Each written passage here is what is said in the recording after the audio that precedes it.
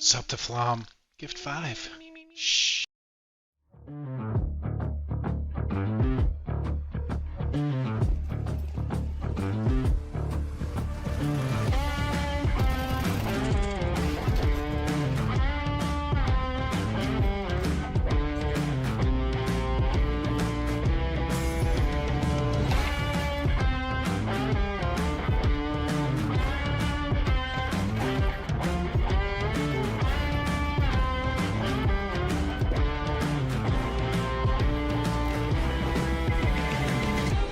Hey everyone, welcome to Flom's Birthday Jamboree, PrizePicks Anti-Revival Series number 9. I am JRT, joined by Exner. How you doing today, Cole?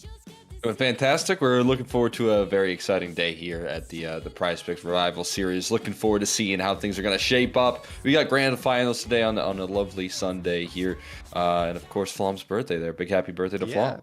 Big happy birthday to Flom, guys. Don't forget to go to his chat, wish him a happy birthday. A special day for the man who makes a lot of this possible here on the PrizePicks Anti-Revival Series. And, well, let's jump into the bracket and see what teams are going to be playing today to get that birthday prize. And it's going to be Boss up against Wildcard and Getting Info facing off against Marsborn. Yeah, I mean, look, we're looking at these teams and we have a revitalized Wildcard, honestly, Cole. Like, this is a team that's been re-energized with the addition of Fiku and, of course, Fuzi.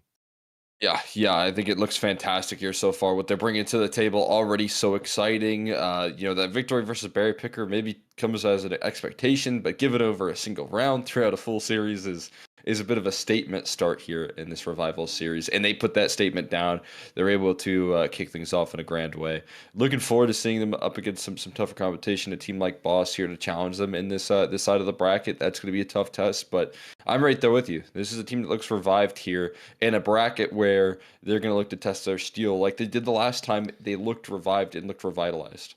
Yeah, no, for sure. And we're looking at the other side, Getting Info Marsborn. I feel like that's going to be a really close matchup. I can't really pick a favorite there because of the changes to Getting Info. Obviously, Marky not being there anymore, Infinite coming in. So I think that may be even more even than it appears on paper. I think right now the odds are pretty close for these two squads if you look on HLTV, and I think they actually should be even closer than what we're seeing because Marsborn has been a very solid competitor playing against ECL level competition on a regular basis. They are ECL level. So for me, I'm excited to get into that one. But let's start and jump into the PrizePicks analyst segment here for our first match between Boss and Wildcard to talk about the players that we'll be featuring here. And I think we can start with Boss if it's going to come up. Oh no, Wildcard. Wildcard's fine. Let's start with this. So, look, looking at the names, obviously Fuzi pops out to me because this is a player that no matter where he goes, he is one that always performs at the level you expect him to. He's one of the best oppers, I would say, in North America, if not like in the top 5 right now. So for me, absolutely, he's one to keep an eye on.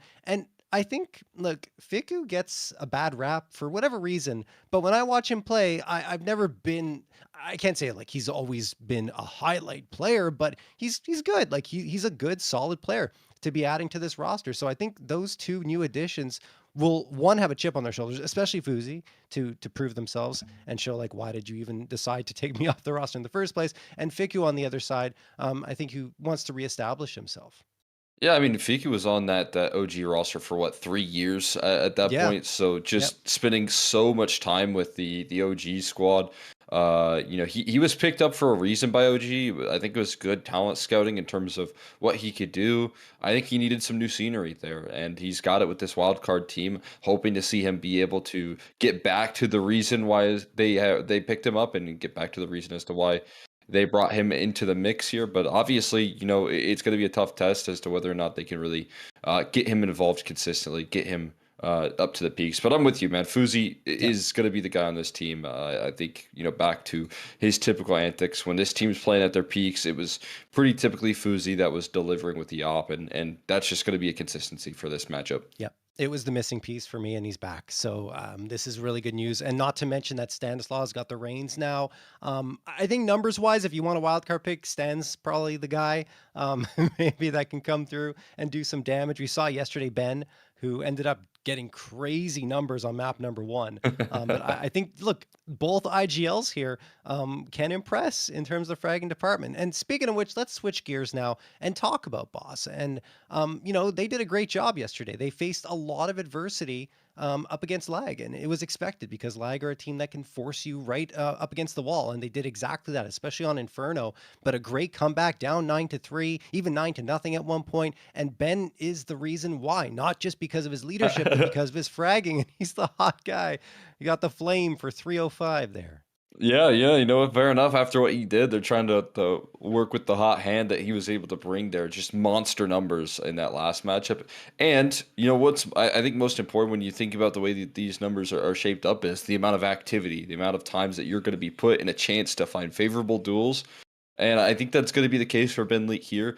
Again, I think that's going to be the case for a player like B Wills as well. We saw those two play incredibly active there and start off so many rounds. So if that's going to be a trend that continues over into this series, keep an eye out for those two players. Obviously, though, I think it just needs to be said, Fruit Cup also bringing in some explosive numbers yesterday. He had a really slow start on Inferno. It was the big reason as to why they were down 0-9, to be honest with you. And the way that he worked himself back into that game during that comeback was super impressive. So always have an eye out for Fruit Cup. Yep. And just honorable mention to Slight. I think that his opping has improved immeasurably under Ben Leet. So he's one that can be consistent and put the numbers up when it's needed. It's going to be a tough task for him today up against Fuzi, a lot tougher than yesterday. And he was having his troubles. So let's not forget, Lag did a good job. But today it's going to be even more difficult. All right, let's jump into the vetoes now and talk about what maps we're going to be playing.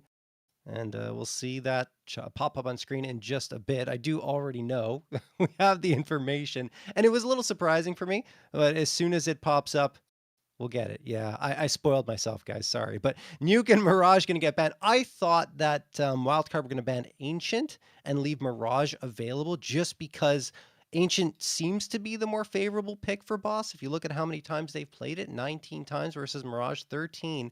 But I guess Wildcard have been feeling better on Ancient than they have been on Mirage. It was really their choice as to which map they would be playing. And they decided that Ancient would be the one they allowed to slip through. Then Inferno picked by Wildcard. Another surprise for me. I thought Overpass was going to come through, right? Because they've been picking into that a lot. But instead they go to Inferno, which is not a map that they have necessarily played on a lot. 12.5% pick percentage. I mean, they have higher pick percentages on Train, Ancient, Nuke, and Overpass than they do Inferno. So this one is interesting for me. I'm looking at it potentially. Like at first I'm like, okay, maybe it's a punish pick, but no, Boss are good on Inferno. They're 6-2 there. So I'm not sure what the thinking is. How are you feeling about it, Cole? I mean, right now they're playing maps that are a little bit less tested than what they're used to in terms of what they pick most often. So that's an interesting signing from Wildcard. Obviously, this is a team that needs to be rising in the VRS. They need to be gaining steam as much as possible here with this core of a roster. But maybe also trying to expand a little bit of that veto versus a team like Boss. I'm not sure because I'm with you. We see this team go through a couple of changes and finally land on their feet with I think the roster of the future. And to me, that kind of hints at them working through their veto and working through some future decisions. But definitely agree. I do think this creates some opportunities for Boss. They looked very well established on the defensive of Ancient. They got to just pretty much shut that game down yesterday.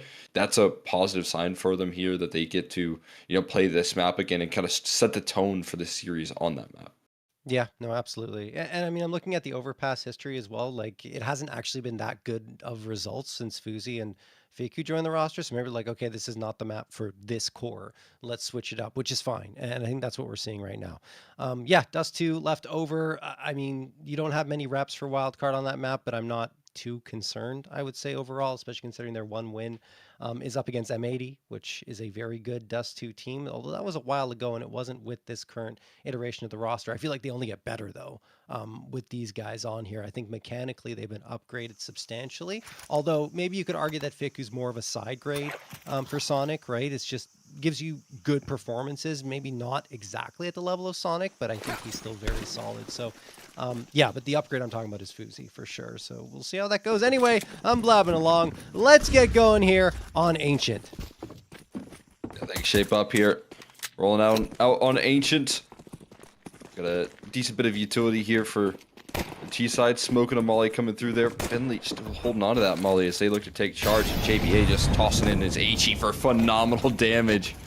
So much being done right there, but they're going to play the post plant here. That's a priority right now for this defense here. Instead, Darty takes charge in this round and starts pressing the issue.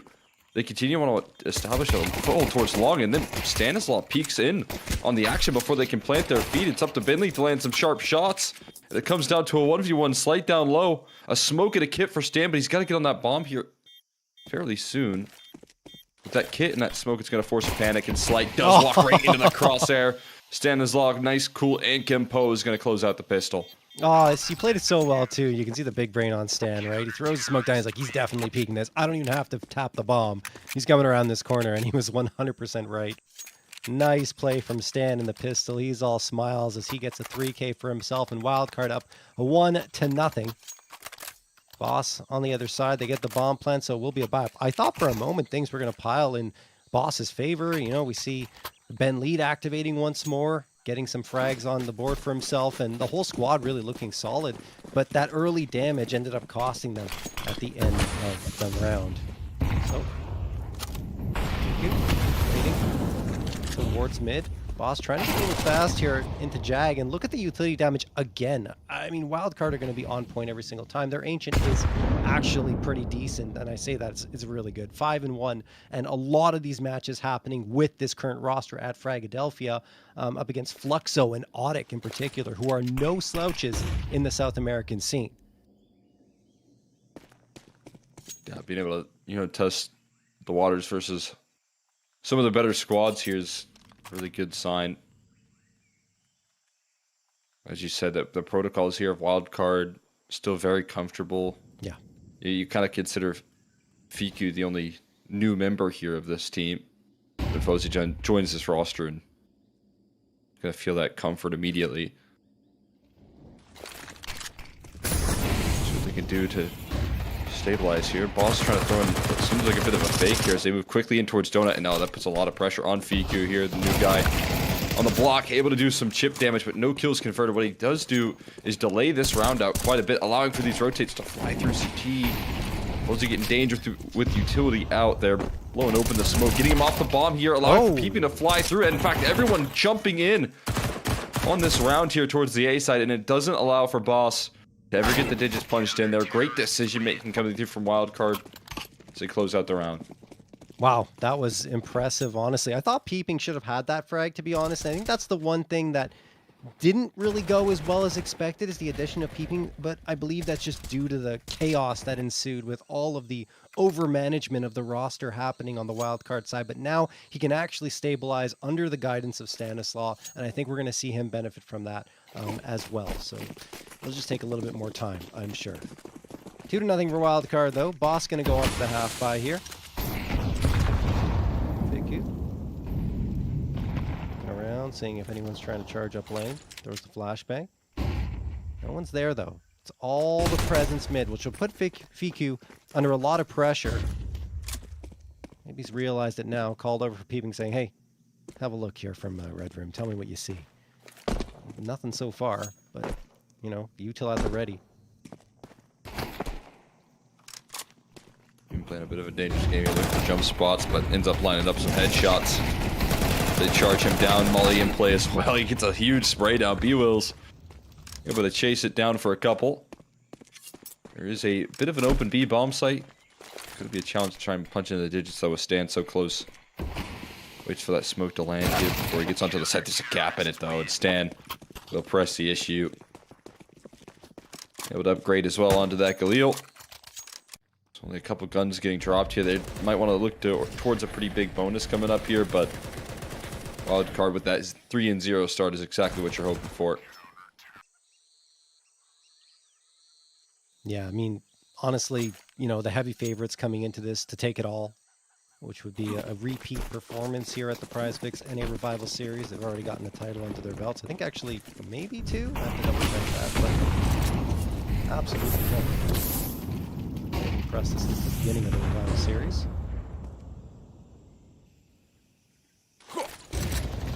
Tossed here. BQ. Opener. Traded by Fruit Cup. And then Fruit Cup gets another. Finally, Stan will put him down. But even numbers. Boss leaning heavily towards the A side. This is the right call. If they go fast here, they'll only have to worry about Fuzi. And Fuzi's tucked into Donut. Do they have the utility for this? Not really. So there's no smokes. They have to take the fight. They do have a smoke, but they use it for CT instead. Now they spot on Fuzi with the audio cues, and Darty will take care of that. That is a big frag to find and makes it a lot more difficult for Stan and JBA to go onto this site. But Stan is the Iron Man right now. He hasn't died yet. 8-0. Will he spot out Slight at big box? Oh, he's overlooked him. He can't see him. It's going to be a freebie for Slight. And now it's all up to JBA. JBA, what can you do? Nothing. Darty gets the last, and Boss are on the board. Can't quite see him right there on the edge. Yeah. Misses out on that opportunity. He was playing so flawless. Misses out that chance. Gonna be a bit of a tough loss there as Boss are able to quickly pounce it. You can see what Slight gets away with right there. He's just completely looking away on the backside and ends up just turning around for some freebies. Boss get there first on the board. We will get Knop out and Fuzi. Everyone else onto rifles here. Looking good. So, odd card. Besides JBA, who's rocking with a Deagle. He is a little bit pressured here at this point. G for the smoke and who Stan hoping for that flash to land, but Bentley just collects a freebie now.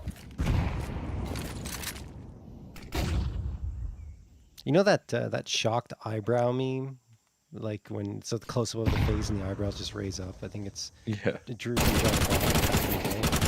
Yeah, Fuzi's camera reminds me of that right now. Anyway, sorry, back to the action. Fuzi is going to get that frag. There it is. It's just absolutely zoomed in right on his face. I don't know why, but I love it. It's going to be a 3v2 in favor of Boss. FQ. Ooh, did he get the spot? I don't think so, but perhaps. He's really locked into this position. Doesn't matter. Fruit Cup wins the fight anyway.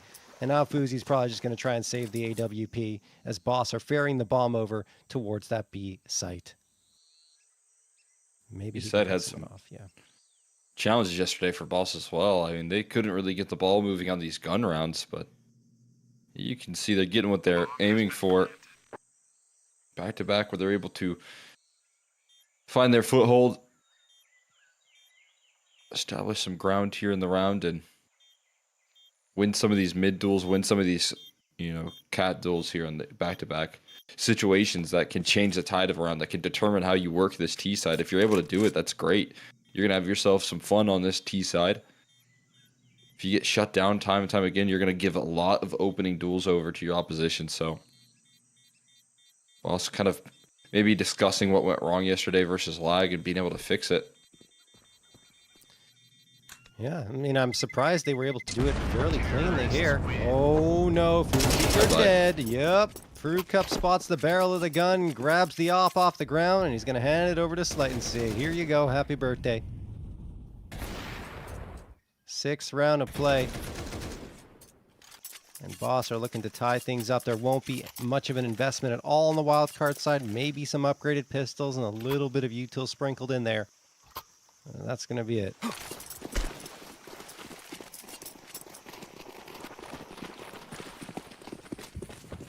I would have loved to have a extra op in the mix here as well. Should be a game changer. But instead, you're just rocking with the pistols. Got to make what you can do here work. Everyone blinded up by that flashbang. Everyone here on the B-bomb side, but now they got to jump with the mollies out. Getting mowed down. Great util usage here. JBA still being able to threaten the kill here, but tied up 3-3. It's going to be Boss with a quick reply. Bentley still finding those first kills here. We'll keep a track on that here. And B-Will's backing him up. It does seem like the two engines of yesterday are carrying forward some of their level today.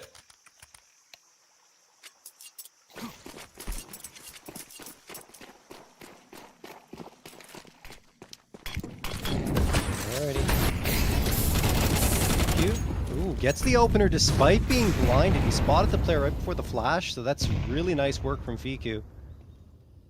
Slight with the op picked up from that previous round. for a target, misses the shot, takes a lot of damage, and now he's going to be smoked off as well. He's got a teammate to break the smoke for him, but doesn't spot anything. Wildcard were being patient, not exposing themselves, and now a shot being fired off again. They know that he's taking damage. Oh, what a wall bang from Ben Lee towards the B site.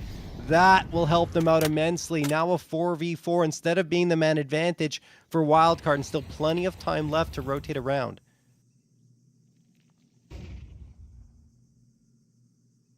Shake things up here. Got a little bit of damage down here. Here's that utility and stands looking for a bit of an isolated fight down. We'll elect against it. Just to take a different approach here. Great flashbang going through. Look at the damage done on the JBA here. And now the scaling continues to go quick from Bentley. Wow. Only shut down because of the smoke spam, but the HE also chases. Darty Was seen. nearly caught on the timing there and gonna pick up the bomb.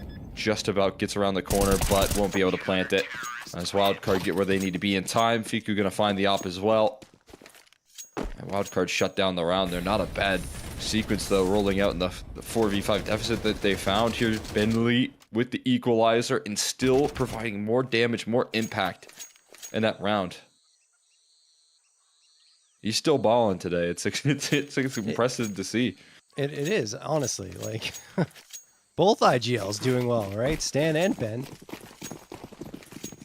Becoming the fragging IGLs of North America, apparently. Anyway, jumping into round number 8. Darty and Slight have already moved their way in towards A main. It might be a quick play from Boss into A, which, I mean, you've got two players here, so I don't know how this is going to work out for them. Fiku and Fuzi, who will support him with the AWP. Util will have to be good. They've got it. We'll see if they utilize it correctly. Nice flashbang. Yeah, that's perfect. And they got the deep smoke thrown as well. And a follow-up flash so that they don't get spotted as they're crossing through. But a good smoke break almost leads to Ben Lee losing his life. And look at the damage that's done here by Wildcard onto Ben and B Wills. Sure, the bomb's planted, but now they lost the first body. Ben gone, Darty, and so is Fruit Cup. 3 frags consecutively for Wildcard, leaving only Slight and B Wills to fend for themselves, and they've taken some damage in some of these duels as well. Slight misses the shot. This round is probably done, and it is. Fiku, a quad kill. Tough stuff right there. Fiku finding himself 4. That's some of the quick sequencing he can do there. Some of the explosive plays that he can bring to the mix. Able to knock it down right there in fantastic fashion. Flying his way up Donut. Finding the 2-piece to set the tone on that retake. And he's on cleanup duty from that point forward. It's going to be near double digits for him. Thought he had 9 kills. I was looking at Stan. Fiku having that level of impact here. That's some of the positive signs. I do feel like his aim is so calm. It's one of his kind of best mechanical factors out of him, and it just means like his CT side gets a little bit bolstered because of it. He's much better with those A1Ss, with that steady hand. Is there any flashes for this? Just going dry there around the smoke fade. That's going to be a feast for that Stan. They could walk in gray screen. Still gets a 2-piece and traded. Follow-up flash dodge. Oh no, looks a little bit worse there on JBA's end. And it's going to leave this B side vulnerable here. Peeping looking to hold down the line. Got more targets his way. B-Wills to trade it off. Put it into a 2v2. It's actually a crazy transfer from B-Wills into the smoke. It catches Fiku, and takes him down to 39 HP. Fuzi and Fiku. Sides, missed shot for Fuzi. That's going to send Fiku likely packing there. We'll see if he tries to do a little bit more. It is still a winnable clutch. Has to get through Cup, and he won't. Yep, Fiku will be gone. Boss find themselves a 4th, and they stay in it here on Ancient. Do that. Was pretty much a 4v3 at that point. That missed flash doing wonders for the follow-up there as well, keeping that round in safety. One of those small details, your opponent ends up dodging the flash and you end up eating it. That's like the worst case scenario.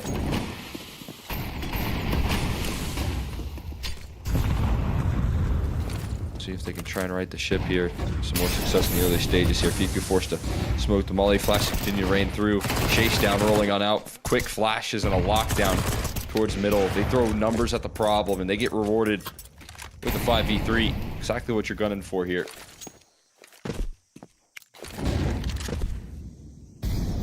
That's a great response based on the result of that previous round. Darty's found the space, though, and it's quickly getting cut off by Fuzi, but they both take an equal amount of damage. The problem is Darty's position is now known, so he'll probably have to back off here. Fruit trying to sneak up the ramp, does get the first onto Stanislaw, and there's still a lot of damage done on wildcard, so this man disadvantage isn't as dire as it seems for Boss. They just need that next one to be a little clean, and then they'll have a path back into this round. 53 seconds left for them to decide on what they want to do, and at the moment, they're just looking to regroup and pick a side. Fuzi's timing of the essence, slight watching for this, flicks away for a moment. I think he saw the arm, but he's lost Darty now, and they're still stalled out at mid. He's got the bomb, misses the shot, has to try and evade here, and he won't. Fuzi pops around the corner. Fruit Cup last one standing.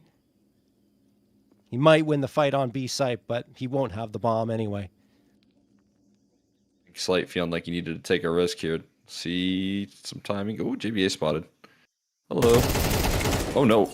Got a little bit of a jump on Fruit Cup there with the movement, but extra kill added. Not going to be able to win this round. We'll see if any extra damage comes through. The op going to lock things down. Peeping. Ready on the draw. 6-4 here is wild card. Will answer with the call and response. Most importantly here is I mentioned you want to be able to contain this middle control in the early round, especially if they're going to give you those fights and they just dominate in the space. Walk away with a 5v3 and minimal damage taken. Now the money's going to be broken here, and Boss with a bit of a decision to make. Probably going to call it a bit of CMB wills go for a force buy, actually. I mean, I want to say a Hero Tech 9, but that's not a thing, so... Probably going to be a force buy. The old Hero Tech 9. Yeah. That's the winner right there. Looks like there's a new plushie next to the banana for Binley. Can we go back to Binley there for a second? Oh, is there? Oh, I think you're right. Little duck. Yeah. He added to the collection there. He did. I want to see if Shane's added anything as well. Like, that's another thing we'll keep an eye on for the next series. But that's cool. I'm seeing little new details come through on that shelf. We're going to call on Ben to be themed as well in the next revival series, should they arrive within it.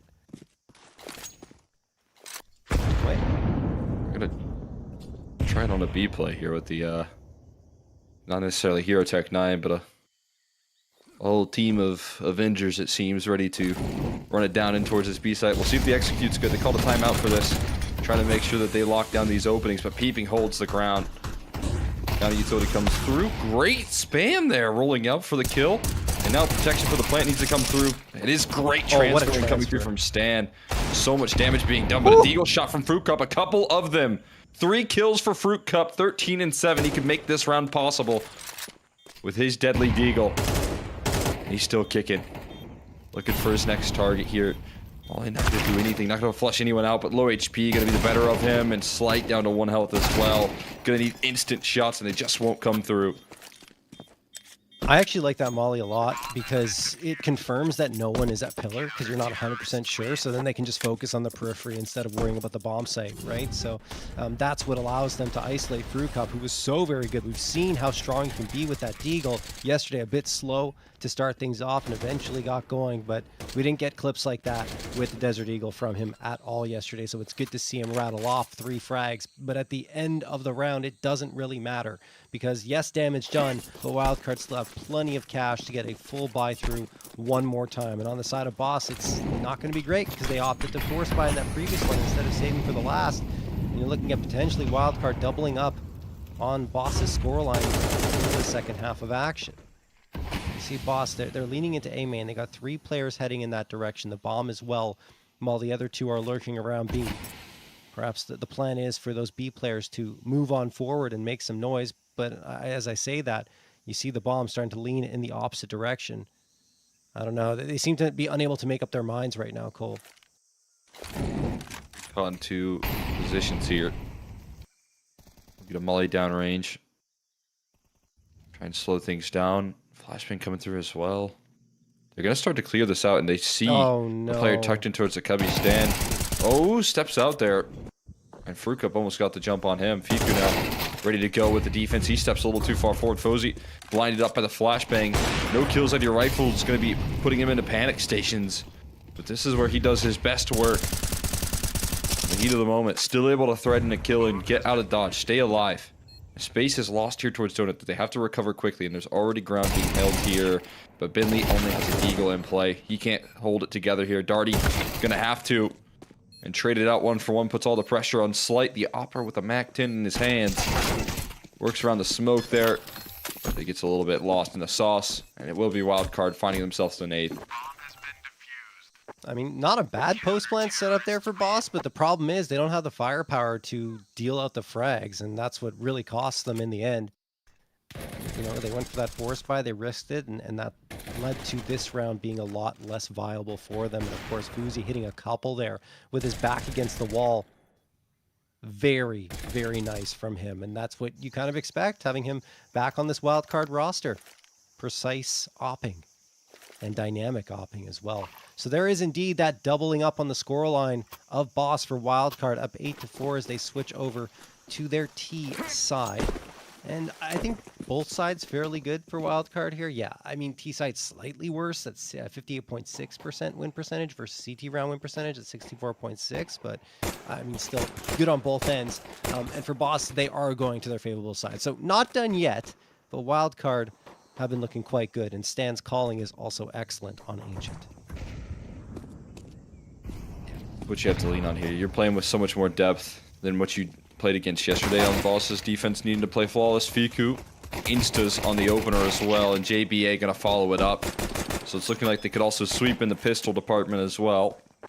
There's a retake in order for Fruit Cup and B-Wills. No kits involved.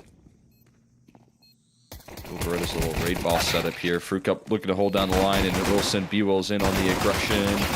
Up against a whole host of T's, only getting a single one for his troubles. Wildcard taking away that second pistol. Only a single casualty. This force buy going to be limited if they do go for it. But Boss definitely going to be feeling like they need some rounds ASAP.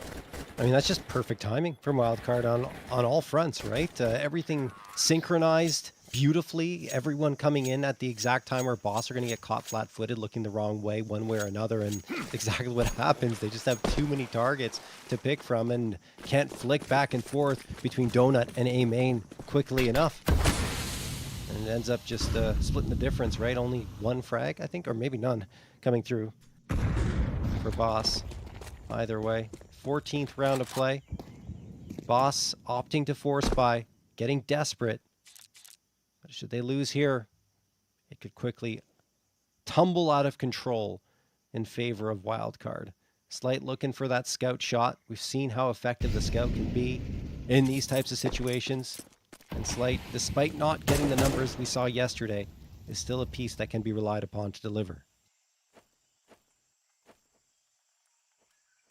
Absolutely. I mean, that's a trusted part of this roster. We talked about how he's been improving pretty quickly with the addition of Binley, feeling a lot more comfortable. Binley, definitely a caller that knows how to work around an op with a little bit of history and experience, so a big part of the playbook here for this team. Fruit Cup limited, trying to make it work with the Deagle. Still more to go inside of the cave with a couple of kills that they lean in on. Fiku staying patient, forces his teammate to fight forward. Binley turning on a dime right there and bringing home a quick kill. AK recovered for B-Wills, and low HP bar for JBA puts him under pressure. Stan going to try and isolate the target, and he has at his disposal right now, making sure that Darty can't really be a part of the mix there. And oh, there's the frag for B-Wills, though, so that could tempt them in. The problem is there's just so little time left to go in there and get the frags and defuse the bomb without the kit, so it will be the round taken by Wildcard. JVA, though, oh, B-Wills won't be able to save the AK. Fuzi cuts him off. Darty wants to try and grab it, and he will be successful. Maybe just going to wait for it to be run in his direction. See if that happened. It did. Oh, but Stan cuts him off from Red Room. Oh, he's laughing, I guess, a little bit. Very happy with the way that one turns out because they can't save anything. And their economy is going to be in tatters because that was the force buy. Well played from Wildcard. And I think more importantly, the duel that JBA had, surviving with 1 HP, that's the difference maker in that round.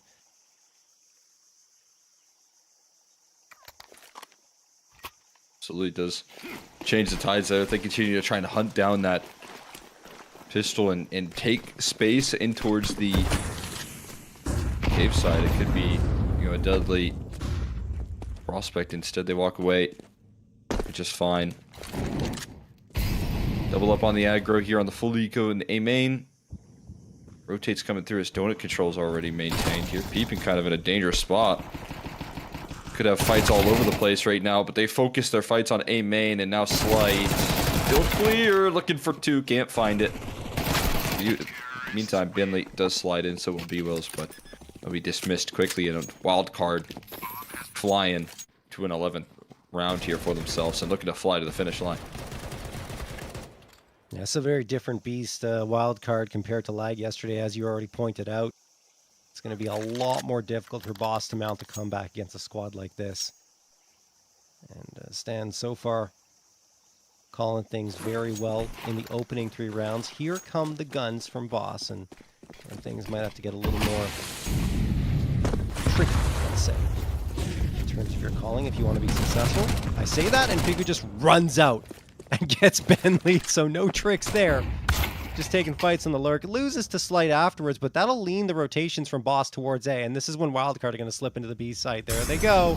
Exactly as planned, and oh, B-Wills almost has a chance to recover, but Stanislaw takes care of that. He's 19-7, by the way. Will fall here to Fruit Cup. He might get a couple, and he does. That is good. Nate actually ends up being pretty solid. Darty takes a decent chunk of damage. Peeping.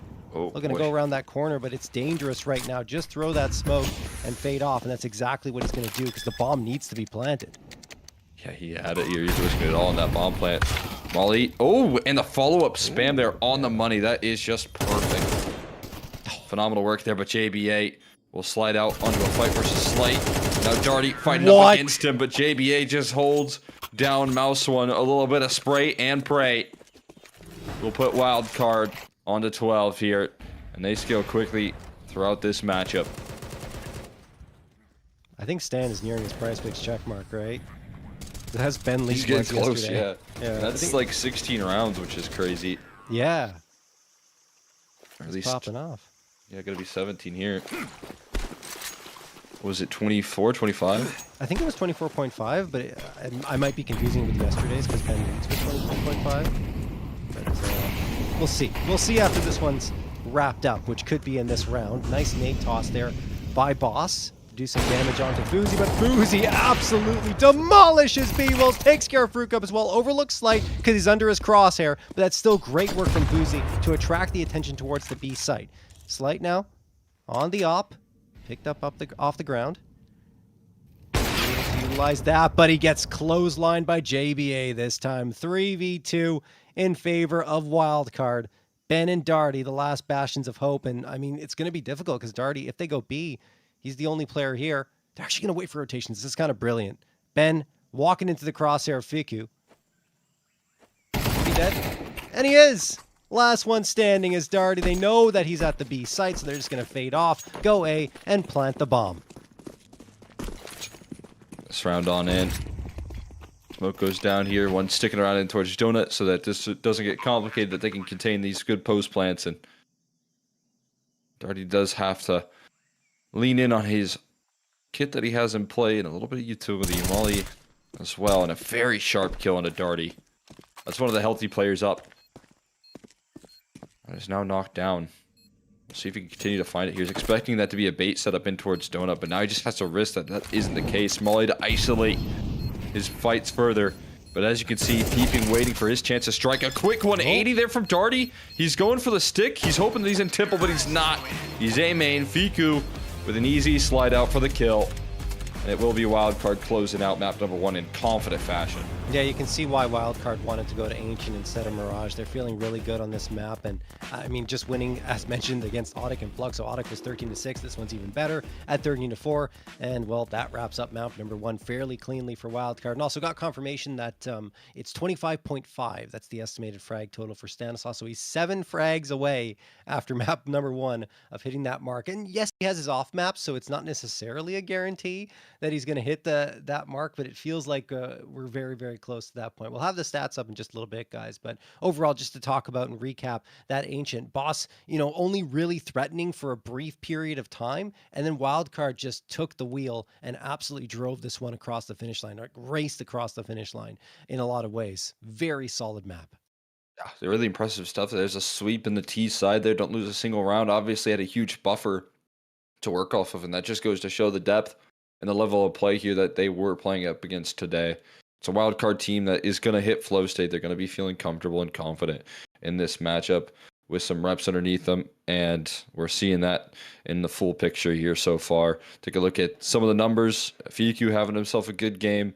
With how quick that one ended, if it's another one-sided map coming up, we're going to see some tough catch-ups, but Peeping and most importantly, like you said, Stan right there having a huge game for himself. 19 kills already, 115 ADR, playing alongside Peeping, who I think is one of the most versatile Ancient players here that you can really ask for. He played an incredible map for himself, and 111 ADR. That's what you need from Peeping, and it's what they were hoping for when they signed him. We only started to see inklings of it happening once once Fuzi was back in the roster, and now it's the Peeping show potentially that we'll be witnessing as we go into the major. But we'll see. I mean, they have to hang on to that top 10 spot, but it feels like it's a certainty at this point that they'll be one of the invites. Anyway, moving on to a boss. We saw very little, unfortunately, from them. Ben couldn't get that magic from yesterday. Fruit Cup looked much stronger. I think that Deagle play was his highlight of the map. But outside of that, you didn't have much of a supporting cast, and that's why the result was so one-sided. Yeah. I mean, definitely, felt like we got some of those electric moments out of Binley in that 4-round spree, and same for B-Wills when they were, having their good times there, and everyone else was getting involved. I thought that was going to be a much closer map in the early stages of the game, but things kind of get determined quickly, and you just see how fast things can kind of tumble right there. That's the reality that they face in this matchup, and now they have to recover on their opponent's map pick.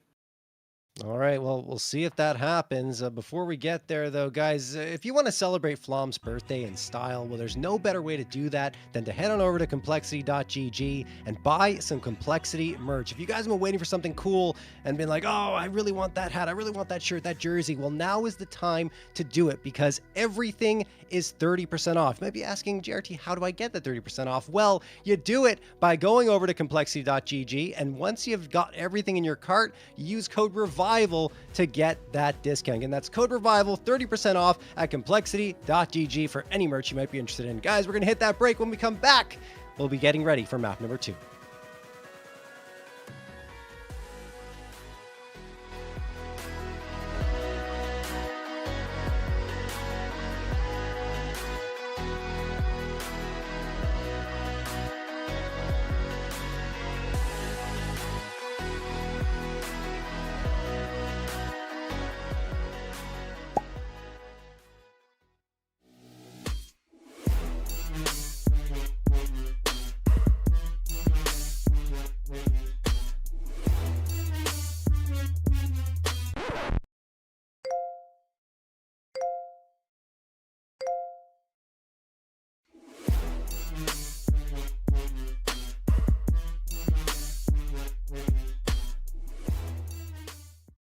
Eric trudges home through the soggy abyss of a Sunday night.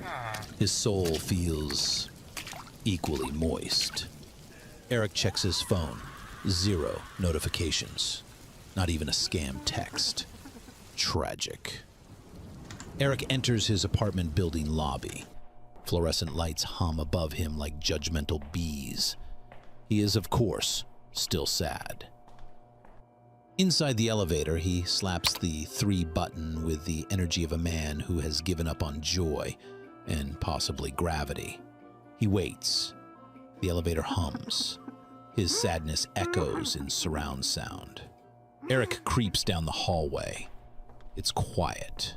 Then he hears something coming from his apartment. His apartment door whispers scary noises. He pushes the door open slowly. Figures lurk in the darkness. His heartbeat tap dances in his ears. Then, bam! The lights explode on and the humans scream. Surprise! His heart does a backflip. It's his surprise birthday party. At last, Eric is happy. He leans forward, cheeks puffed like a heroic puffer fish, and blows out his candles. The end. Gift 5. Or you die in your sleep tonight.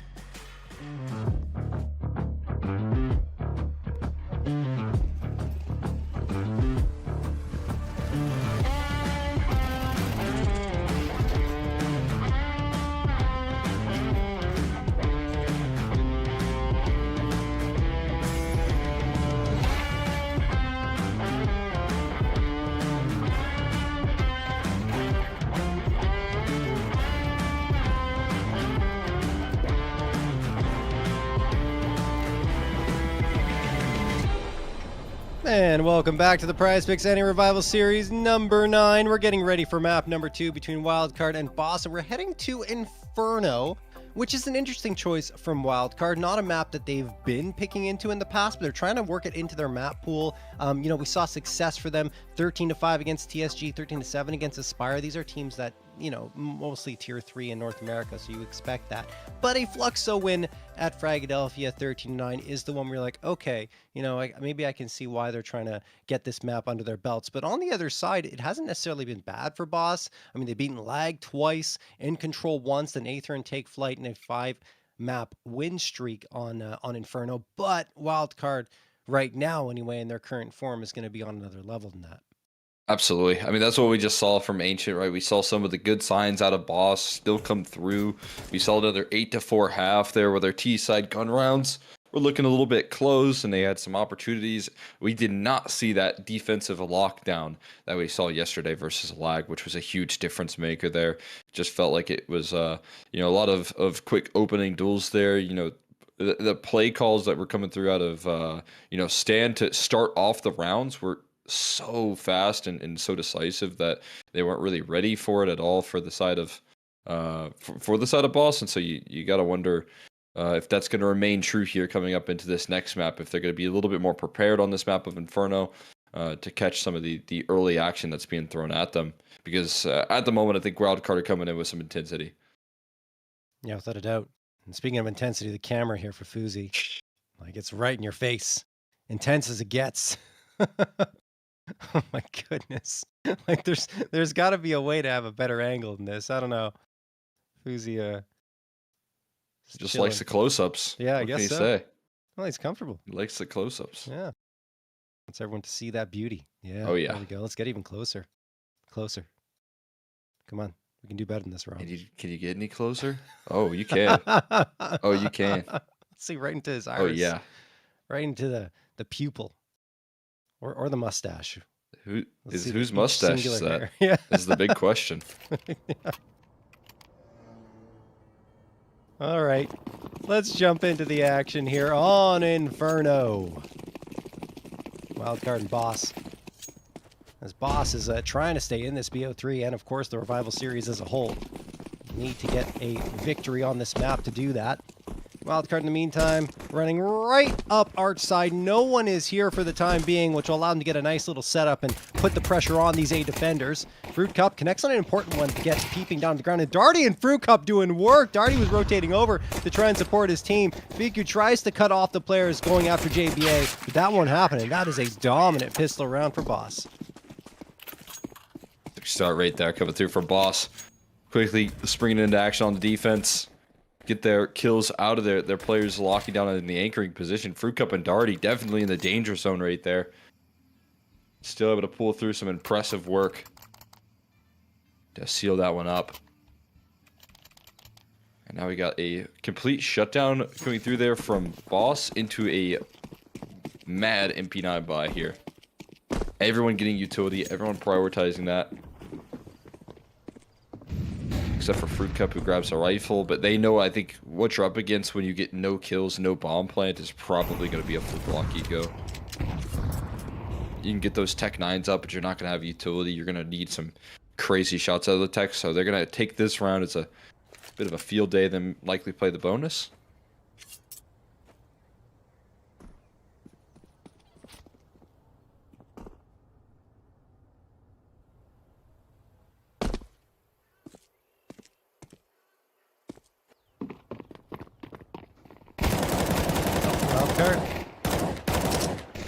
Yeah, this is going as you pretty much wrote out there, Cole, or said, I should say. We're not writing anything. I guess you could write with your words out loud. I mean, but whatever. I don't know where I was going with that. Darty, Darty gonna get one there, and JB and PP are the last two standing. Hey. In hot water right now. Able to avoid the molly though for now. Anything extra? Spam down through the smoke. Pesky. JBA trying to stay alive. Another kill. One with the MP9 that is, and they'll take that. Some extra damage right there. Some extra money heading into this first gun round. Like I said, they are kind of setting up the big bonus, though. That's what it's all about at this point. That's what they're gunning for. And that is a great opportunity to pick it up right there.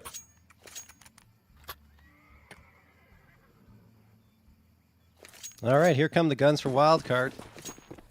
Looking purely at the numbers, they are much more effective on their CT side or wildcard than their T side. 82.1% win percentage on CT side versus 50% for T side.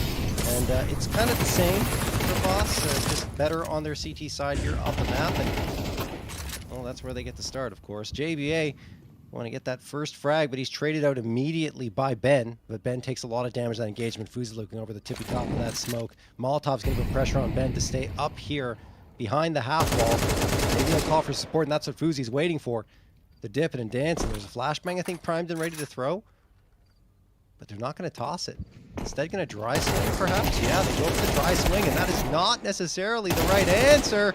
Fiku and Fuzi trade out the frags, and an important one for Slide. He will at least drop Fiku. And now the decision has to be made for wildcard. Which bomb site do you go to? Darty got the spot. He knows exactly. No, but it doesn't work out. I thought Darty had him dead to rights, but Peeping is the one to win that duel. Now he's going to wait for that bomb to rotate over and get planted. Oh, yeah, that timing right there. I think Darty got the spot as well, but he got the spot. Yeah. You know, a little bit of vision right there back and forth, and that just going to amplify the pain. Slight now left to wait out this molly. Does hear the repositions, maybe in towards mini, but the double pit setup with the full belt of utility might be ideal. HE and the molly there that rolls on out. The molly doesn't actually quite work as well as he'd hoped. Flashbang's going to have to do him justice. They're both avoiding it here, and he's got to deal with two players already hunting him down. They will have no trouble shutting that one down. This wildcard able to lift off, despite, you know, what is going to be the vision here, the game plan. B-Wills and Bentley dominating banana control. These are the same two maps that we got out of them yesterday. Seeing if they can turn the tides for more of that success here on this map. Going to be important here for them. Yeah, especially like you said, Ben towards top banana. You know, he was that one of the key pieces for them on Inferno that led to the victory. He ended up with 32 frags, was it? Something along those lines. JVA and Fiku taking a lot of damage on their trek up banana. The problem for Boss is, well, I shouldn't say it's a full problem because they got a couple of pieces of util still left, those nades, and they will do more damage. Eventually, the problem will be the util will run dry. Only a nade remains now for Ben Lee. Not sure if someone's been dropped over on that corner. There was. Okay. Smoke picked up. So Ben's just trying to defend this B site by his lonesome and hopefully for his sake drive off wildcard and send them into the A stack, and that looks like it's going to be happening.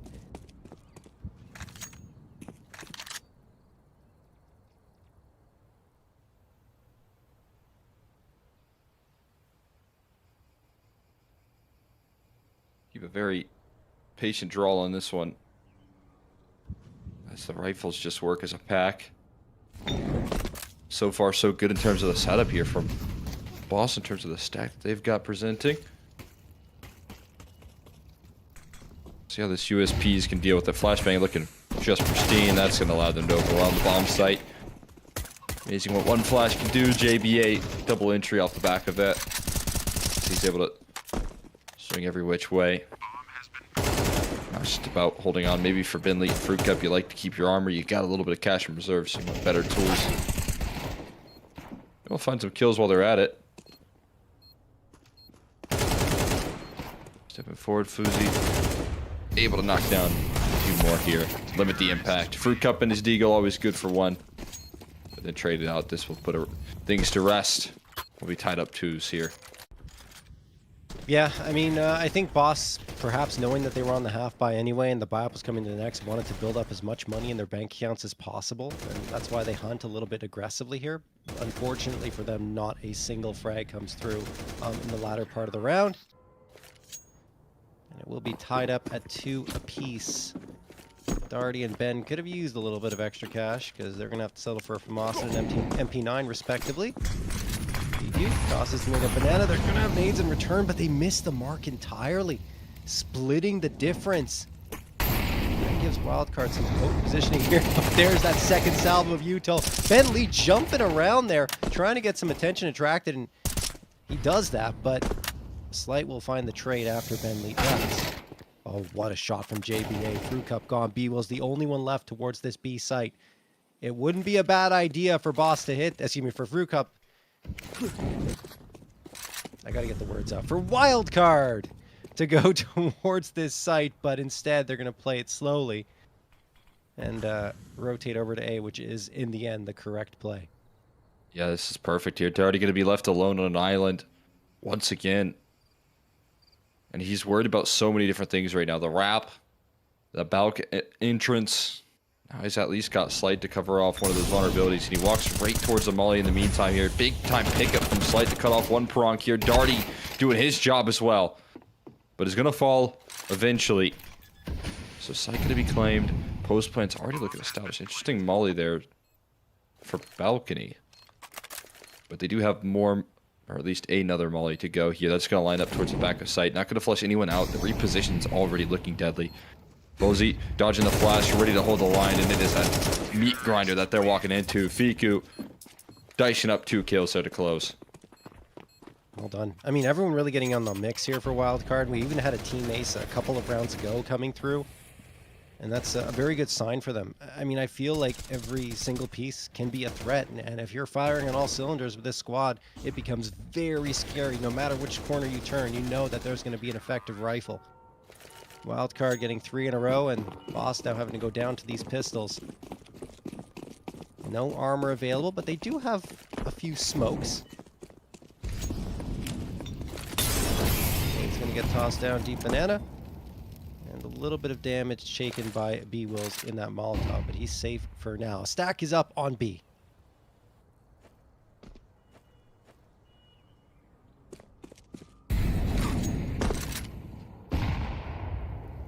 Trying the stack approach again. Time Slight left on the A side alone. And he's already hearing the pressure. They are taking lane quickly. Fiku gonna get a couple of players swinging his way. Can't quite find the single that he needed. They do find the only defender on A, and they do take the gun out instantly. Problem right now with the setup here is that Wildcard actually aren't in a position to pounce on this A-side advantage that they had. So a bit of a luxury here, all things considered. For the Boss camp, this one probably should be a situation where the numbers are punched in and you're going for exits instead. They still got themselves 2-man lean here. B-Wills with low health. Fruit Cup on the scene with another smoke that can be tossed in, but how does B-Wills impact the round? There's a smoke that goes down. He's going to be a little too late, though. As it fades away, Fruit Cup needing to find it all. Can't quite find the Deagle shots he's so good for. And Darty going to be left trying to find any sort of prizes in this round. They weren't expecting much out of the round, and yeah, they didn't get much. Darty. No harm in trying to get some damage.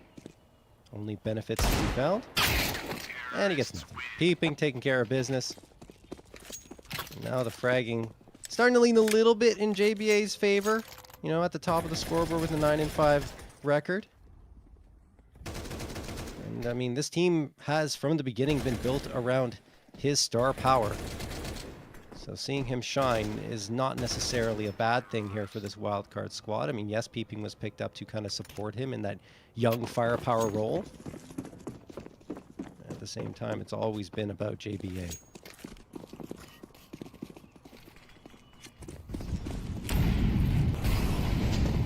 Focus in on him. I think what Peeping, and it's nice to see about him, is that he doesn't, I think, need as much setup here as JBA. He is very self-sufficient. JBA is too, for that matter, but they like to give him resources. They like to set him up, and when it is required, he's so good at knocking down these kills. And there's some of that setup seen right there. Perfect flashbang. This one coming through from JBA. Yeah. Meanwhile, Peeping on the other side of the map tries to lurk through. A smoke gets nothing, and now this sets up a trap that Stan is going to fall right into. Fruit Cup never revealing himself. And identifying that they did walk into that trap here. Stan calling in for his teammates to speed it up onto a solo bin lead.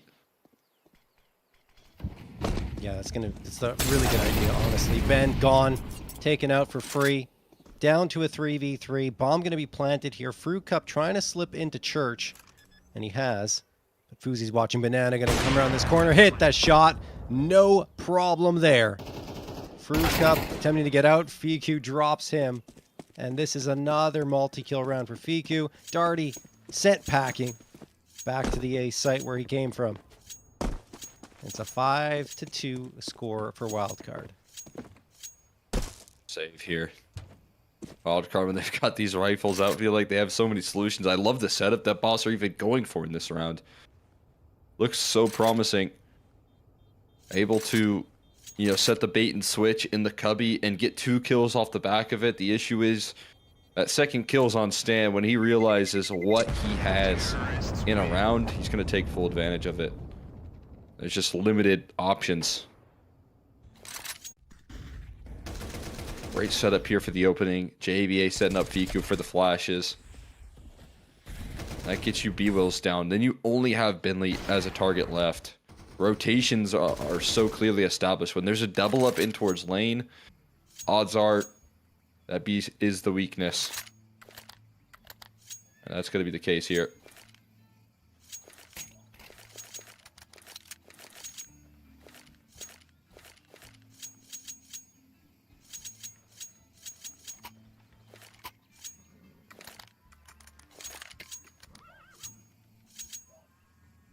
Timeout call by Boss. That is quickly over. Obviously, I need to talk about things and say, guys, what are we doing? Haven't gotten a single gun round under our belts. Only building off the pistol and getting the conversion. Wildcard also having the advantage here in terms of firepower since it's going to be a half buy on the side of Boss. I think one of the bigger problems is without getting frags for themselves, they can't build up that additional bonus. So Wildcard gain even more of an edge. Stanislaw and Peeping working their way up alt mid. They've got support as well from one more player. And this JBA, Darty holding the line here. He's got that big piece. Would be good, and only gets one though, and that will be it. I thought maybe Fruit Cup could get the trade, but no, Stanislaw is 3 frags away from hitting his PrizePicks checkmark with those 2 found here, and also opens up all the necessary space towards A. Hope for sneaky route from Slight right now. Rifle picked up, and Fiku saw that disappear. Yeah. Didn't go away on its own. Knows that Slight's around the corner. We'll be able to deal with them. Good diligence being done. They're playing puppy guard for that AK. B-Will's going to be next at bat to try and figure out a way to sneak that one through. He be able to do anything? We found out with a quick headshot. Fiku with 3 comfortable kills. Knocking down these frags without any troubles. And here's the start. Stan continuing to find impact here. Deals with the AK when it was a trade that was necessary. That setup was looking on the money for Boss, and instead it leads in to a nice multi-kill for Stan as he does trade and deliver on his first teammates. Big difference maker here. Yeah. When Stan's playing this good, it's going to be easy.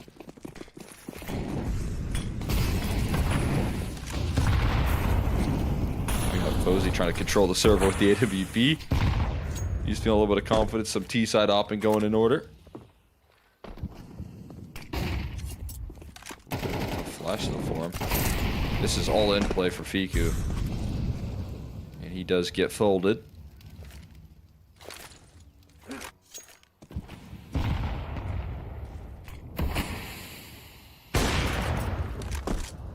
Shot rattled off there on Fuzi's side.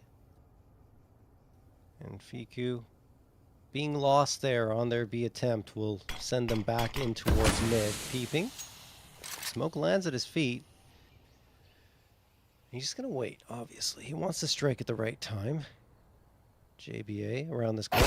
Caught by Slight, but no! What a peek and a pre-fire. Slight can't do anything. And actually lucky to be alive because that was a headshot that went through the wall. Slight will back off. Stanislaw, despite the flashbang on his side, finds the head of Fruit Cup. Slight, turning his back at a bad time. JBA will take care of that. Oh my goodness, they're absolutely picking them apart. B-Wills, last one standing, watching every single one of his teammates drop like flies. Wildcard, find a 7th in a row.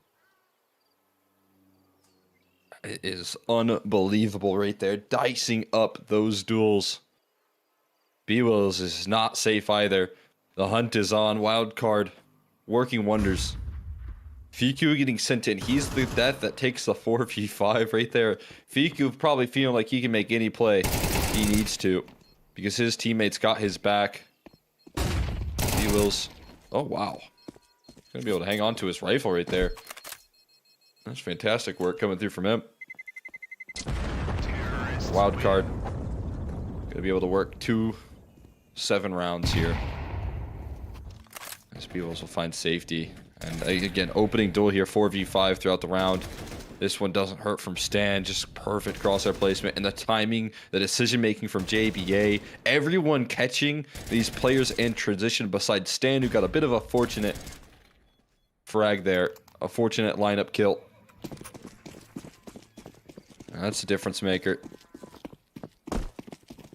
Again, Boss are grasping at straws here for any sort of defensive success.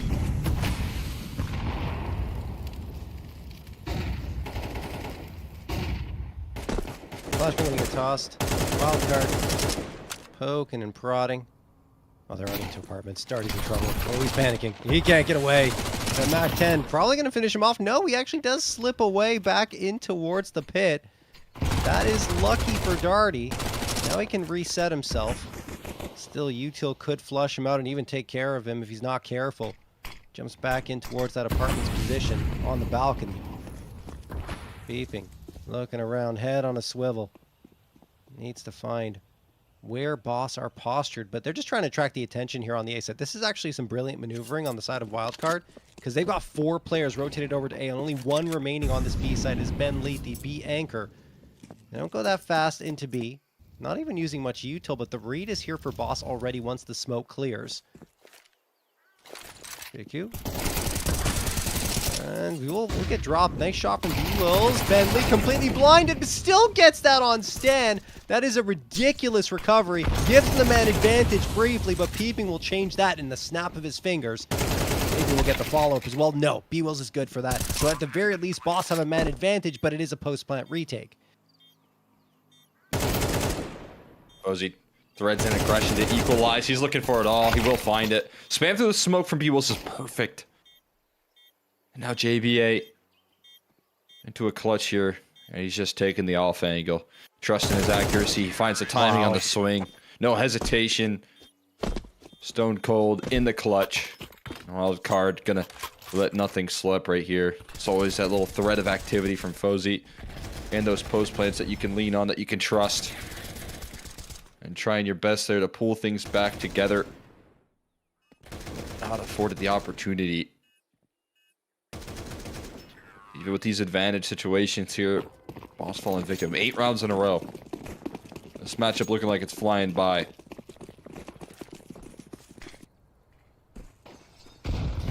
Yeah, it's a bit of a speed run for Wildcard so far, but here are the guns for Boss. Maybe they can get a 3rd on the board here and make this one a little more interesting for themselves. Fiku trying to bait out the fights, dipping his toes into that Molotov, but no one is going to bite on that bait. B-Wills and Ben Leet, they do call over Slight, so it is our 3 players rotated over towards this B position. Problem is for them is that Stan loves to rotate. Nice! That is beautiful, Utah. Oh my goodness! B-Will's going to capitalize off of Ben's flash, and the Molotov creates a lot of chaos in the ranks. They have a 5v3 now. A good flash in return, and another one. B-Wills is probably dead. And Wildcard recognizing they need an immediate trade, they find it. Go hunting right there. Make sure to prioritize it. Jumping over the molly, a little bit of parkour for Fozy. Flying into the action here. Slight gonna have the advantage here with his op. Get peeked into like that, but ends up not making the move. Gonna wait that smoke out instead. Now utility gonna rain on in. Re-up on the execute. Slight ready to go, flashed off. No molly to force him out of this corner. He's got to connect. He can't afford these misses. He has his rifler close by. Stands still looking diligent. Oh, nobody overlooks the corner. Bentley gets a freebie. Time looking to be bought here. That's all that you need if you're Slight. And he does, once again, drop the bomb in the back of the site. That's going to be enough there for Boss to get onto their third. Enough heroics being done right there to seal it on in. I mean, this all starts with that beautiful display of utility shown at the beginning of the round on Banana. This right here. Ben leads flashbang, but before that, the incendiary that sends them in a bit of a panic, right? They're scurrying around like ants saying, oh, what do we do now? What's going to happen? And as soon as that's happening, the flashbang strikes true. Well executed by Boss to pick up their third round, but now they need another one against a full buy once more. And I think part of the problem for them is that they don't really have the economy to reinvest off of those losses they suffered in the previous round. So Bentley's got the MP9 and B-Will's on to the FAMAS. Slight needs to start connecting as well. I mean, we talked about the fact that he's looked a lot better under Bentley, but this map and this series has not been kind to him. B-Will's up close and personal next to the smoke. JBA and Peeping waiting within it. And oh my goodness, Crossfire is so lethal for Boss. I think they'll have the advantage once it fades. There it is. JBA and Peeping are just fodder for those bullets. Stanislaw hoping to find a trade. He's got the bomb on his back, so this is a risky endeavor. And he's gone. Does find that headshot somehow before he dies, but it's a 4v2 in favor of Boss, and they have some bomb control, but that smoke could change that.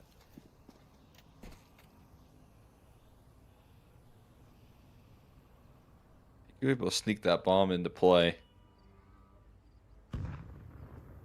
Get out of dodge here while he can. Now it's again a bit of an isolated target here. Bentley trusting him with only an MP9 is what you have to do. Oh boy. They are getting a little bit of backup here in the meantime. Gonna get some help. This plays all on Fiku right now. Fuzi's going to be the distraction. He's going to hope to rotate over these two players that are on A. With 23 seconds left, I love the play. I love the calling here. Because they're not going to expect the bomb to slip in on the back lines. And Fuzi might even be able to get away. We'll see. Oh, doesn't realize they're going to come up on his flank. Fuzi's probably dead. Yeah, there it is. Fruit Cup managed to take care of that. But, I mean, bomb plant in. 1v4 clutch required. Fuzi's got the angle. Hits the first, not the second. Nice idea. But I think you need some impact from Fuzi to find success overall, and he's unable to do so. So, it will be a fourth for Boss as they replicate the scoreline from the first half of the previous map. You get another 8-4 half right there. I'll take that with a couple of momentum stopping rounds. That Boss, I think, kind of a necessity. They're able to seal the deal. With that last one looking comfortable as well.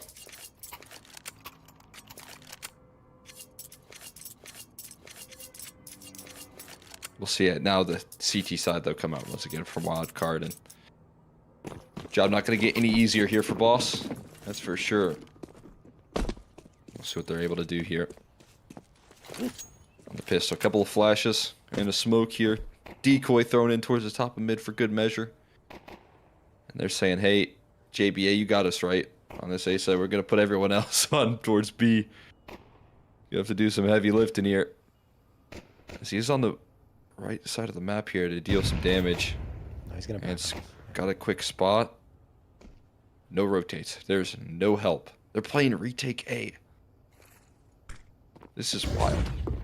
Yeah, the execution, the Hulse pop is just going to work so well against him. JBA missing his first shots is likely going to lead to his doom. And now they've got to retake the A bomb site. Yeah, that's really not an easy task, but I mean, if there's going to be a chance to do it, it'll probably be on pistol, and they have the kit in Stanislaw's hands, which is why they allow JBA to, well, they leave him to his own devices, which is tough when you have 5 players barreling down on you. Slight doing damage onto Fiku as he tries to make his way toward this A site, and Ben Leet will take care of Stanislaw. So it is a 5v3 in favor of Boss. Looking quite good. And You need something here if you're wild card. None of the shots from Peeping connecting. Fico's like, okay, I got this. The time is up. And the round is over. Either way, Boss is going to pick up the pistol. Yeah, that's... Definitely feel like... setting up the round for a little bit of failure. Can't lie. I mean, maybe they had some really good read that they were bringing into the mix there, but never rotating, especially after JBA spots out a couple players in towards halls. Then you got to play a 4v5 man down retake on the A side, which is not the hardest, one of the hardest sites to retake there in the game. That is not going to be an easy task for you by any means, so Wildcard going to lose this pistol this time around. Boss going to find a way back into things here, but they will go for the force investment.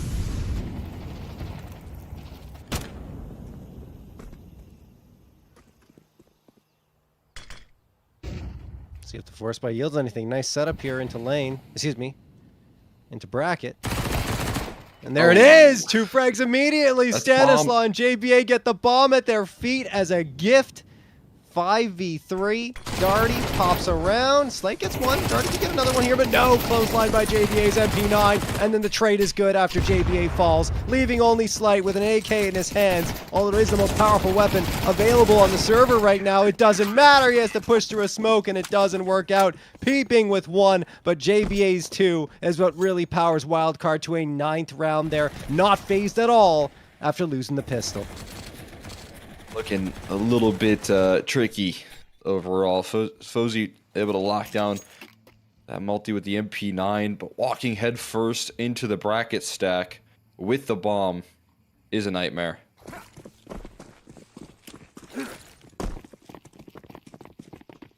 Nope. PrizePicks check mark for Stanislaw. More than 25.5 frags. Just hit it here. So I told you, sometimes he doesn't get that many frags. He leaves it to his teammates to take care of that.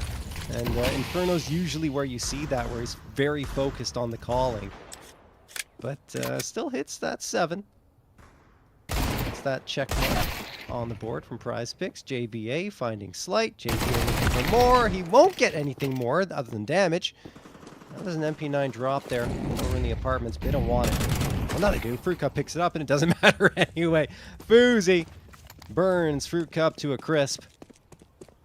B-Wills and Ben lead last 2 standing, but this is looking like a 10-5 lead for Wildcard unless everything goes absolutely incredibly wrong, which feels unlikely.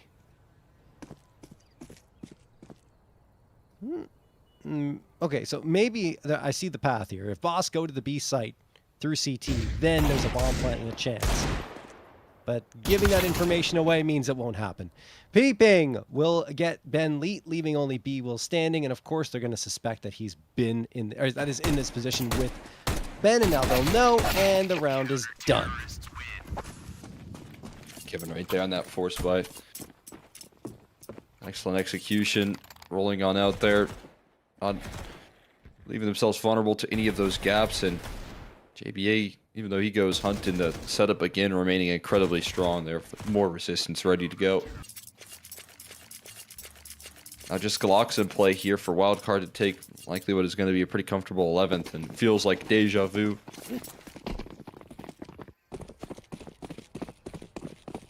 Boss needing to climb uphill once again in this matchup. A couple of HEs for opening tools. No, it's actually Peeping. Oh my It's God. able to find the openers. They tried to throw a couple HEs back in return and instead got blasted without the armor. More utility damage. Flush and slide into the open, and Peeping will take his 3rd. A full house between the 2 B defenders right there. Gonna mop things up. I mean, this is just a dream for Wildcard to get this performance across the board from everyone, with Stan not having to necessarily do too much. 11-5 in favor of Wildcard. Here come the guns. Peeping with a PrizePicks check mark for more than 28.5 frags. Well earned. Did a very good job on map 1. Still looking solid here on map number 2. B-Will's just tossing that early util salvo towards Banana. Boss desperate for a round. Certainly a bomb plant, and that full loss bonus is going to help them get another buy up in the next round, but I mean, they'll be down 12-5 if they don't come through and find it right here. Look at this setup. So aggressive from JBA and Peeping. Yes, they lose the first and Boozy, but there's no way. Oh my goodness, there's no way. How is there not the trade there? Fruit Cup dancing around the crosshairs. Stanislaw does get 2 back as he is called upon. Down to a 2v2 thanks to his efforts, but I don't know how that goes so terribly wrong. And Fruit Cup spots out Fiku as well. Stanislaw's position known. He's going to have to fight to keep it, and he won't be able to. Boss pull it through off of what I felt like was a good setup for Wildcard. They just couldn't execute off of it. I think that's the difference maker that can come through with the X Factor from Fruit Cup. Finding 3 kills in this round. Look at that. Even following up on the HE. Blows things open. Round blows up in the face of Wildcard in the end. That has got to be something you can lean on here if you're on the side of your Boss, rather. Maybe a catalyst, a spark here. You get your head back in this one. See, Fozy. The op. Looked like he had the right idea. Smoke lands just in time. Make sure that he doesn't get any visual.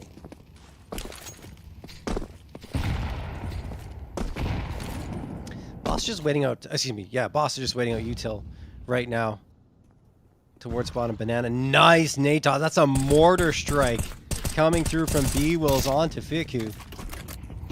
He will now just fall back towards the B site. You'd imagine, no, he wants to stay behind a little bit longer. He's just waiting for that smoke to fade so he can gain some information. Of course, toss the incendiary down.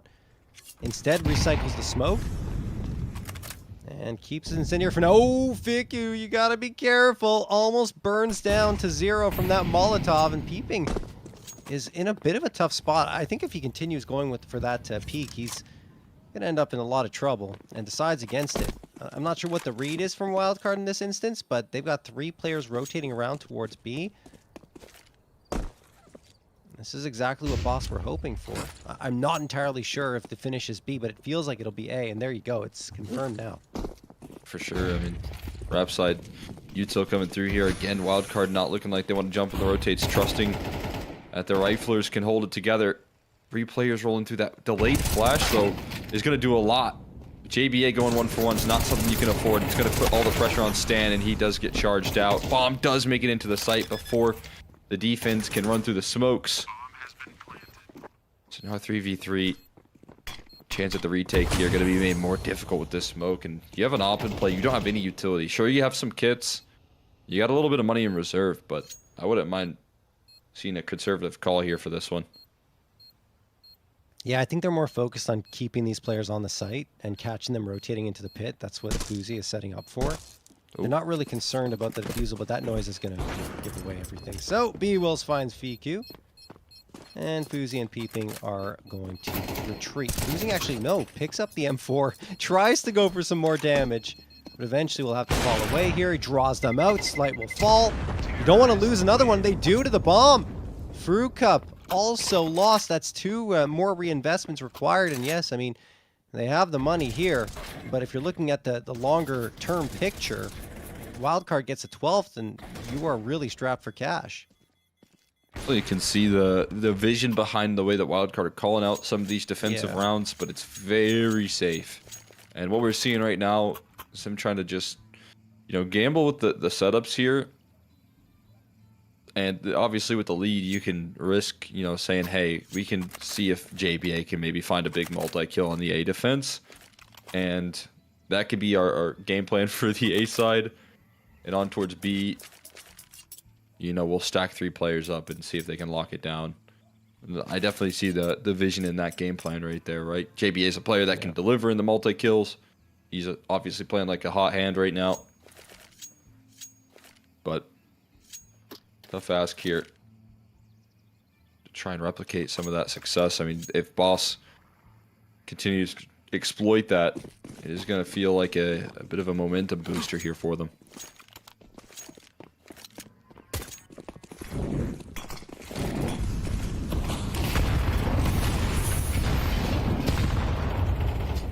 Alright, Fiku getting naded down to 27. That is problematic for Wildcard, and Fruit Cup's lined up on top of the half wall. Risky spot, but it could work out for him, and it doesn't. Peeping Finds that first. Now he hears the footsteps as Fiku, and he finds two while blinded through the smoke. Fiku comes out with a massive play, and that could be the end of the chances here for Boss if this 12th comes through. Fiku throws the M4 over the wall to try and grab the AK. I'm not sure what the intent there is to throw the M4 in that direction, but sure, why not? Maybe a BM, I don't know. Ben Leet and Darty.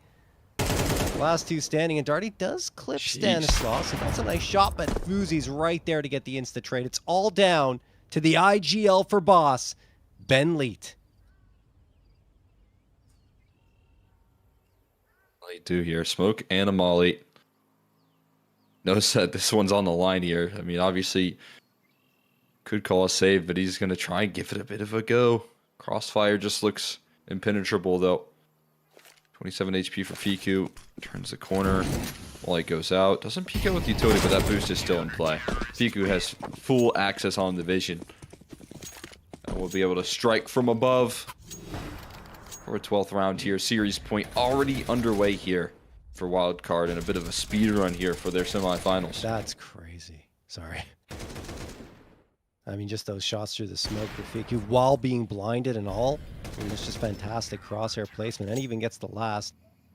There's that money situation that I was kind of hinting at earlier, right? With all the damage they took, trying to chase out even more frags onto Wildcard, it cost them a lot more. Now you have to settle for 4 pistols and a Galil with your lives on the line here in the NA Revival Series number 9, brought to you by PrizePicks. B-Will's going to get fragged immediately by Fiku, and then they don't gain any space up banana for Boss. So no trade is not great. Still have the rifle at the very least and trying to accelerate here. Stanislaw and Fuzi, the Colat, and the third onto Fruit Cup. It is all likely over. Slight going towards that B site, has the bomb on his back. Maybe a bomb plan here because everyone for Wildcard has rotated over to the A site. But anything more than that would be absolutely miraculous. He's great in the clutch, but I feel like he's great with the op in play here, crucially. That's not a factor. He just might have an isolated target right now, but his back is turned, and he's spotted. Here, the alarm bell is going to start to lean in the rotates, and Slight can't believe it. The site's actually his. Bomb going to be instantly planted in that small window of opportunity. Now he's got to fight for some duels here, and he's got to be able to isolate these targets and win the quick duels. Does let one slide by, spotted out now, 1 kill in, but a trade is instant and inevitable. JBA to put this game to rest here. Fiku on the defuse, and Wildcard are our first grand finalist here. Well, kind of expected, of course, looking at the teams remaining here. Wildcard, the heavy favorite, and they show why. Commanding victories on both maps. 13-4 on Ancient, 13-7 here on Inferno. And I think the most promising sign for them, you're going to see it once you bring up the stats a little bit in a couple of minutes, is just that everyone is looking good. There aren't the weaknesses we were seeing before with the previous iteration of this roster, but now it's been revitalized in every way. Yeah, it just looks like, again, the energy's back in this roster here. When we looked at Wildcard in the past, after those roster moves that had us scratching our head, I don't think any of these players were happy with the decisions. No. But it's like, again, bringing back a old teammate that you really never wanted to lose. It's just going to be a huge boost for the morale. Even though you don't want to ever enter into those troughs there, you now get the high of bringing in that player back and knowing that, okay, we have an opper that we can place a lot of faith in. We don't have to kind of beat around the bush in terms of what the impact is. We know what he can deliver, and having that as a luxury here on your team is a game changer. And again, the Riflers looking like they're benefiting in this series off the back of that. No question. It allows them to freewheel a little bit more. They feel more comfortable working around the map with an opper behind them like Fuzi. So I agree with you 100%. This has been what they needed and what they should have had from the beginning. We never should have seen that dip from Wildcard. But anyway, just again, I've said it so many times, but I'm glad in the end that they're back towards the right direction. Like they're pointing in the right direction. They have the right leaders in place now. Stanislaw kind of taking the helm of the ship again, and I feel like with the team that he's got around him, these guys can make some serious noise, not only here, but in Tier 1 CS once they get towards the major. Anyway, look, We're going to get those stats up for you guys and talk about this. And again, we look at it, everyone, look at the frag differential between top and bottom. Four frags. That is absolutely more than you could ever ask for from any Counter-Strike roster when you see that kind of frag distribution. That means everyone is doing their job. Yeah, that is a unbelievable distribution right there. And at the bottom is JBA here, one of those kind of aggressive pieces who or at least can get aggressive, and they find themselves in a fantastic spot where everyone's doing their job. Everyone's having their impact here. Stan, definitely going above and beyond the expectations there as well. And that's, I think, a big reason as to why it was so incredibly difficult for Boss to get anything going in terms of momentum. Yeah, and Stan's calling as well was really nice on both maps. So I think that hurts you in a lot of ways. Then we look at the other side, and I think we were short of getting a PrizePicks checkmark by one frag. Yeah, Fruit Cup almost did it. If he has a better performance on map number one, then maybe, things go a little more positive for him. But, a lot of that came on Inferno, but it just wasn't enough. Wait, I take that back, because Fruit Cup was the only one who was popping off on map number one. It was actually the rest of the squad that needed to perform better around him.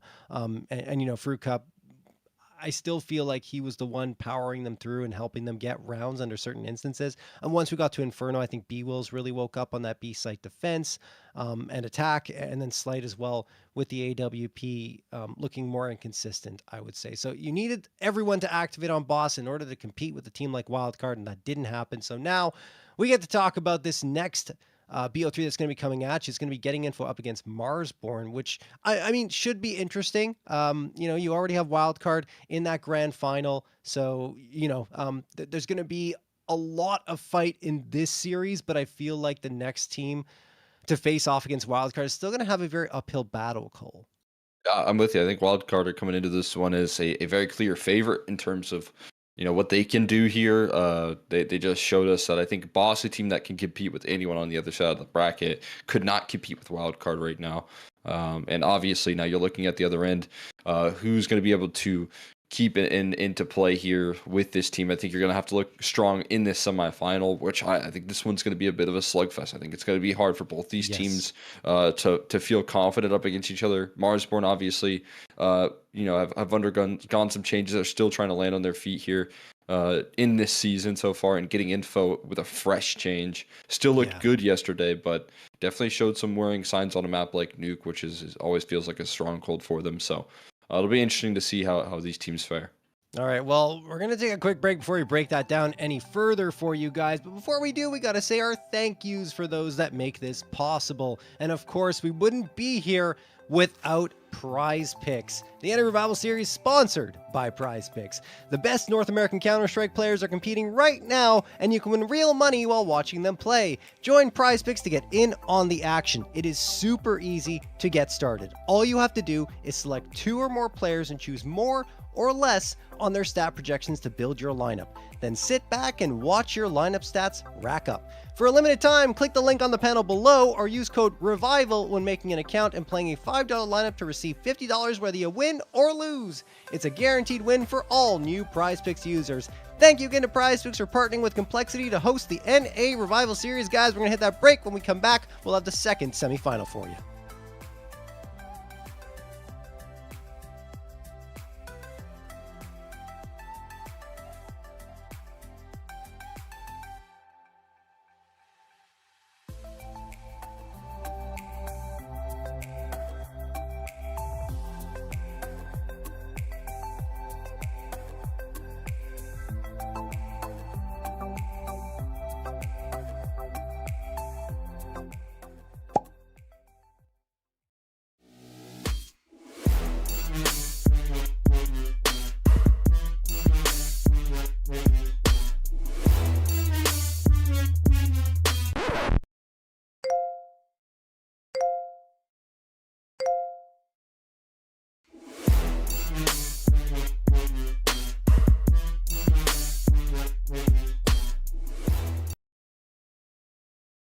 Sits slumped on a dirty city sidewalk. His beard is overgrown, his hoodie is torn, and in his lap lies a cardboard sign scrawled in black marker, 5 gifted. His eyes are hollow, scanning the crowd that ignores him. People shuffle by, barely noticing. A kind stranger kneels, handing him a plastic bottle of water. Eric looks down at it with disgust, refusing to touch it. His lips crack, but he turns away, shaking his head. Another passerby drops a wrapped sandwich near him. Eric scowls, his eyes narrow. He pushes it aside with the back of his hand. Eric finally explodes, shouting at the kind strangers. His face is twisted with anger, veins in his neck showing. He clutches the sign like it's sacred, yelling, "I don't want this junk. I want 5 gifted." A small boy approaches cautiously, unlike the others. He looks innocent, carrying nothing but a tiny smile. He says softly, "Hey, mister, you look like you could really use some help. Here's 5 gifted." Eric's eyes well with tears. He looks at the boy silently, unable to speak. His lip trembles as he grips the sign, staring into the boy's eyes. He slips off his worn moccasin, lifts it slowly, and places it gently on top of his head. His shoulders rise as if a great weight has been lifted. The tears fade. A wide, genuine smile spreads across Eric's face for the first time. The dark clouds part, and golden sunlight pours onto him and the boy. The world around them glows with warmth and hope. Fade to black. Sub to Flom. Gift 5. Shh.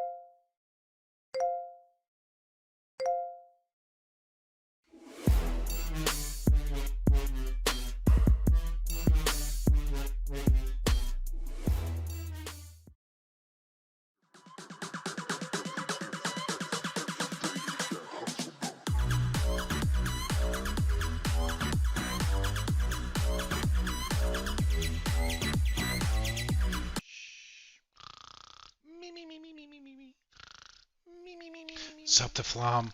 Gift 5. Shh.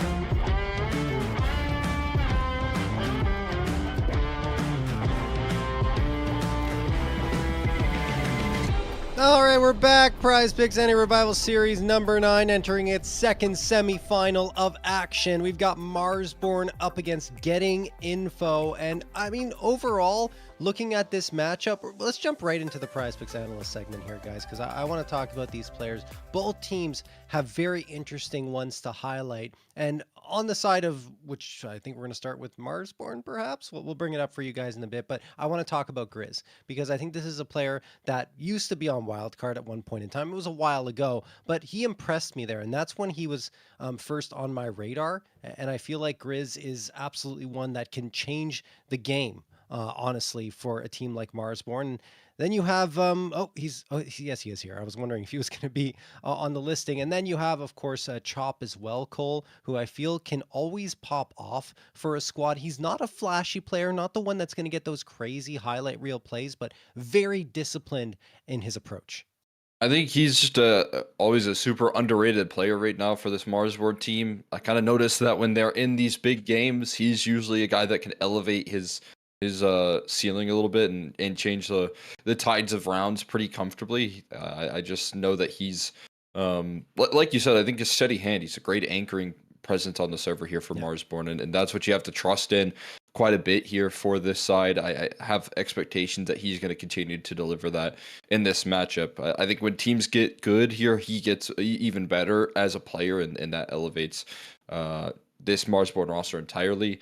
I do find it interesting here because usually he's a bit of a supportive player. At his ceilings, I do feel like 26.5 kills is as a player who likes to get active. I think he's a guy that can, get big numbers. And if again is one of those situations where it's going to come down to whether or not they go to his site. I feel like for a lot of those defensive rounds, but if he gets the attention, he could be a guy that can do it. Definitely. And then, of course, the mention that we have to make is Wolfie. I think with the AWP, he ends up being a difference maker for the squad more often than not. Not sitting at the top in terms of rating, but not very far away from it. 1.12 for Grizz and 1.09 for Wolfie. So I'd say your top 3 right now, which is a little surprising to me, is actually Grizz, Viz, and Wolfie. Viz is a player I'm like, okay. I mean, usually more of a supporting cast member, but I mean, popping off now for this Marsborn roster with a 1.10 rating. Maybe the new rating system benefiting him a little bit, right? Going into rating 3.0, but still, I think that he's a deserved rise for him in the way he's been playing. Yeah, I mean, I'm looking right now at his ADR being, above 80, just barely 80.2 right now. Right. Over the last 3 months, and that's a really good sign. He's doing damage here. He's finding impact in these rounds. So that right there alone goes to show how effective he can be as a player. I'm with you. 30.5 sometimes does feel high for a player that isn't maybe going to be in the limelight, but it does feel like he can, get those big numbers with that ADR number that he has. So definitely interesting there. We are missing, I believe, 60 on this roster and on this list. Unfortunately, not able to, get those stats ready. But another big piece of the puzzle. When I think about the players that are probably going to get a lot of the limelight in terms of the setup and resources, it's definitely going to be 60 on almost any team that he joins. And then, of course, Grizz. I'm surprised that 6E didn't end up being brought over to Passion UA. Like that to me was kind of shocking because I feel like he had some really great performances with that complexity roster before they were transferred over. But, I think this is a great opportunity for him to bring it back. And he's no stranger to having to work his way up again and again. And I think he's going to be a very, very good piece. And he brings that firepower potential you need on maps like Mirage or Dust 2 when just looking for a pure fragger. Let's switch gears now. We've talked a lot about Marsborn getting info, and I think we're going to be missing a player here as well. And Infinite. yeah, it's Infinite because he was the last minute addition to the roster before we got started here in the Revival series because Marky's off to a new roster himself. But either way, we already know the players to look out for based on what we saw yesterday. Dia for sure with the AWP, but Shane is my number one, honestly. You look at the way Shane played mechanically, precision-wise, he was always on point. I thought he ended up being the one to carry the torch right across the finish line time and time again. Yeah, it just his numbers understandably just keep rising right now because of how much impact he's able to have in the server, how consistently he's able to, work through these lockdown defenses.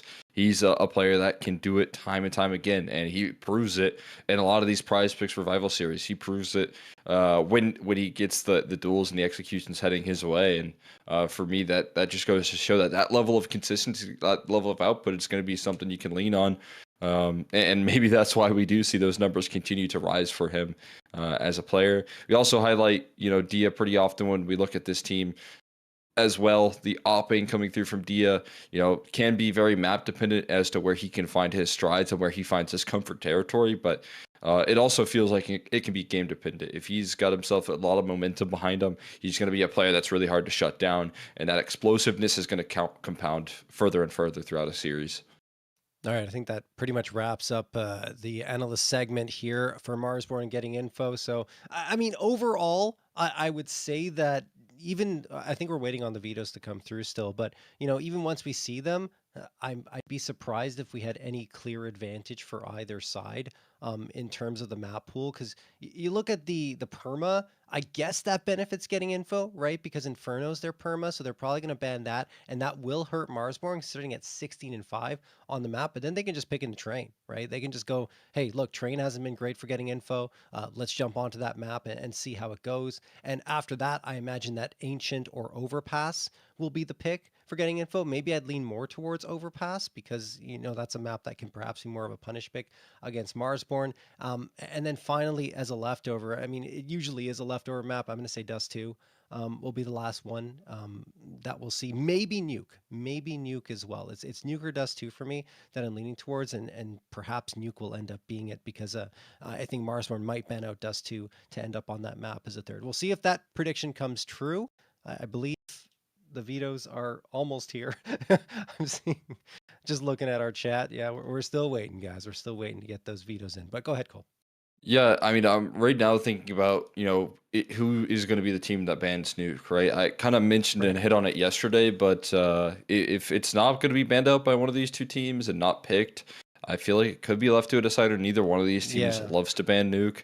I know that the stats look very good right now for getting info in terms of the win percentage, but you also look at the way that things shaped up there in that T side that getting info put together, and I do feel like they're missing the presence of Marky in the server, lurking about and towards lobby. That's usually where I think of, Prime getting info and what they can do on this map. So the fact that is going to be missing in this server is going to be a bit of a difficulty here. But we get an Overpass pick here out of the gates coming through from getting info. An opportunity to set the tone, a map that they have taken a liking to. Obviously, right now, Overpass, I feel like, is so NA-centric in terms of the teams that are constantly picking into it. Yeah. M80, one of the dominant teams, NRG, one of the dominant teams on this map, so they're trying to join forces. And it will be Marsborn's second phase banning Nuke, which I don't think happens all that often. I want to look at the percentage here of bans that they, when possible, 8% of times here, out of 40 possibilities they ban Nuke. This is going to increase in those stats now in this veto because they ban it in the second phase. I think the two picks are the ones that we pretty much figured out. But yeah, Nuke being banned out by Marsborn, what is it, 7.5% percentage ban? Yeah, like that's nothing. You'd think that they'd want to leave it in. But Ancient is still a great map for both teams, so I'm not necessarily surprised that that's where we end up on. It's just, it was the one where I was debating is going to be Ancient or Overpass, a pick for getting info, but Overpass made more sense as a punish, so that's what they end up going for. This is going to be really, really interesting. I'm very, very excited that Overpass Overpass and Train are the 2 maps we're getting, the 2 newest maps re-added to the pool, not necessarily new, but back into the map pool. And they're very interesting to watch, very op-centric. So we're going to see that op duel come through. Dia, of course, rocking it on the side of getting info. And I'm wondering if 6C might, no, that's not going to happen. Wolfie's going to take the op. I mean, for sure he's going to stick on that role because 6C has used it in the past and he likes opping, but I think he's going to be on that rifle for sure. Yeah, definitely can lean in on some secondary op in here for this squad. I think these are, a couple of maps that you can work the double ops if you need to here, but definitely these teams prioritizing op heavy maps here out of the gate. NA teams prioritizing new maps in the map pool as well. When you think about like the maps that got removed, it's Vertigo, it's Anubis here that NA teams used to love, and so they're still trying to work within the confines of playing what I call is like a little bit of, whenever there's a new map, kind of an extremity map there that I guess at least in tier 1 isn't as commonly played. So that's been the case. Overpass and Train have kind of taken over in the NA scene, and it's been fun to watch how teams work through it. I think both of these teams now need to show up with good T sides though for these maps when they pick into it, and that usually does come down to the bigger challenges here for these rosters. Yeah, if we're looking at, let's say, for getting info on their side in terms of T side of Overpass, I think it's actually fairly decent. Yeah, 45.9% win percentage on Overpass is not bad. I mean, if you're getting 5-6 rounds, let's say closer to maybe 4 or 5 rounds for getting info on your T side, that still sets you up well for a CT side that's dominant. And then you look on the other end, I think this is more difficult, in fact, is Train T side.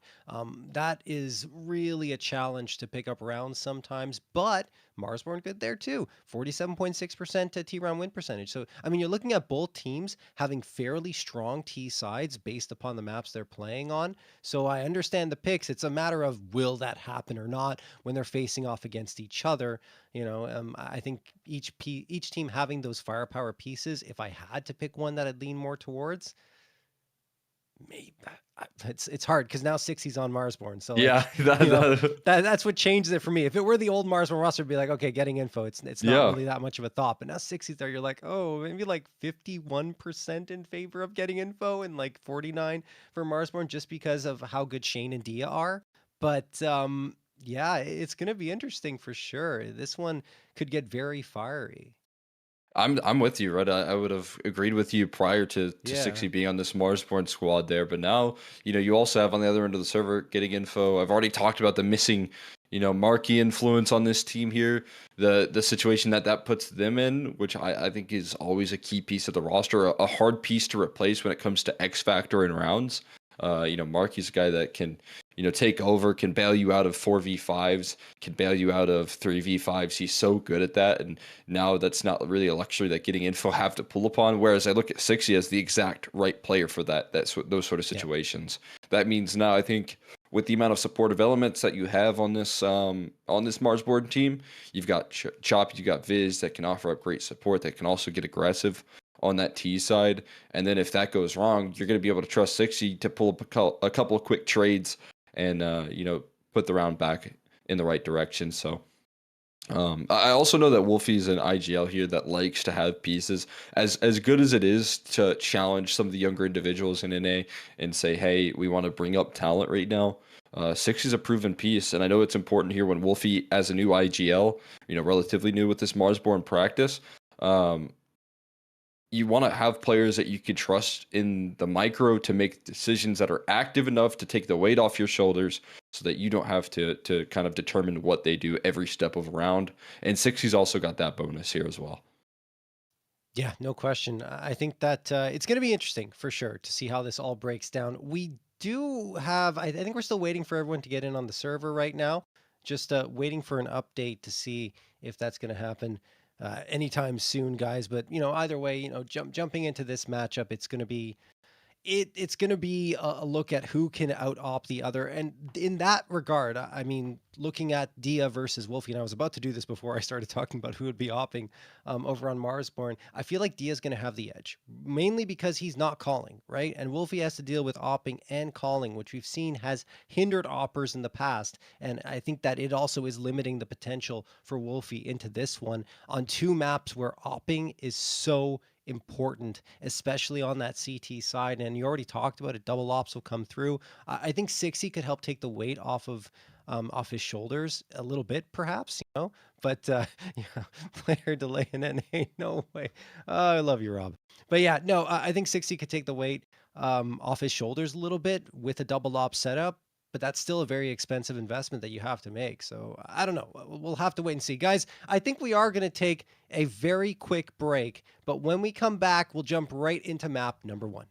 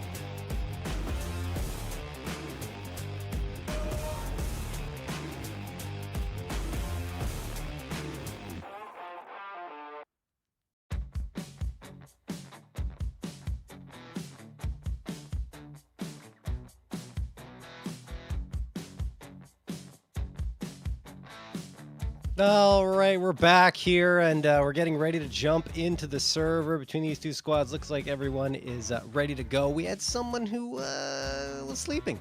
Let's be honest here. We had a player who was sleeping at, what is it? It's 5 in the afternoon now, my time. I'm assuming it's similar for them. Getting to be golden hour right now by the windows that I've seen. I mean, that's wild to me, but I guess, you know, these kids have these schedules that are all messed up, and you can sleep until 5 and wake up and then play until 5 in the morning. I don't know how it works out at this point. I used to do that when I was a youngin'. When I was a young boy, I used to do these things, and now I'm an old man. I got to go to bed at 9. No, I'm kidding. Not that early. You won't be done by 9 today. Yes, we will be done by 9. I need my sleep. No, but in all seriousness, we are getting ready to go. And the pistol is about to go live, so we're going to jump into the action. All the cams should be ready, or will be ready once we're into things. And there we go. Pistol round is about to get started. Let's see what 6C's got in store for us. I think he's played with everyone on this roster, if I'm being honest, at some point or another. 6C has been on so many teams. Surely. Yeah. Like, he knows all of NA. I feel like I've seen this roster before already, somehow. Feels familiar. We'll see if they play familiar here. So again, Marsborn looking at revamped, refresh, and they've got that firepower to bolster it on up here as well. A team to be excited about for sure. See if they can bring it on in. Got a CT side start here for Overpass, and what feels like a bit of a classic on the pistol right now is just always slow crawling this one through. Dia awake and ready to go on in towards this A-bomb site, and the execution follows through. Grizz going to be the quick rotate right now, but they're outside looking in on the smokes. They're going to look to play retake here instead, and 6C falls over there towards bank while the bomb goes down.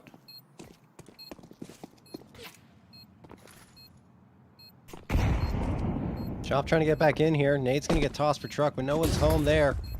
Chop moving in. The rest of Marsborn trying to get something here, but Dia finds one, traded out by Wolfie.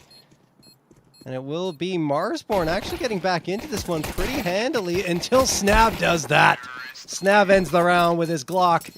And Infinite will get the last onto Grizz. Getting info, find the first.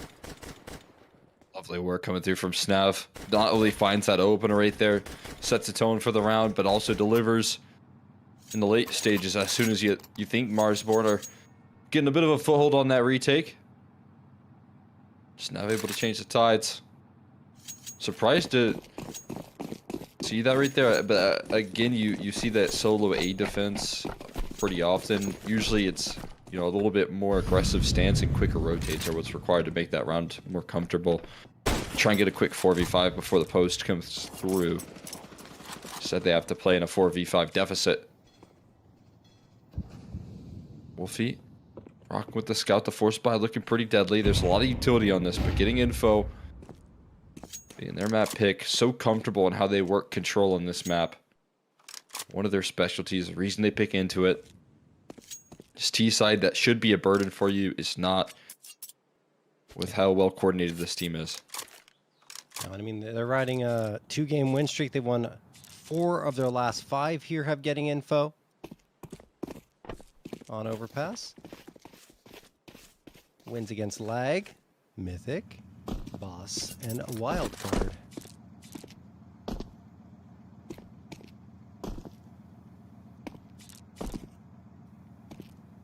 That Wildcard win prior to Fuji joining, of course. Anyway, Snap is going to get that headshot on towards 6C. 5v4 in favor of getting info, and a good scout tag at the very least by Wolfie. The problem is he's losing all of his teammates and has to fade away before the bomb even gets planted. Oh, nice little attempt on the flank. That's what he was hoping would materialize, but it's only Chop connecting with the frag. That's not going to be good enough. They need a lot more than that, and I feel like Chop should be isolated soon. They're trying to surround him here in the bathrooms. Going for a flank is Dia, and Chop's aware of it, but he's got to cover 2 different angles. So this is going to be problematic for him, especially with Dia playing the slow game. Chop makes a lot of noise, freebie for Dia, and Wolfie will just try to save the scout. But Dia's going to go for that too. Missed shot. No, it connects, excuse me. But the second one won't. Wolfie gone. And getting info up to 2. So we're not walking away with anything right there. Comfortable kills converted. Able to keep their distance, deal with these flanking players. And as you said, I mean, nice work being done right there when you look at the scout damage from Wolfie, but it does require your pistols to have backups as well. And that's just not the case in this round there. So full eco coming through after the force spike gets punished. Smoke's being brought into the mix here. And a flashbang, which always makes things interesting here when teams like to stack over a site and throw one good flashbang can really throw the round up in the air.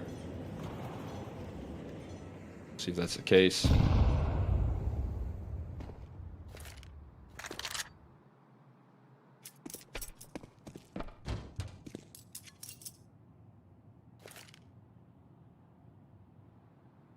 Very slow and steady approach here from getting info, but they are looking to go towards, I believe, A. It's hard to say right now because it's just defaulting.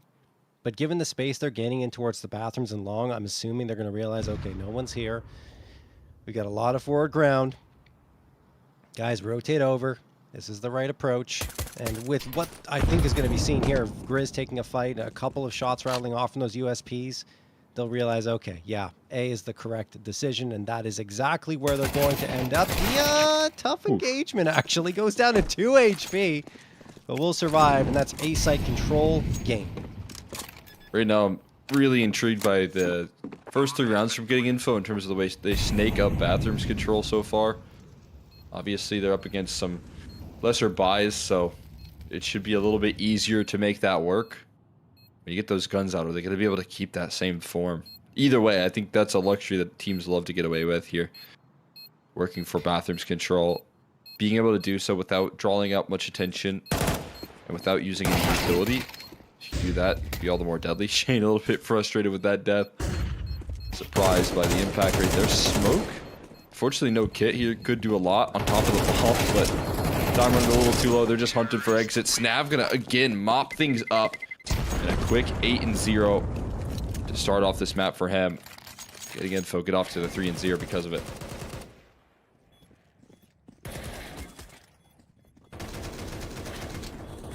All right, getting info. Cruising along to that 3-0 lead. Here come the guns. AWP and 3 A1Ss along with the A4. Getting info on their bonus. I mean, if getting info win this round, then Marsborn are in a lot of trouble. And I think the real shame for Marsborn is 6 hasn't activated yet. I mean, that could change since the rifle's out. He's going for an early engagement. There he wins it. Okay. 6 finding the first and the second. That's the 6 we know and love. 4v3 advantage for Marsborn off of his play. Goes and picks up his teammates off here. And now he is going to be wheeling the AWP. Wolfie fell early. Now he picks up the big guns, going for 4 right there. That's the explosiveness of this player here. It's a firepower addition that they needed to call upon, and Marsborn able to do so perfectly. Up. Maintained 4K in the round.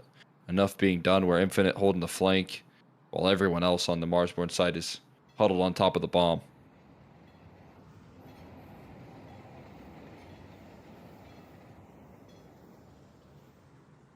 That's such a beautiful sequence from 6.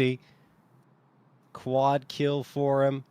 Does it with the AWP and the M4. We highlighted how good he can be with that AWP.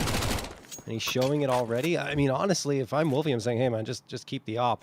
I'll run an MP9 or something, right? So, yeah. That's really well done. I'm impressed. I mean, you mentioned you had to activate here. We're going to be playing on that A side here a lot of times alongside Wolfie with the AWP. So, I think the A rifler role, one of the more difficult ones to do successfully. Require a player, again, that's going to be trusted with experience. Just going to make the right decisions when it comes to falling off. playing a little bit more passive, but knows when to thread in aggression as well. And I mean, he was pretty much forced into, you know, stand and hold your ground. If you try and run away and get off into the site, you're going to fall. You're going to get caught with your back turned. And you're going to likely lose the sight for your squad here. And instead, he puts up the fight, finds the 4K. Stands and delivers here for Marsborn.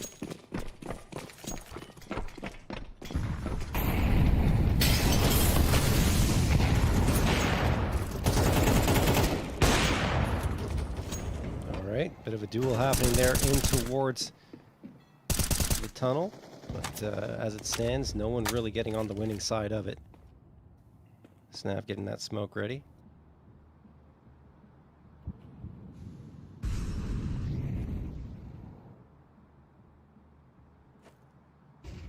Getting info, kind of taking their time right now.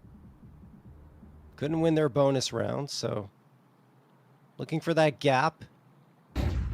3 players about to collapse on mid from all the angles, so if anyone here from Marsborn would be problematic, but they're not. Wolfie does call for the AWP in the end, and 60's back on the rifle. Wolfie will miss the shot. That opens up the gap here towards short side A. They'll have to be careful on their approach. Infinite gets the first snap, the second. This is problematic. 5v3, and because of how much space was gained onto A, the rotations have to come through, and B is vulnerable. It's vacant. Wolfie breaks the smoke, can't connect on the shot, and it'll just be a save at this point. There's no path back into the bomb site. Yeah, I have to call this one quits. Enough damage being done on the way out. No connections can come through from Wolfie's AWP. Will end up being a very successful round. They just deal with the aggression that rolls up. Monster right there, and also towards that short side. It's off the information that likely Wolfie's calling over saying, hey, they're rolling on up towards this A side. We got to be prepared. There's Slump's first kill. Very sharp headshot into a saving player. These patient defaults looking good for getting info, avoiding the op shots. You highlighted it. 60 looking clean as can be with that AWP.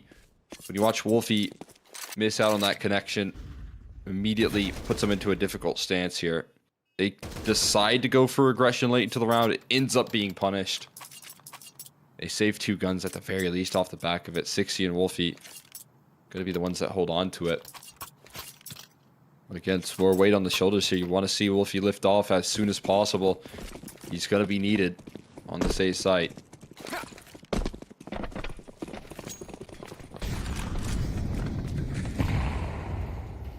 In this case, he's going to be boosted, I think, to watch that connector crawl into heaven. 60's been given a lot of resources to fight. That's a bold play right there. Dia trades things out 1 for 1. And to take a little bit of space and end up finding where one of those riflers are. Infinite on the other end of that smoke as well.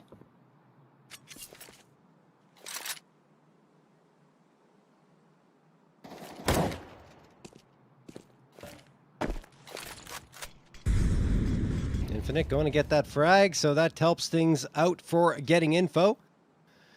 60 finally taken care of. Wolfie's still with that op. And he's not on the right site for now. Okay, excuse me, he will be. Didn't see him towards bank. Waiting. Misses the opportunity at the shot. That's just a slow reaction time from Wolfie, and Dia too sharp. And this is what I was talking about, right? You know, Wolfie having to worry about the IPL duties and everything, and Dia doesn't have to, so he's got that firepower edge every single time. Slump and Shane get the last 2, and that round's a big old nothing burger. 5-1 in favor of getting info. Here come the guns for the Marsborn side, but you saw it, you know, Dia opening things up with his op and pretty much finishing the job with it as well. Yeah, looking deadly as all get out. That's a scenario you like to see coming through from the getting info camp. It's just Dia being a step quicker, being able to peek into these angles and take care of Wolfie. It's a much different opponent here today. From Marsborn on the other end of the server, you got an offer that can constantly provide impact here. 60, constantly in connector. Feels like every round a bit of a comfort territory for him. Misses out on what felt like a freebie on Infinite. Unable to connect here, but Chop will chase that kill down, not allowing him to escape. Puts things into a man advantage here for Marsborn.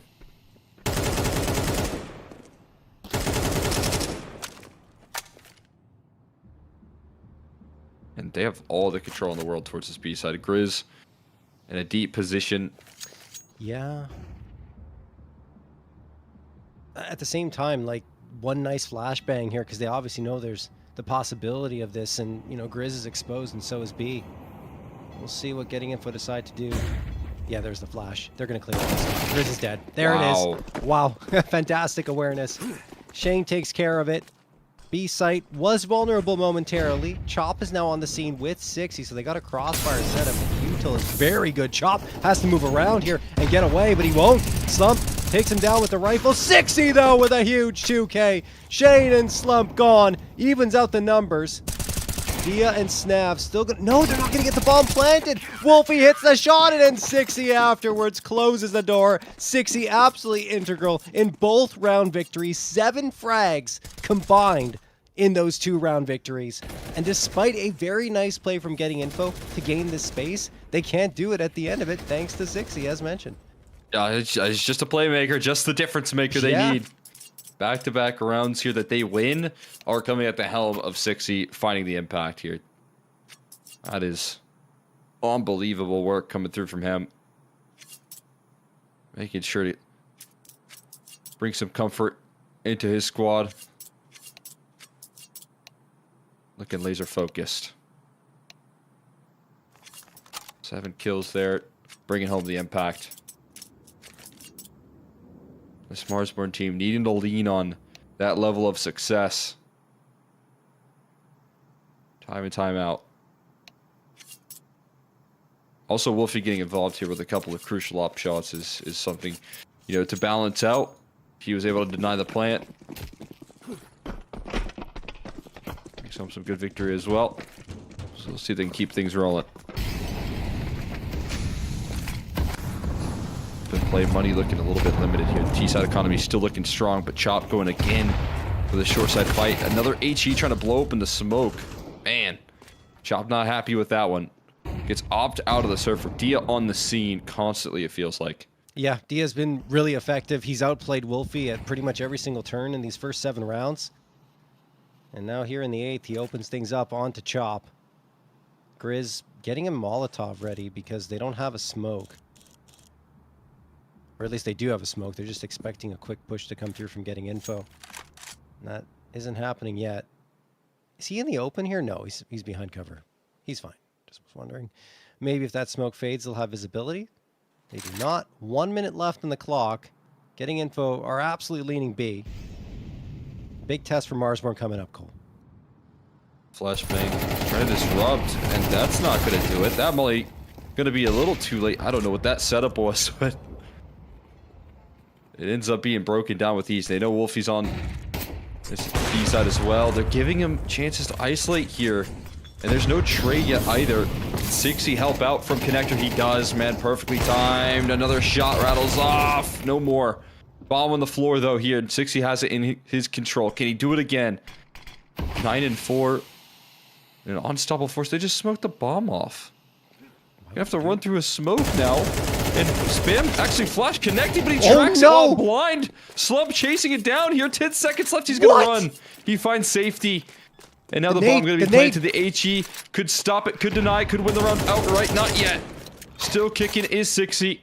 17 HP. Slump looking for the shot. He will find it. 60's heroics denied. Getting Info, giving him a chance, but won't be able to bring it on home. I mean, you can see right here why 60 was on complexity, why he got that shot at tier 1 when they were playing against top competition. Because he's that good. He's that big of a difference maker where just having him alive in a man disadvantaged situation in the first place ends up in a 1v1. That is wild, and I thought he had it. I really did. That nade, if it's just a little bit deeper, then Slump is dead. Oh my goodness. Leads this team at a 10-5 scoreline. Only one above him is Snav at 12-4. Speaking of which, Snav having a game for himself. It's not always going to be the case. And we're looking at Marsborn probably frustrated. I mean, certainly happy with 60's output, but you need to get it from Grizz and Viz, right? Those are the other two pieces that have been very potent for Marsborn prior to 60's arrival. I think it's more also a matter of Overpass isn't really their map. That's factoring into this one. But even still, you kind of expect more to be built up around what 60 is creating for you. That almost was 3 rounds in a row for Marsborn to win off the back of his impact, and kind of his impact alone, to be honest. This time he's down out of the gates. A little bit of a swing there rolling on through, and slumping his rifling. Able to do some damage. One more MP9 around the corner here. One good trade is all that's needed, and they find it. Smoke's already inbound. Shot making a move through the smoke. Oh my god. Tried to play the hero right there, and Snav puts it into that story real quick. On this force buy, Grizz gonna have to wave the white flag, call it a save with the MP9. Getting info with 4 clean kills on that A side.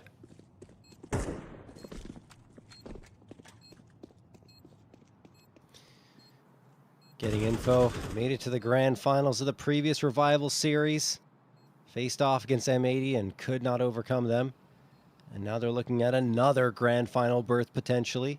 This time their opponent will be Wildcard, so it doesn't get any better for them in terms of opposition should they get there. But right now it's looking pretty good here on map number 1 at least.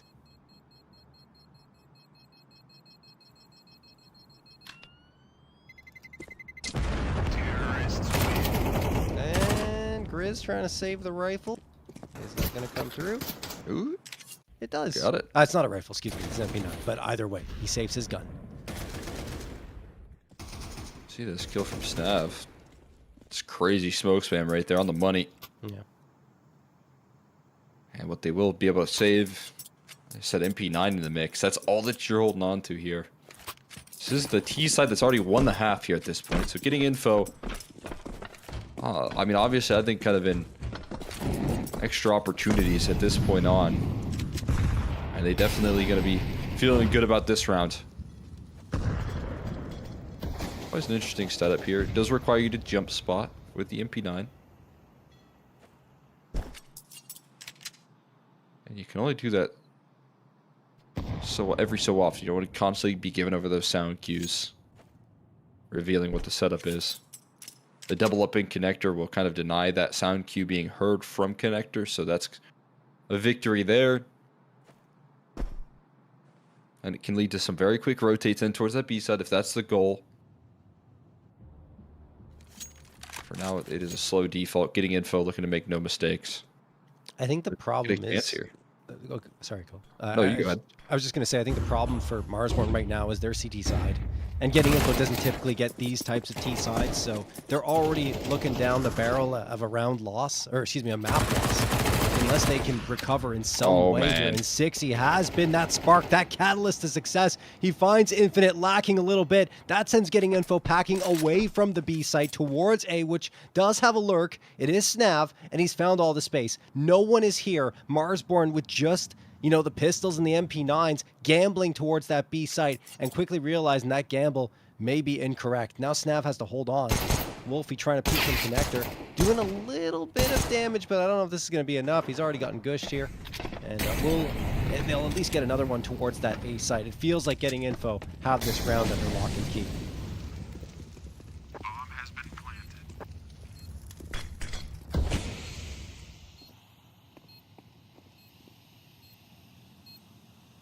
Yeah, they're just going to have to hold on to what they can. Good news is 60's got an AK in his hand.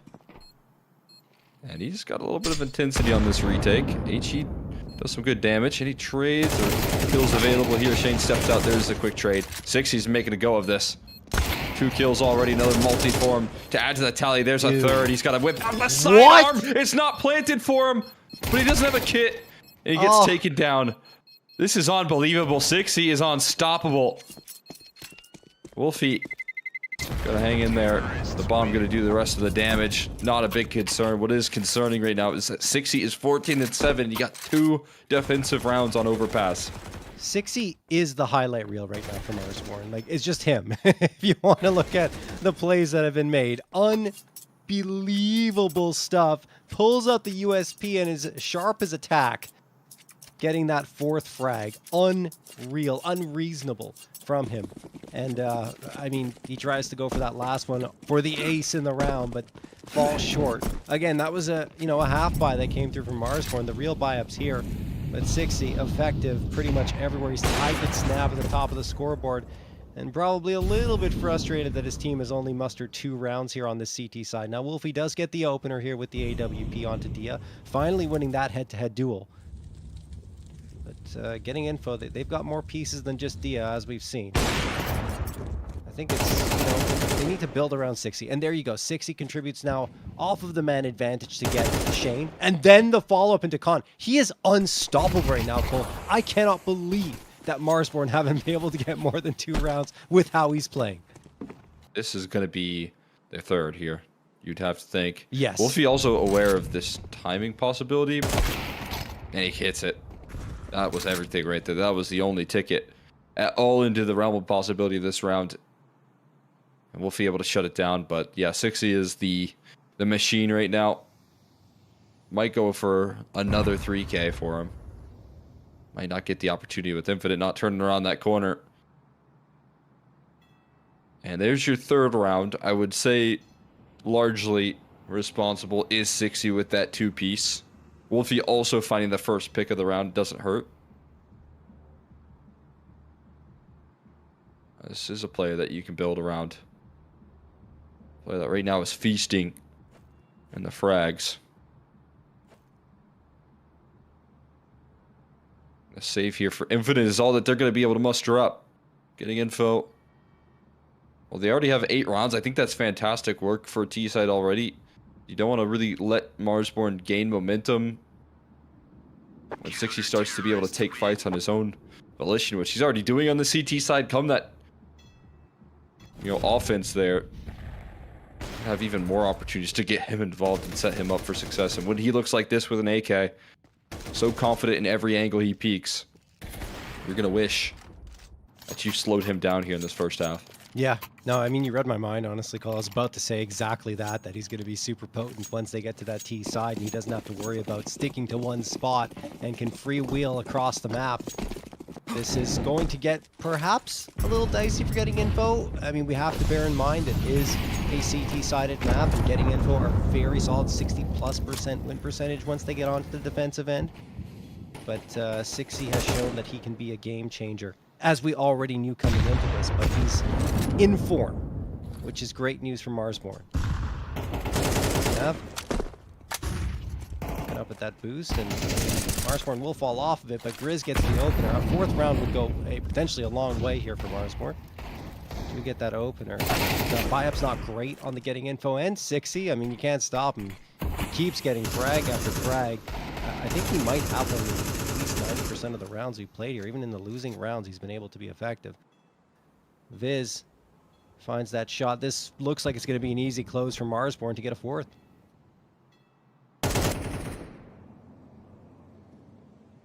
Absolutely. Infinite. Throw some shots in here. Over there towards the B side, and he'll be last man standing. Not going to last too much longer. Chop will come in with the closer. A little bit of relief there towards the tail end. Got 2 giants in the server. I do feel like Snav, his 14 kills kind of snuck up on me. Meanwhile, 60, explosive in all these duels. I think it's because 60 was so ridiculous that we overlooked Snav, honestly. Yeah. I just correction, obviously. 60 did not have any frags in the first 3 rounds, so probably around 70% of the rounds where he got frags, not 90. So many, I just got like, too excited. 3Ks and 4Ks. Yeah. That's where they've all come through in, like, 12 of those kills probably coming through in the rounds that they won. Right. Alone. So and then that 4K that also came through was in a round that they lost anyways. So I don't know. It's crazy. Either way, though, fighting for these rounds tooth and nail. Now have to do it in the second half, though. And Shane already lifting off here. Rolling on out on the pistol. Opening pick for him. B site really nullified by the positioning. And they're going to start to get some pretty quick rotates over towards A as soon as possible. Yeah, Viz going to get taken care of here. This is going to be difficult for Marsborn. Great flashbang toss, allows Slump to move around here at Dice Box. Slump eventually taken care of, and 6 is still alive, so you never know. 2v3, Dia on notice at 9 HP. Wolfie plants the bomb, and now it's anyone's round. 6y pushing up, can't get anything else. That puts Wolfie on an island here. 3 crosshairs bearing down him. His bullets eventually getting a frag on Shane, but it costs a lot of his magazine. Eventually, Infinite will get that. Great effort from Wolfie on the 2K, but Infinite still alive and healthy. Takes care of business, getting info on to 9. A little bit nerve-wracking right there. Infinite was kind of dragging on the retake. Yeah. A little bit slow, but that trade still coming through nonetheless. And this is what you need. You need a little bit of an advantage before you can actually give over that A bomb site, and that's what getting info find. 5v3. Now there are some trades available that come through. Wolfie looking sharp.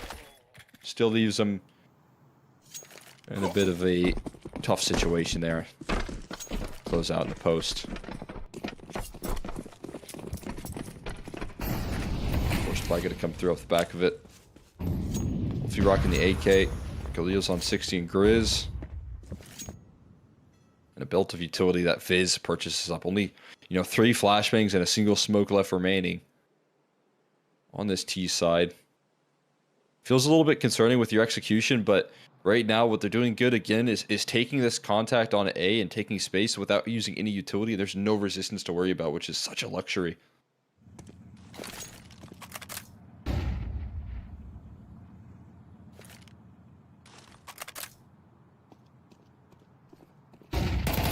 Oh, nice flashbang. Snap is toast.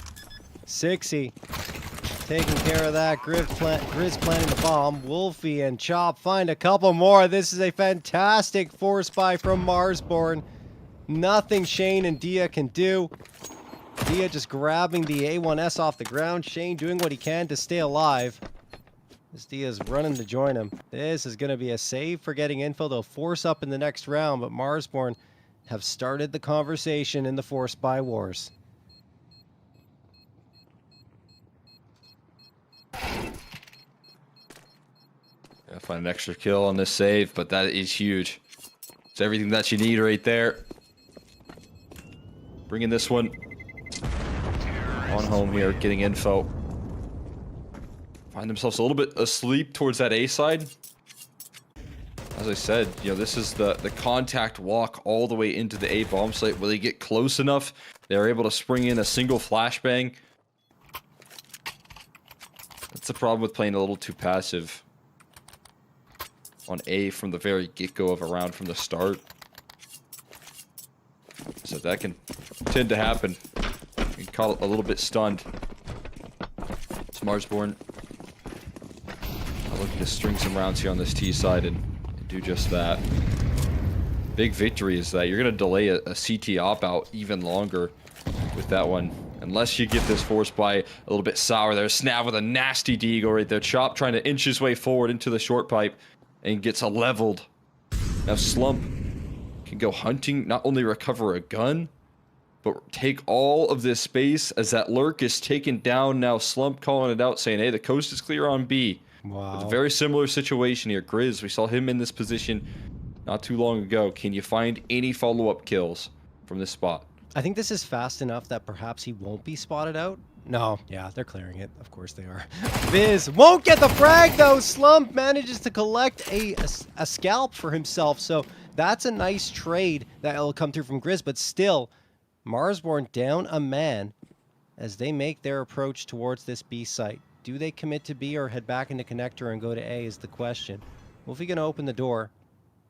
And it looks like it will be an A finish. No players here. Oh, what a shot from 6. You gotta be kidding me. Threads the needle over at the dice box. How much more can this man do?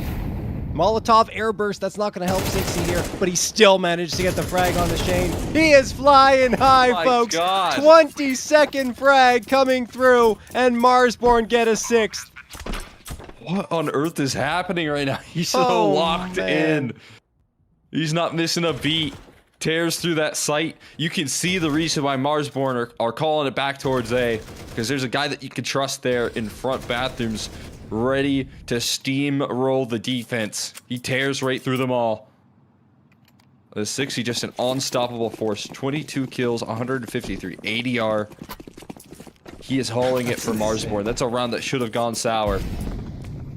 Alert that should have given him nothing. He should have been spotted out by Dia's jump spot and immediately thwarted. Instead, he hits the headshot on the jumping player and gets the lead there. The chop goes down. 60 standing behind him, fortunately, means there's 2 kills involved. And this one does feel like it's going to be stabilized. I mean, 60 hitting 30 in regulation here would be absolutely nuts. I mean, he's already at 24 in 16 rounds. My goodness. Shane, looking over top here in towards water. Or what used to be water. Now it's construction. 60. Oh, yep, dead. There we go. Shane finds 60 at the very least. They still got 3 rifles to worry about. I feel like Shane's going to think about grabbing that AK off the ground, and they're expecting it. Grizz misses the opening shots. Fired towards Shane, who picks up the MAC-10, pulls out the pistol again. And, I mean, he really wanted to get towards that rifle, but realizing how much attention he's attracting towards B, he looks at A and's like, oh, they're probably going to go there, but they still want to clear things out and make sure. And then likely head up connector to try for something because they didn't invest much into the round, although that AK is a nice prize.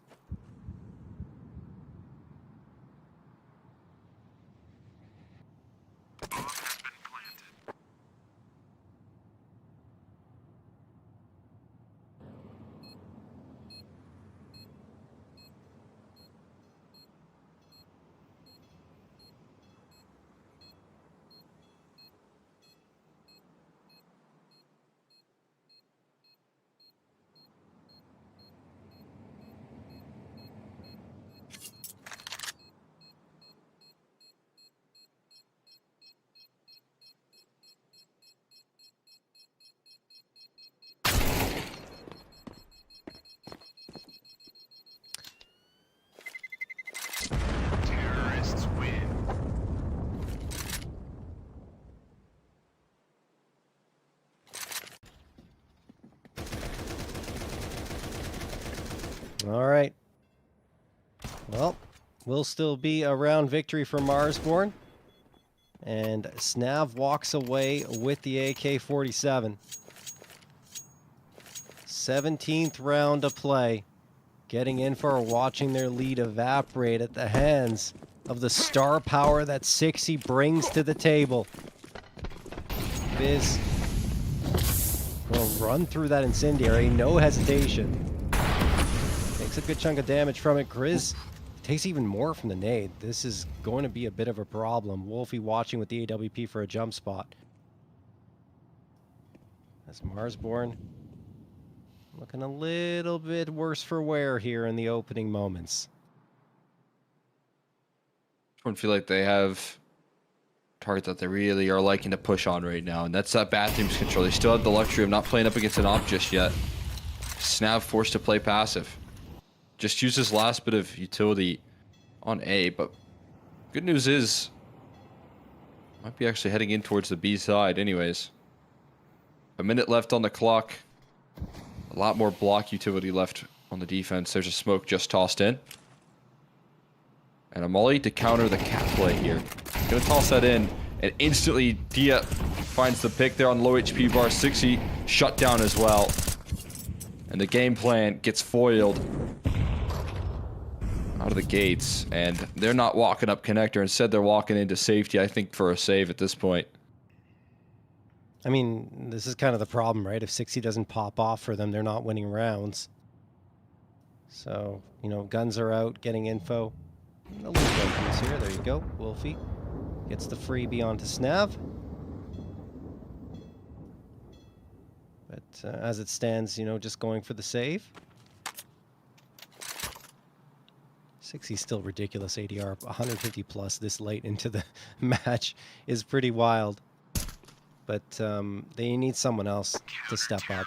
Needs Grizz, I would say, or Viz, to really start contributing here on this T side if they want to have a chance at victory. Because yes, 60's playing incredibly, but you know, one player popping off is not going to win you a map. Right now, it feels like the one trailing closely behind, or well, kind of far behind, is Wolfie, who's been able to help out in some of the impactful moments. Right, he's been the right-hand man of 60's dominance in the server. And that's obviously, it's a good sign, right? Wolfie's a player, given that he is the op by AGL, he can deliver those numbers, but I'm right there with you. More pieces going to be needing to call out upon, or 60. Just keep letting the good times roll. He's trying to do that huge gap in the defense. He exploits it, but a rare miss. Infinite should be sidelined now. Likely is going to lose this B bomb site, rather. Kills on the extremity here. Not going to do any favors. Infinite has to give over the site. I mean, he's the only one there, so has to be cautious. There's the nade going to be tossed in. Ooh, almost gets caught. Almost gets caught in the meantime. Viz does get Snav on the flank into connector. Grizz knows that slump is here, so he will manage to get a frag. Wolfie, a follow-up. This is all Marsborn now. Well done. And the great news is they didn't need 60 to find it. Viz and Grizz, the two players I just called out, are delivering in this instance. And Marsborn find an 8th. Infinite, will he save the gun? No, he will not. Grizz tears that out of his hands with an A1S of his own.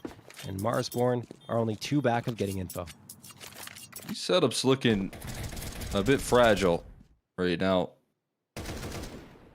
That A side, not really getting a lot of aggression. I mean, they did have that long play rolling out, but the B side is so weak. They only had Infinite ready to go. He probably should have lost the round to 60 outright, but then definitely has to lose the site when he's on 30 HP, and there's no one watching Monster. There's no help close by. So really interesting stuff to see getting info playing this passive. I think a large amount of the difficulties right now in the defense are probably because, simply put, Dia does not have an op to help out and make life easy on the A side. Changes the way that you can structure your defense. Playing with 5 rifles. So that's why he's got 3,100 in the bank right now. And come the end of this half-buy round, they'll be able to get that out.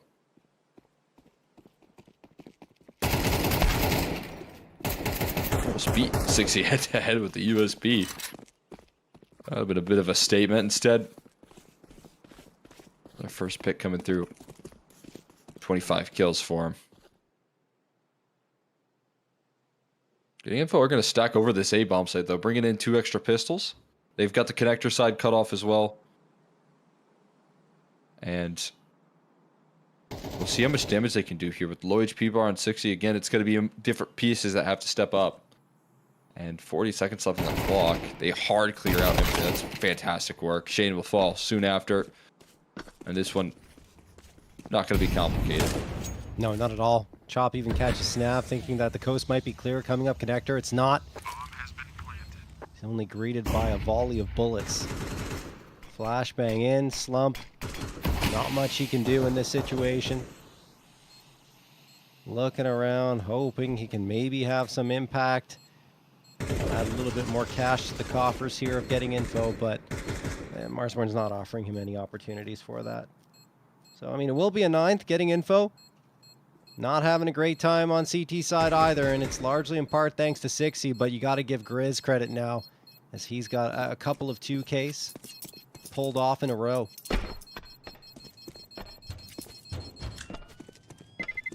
Terrorists win. There goes Slump, can't even save. All right. They're going to lose out to the bomb right there, unfortunately. Now we're looking at this investment. Here's going to be getting out of your favor. Things are getting a little close. But you're looking at an AWP out for Dia finally. That's got to be the difference maker here. Quick molly to turn that smoke towards Monster. Chop does want to maybe take advantage of that. Instead, gets met by another smoke. And either way, I think at the end of the day, that's good that 2 smokes are already forced out of the hands.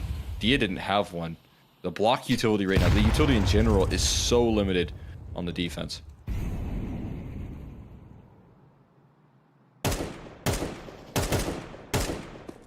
Ooh. Oh yeah, nice shot from Wiz, just tapping away at Snav.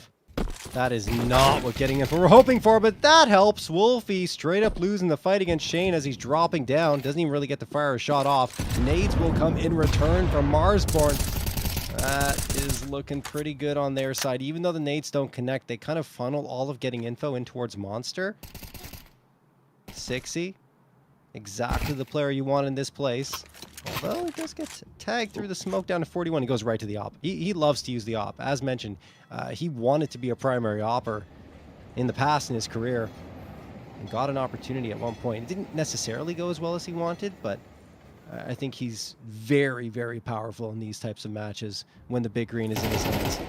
Chop finds it onto Infinite. Now they're going to charge forward. Grizz gets lost, but a nice trade and flashbang thrown by Chop. Thing is, we go back and forth, and it looks like it'll be advantage Marsborn with 60 alive in a 2v1. Slump trying to get his running shoes on towards that B-side, but Viz cuts him off before he can even step foot out of the tunnels.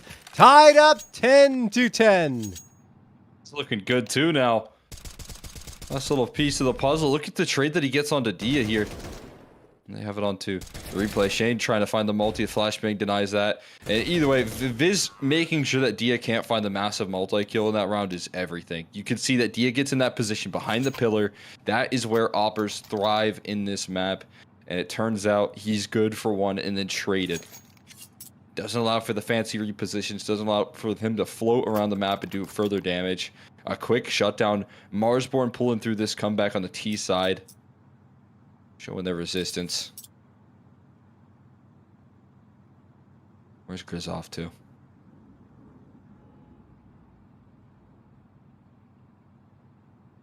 Just left his chair. Come back, Grizz. We need you. Yeah, he was about to lock in, and he just leaves his chair. I think she's getting some help now. It's Viz. I mean, again, 8 and 12 right now are not the numbers you like to see, but that's a really impressive round from them and an important situation, important trades that you need to get out of him.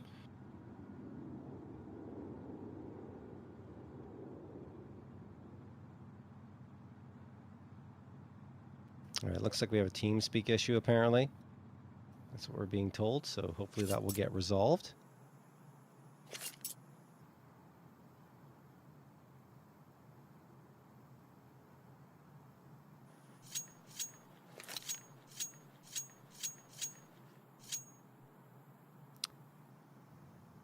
But yeah, I mean, this has been insane from Marsborn, right? We expected getting info to be strong on their CT side, but I mean, we already talked about the fact that 60 is a game changer, and I mean, his game has not slowed down at all.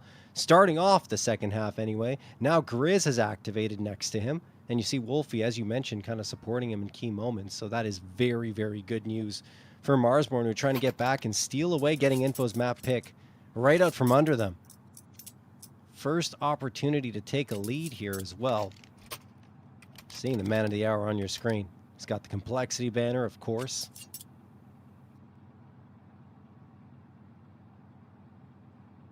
Right now, my only complexity merch is it's still rocking the old logo. Yeah. I gotta use code revival to get some of the new stuff.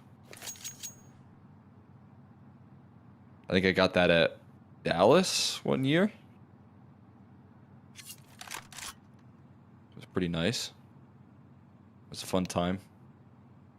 Got my old school complexity logo in Dallas. Unfortunately, the Cowboys didn't lose today.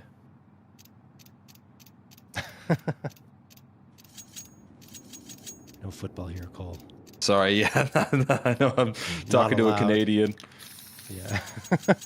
You can talk about hockey if you want, but, you know, football, not in my wheelhouse. All right. Here we go. Timeout's over. Round number 21 underway. And as mentioned, this is a chance, a prime one for Marsborn to take a lead. Look at the buyout for getting into as well as they go for the half buy. My Oh God. my goodness, what a transfer What? there from Grizz. He is like, okay, you think you can do it, 60? I can do even better. That's a beautiful sequence, and the round is over just like that. Marsborn are in the lead. My God. It's such a decisive move right there. Instant transfer on down. Chop able to do some damage to help out with that kill, but Grizz being able to finish it off. I mean, that is so decisive. And that is exactly what we need, man. 60 buying enough time for the other stars of this team to get involved.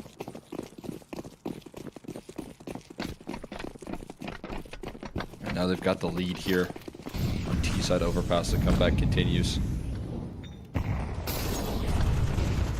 Rolling this one on up. Up out in the mix.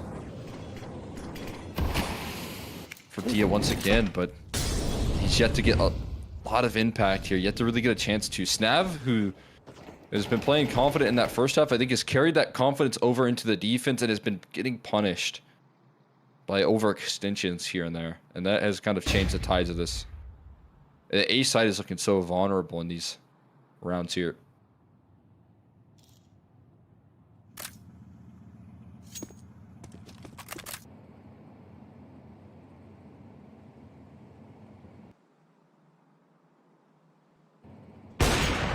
Oh, yeah, that's going to be rough here for getting info. Dia missing the shot.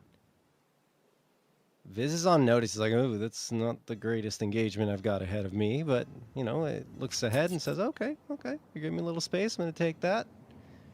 Marsborn, in the meantime, speaking of taking space, they're up towards short. Dia doesn't miss that one. On to the biggest piece of the server. 60 eliminated.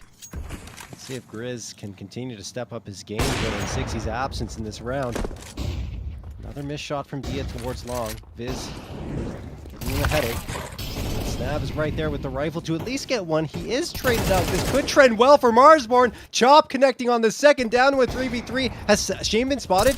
He's a snake in the grass. No. Infinite is the one who gets two. And then Dia the last. Getting info. Finally find another round to tie us up at 11. We are going the distance. All 24 rounds are coming your way.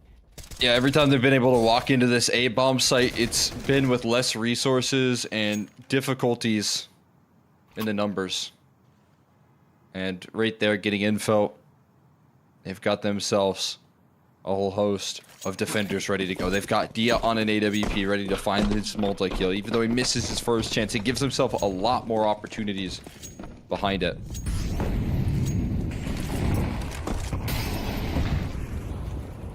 So now they need a little bit of extra mileage here to claim map point first.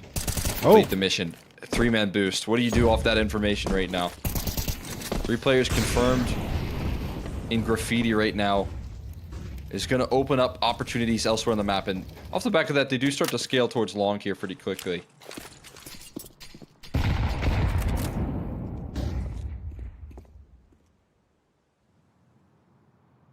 Another boost going through. They're trying to get any advantage they can here. This one over the park sign at the A site. You get a nice little sliver of visibility.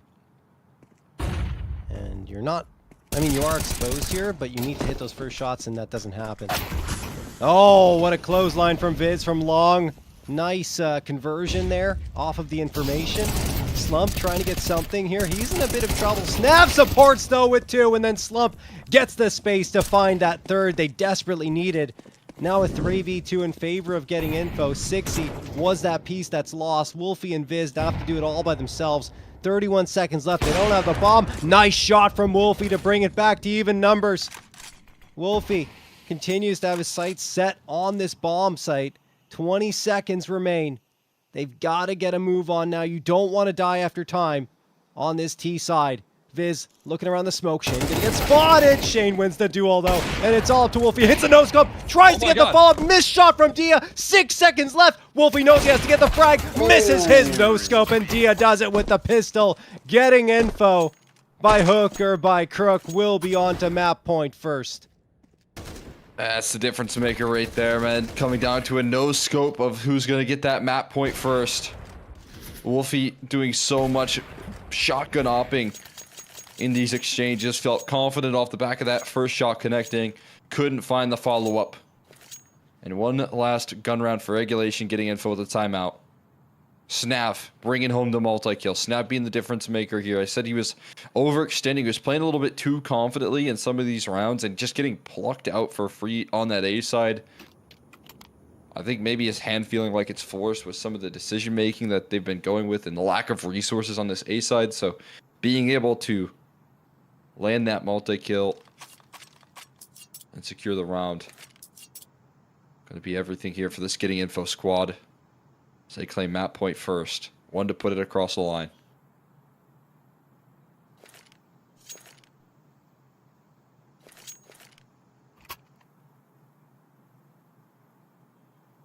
I mean, one thing's for sure, we're getting what we expected, right? And we talked about it in the pregame. Both of these teams so evenly matched that you have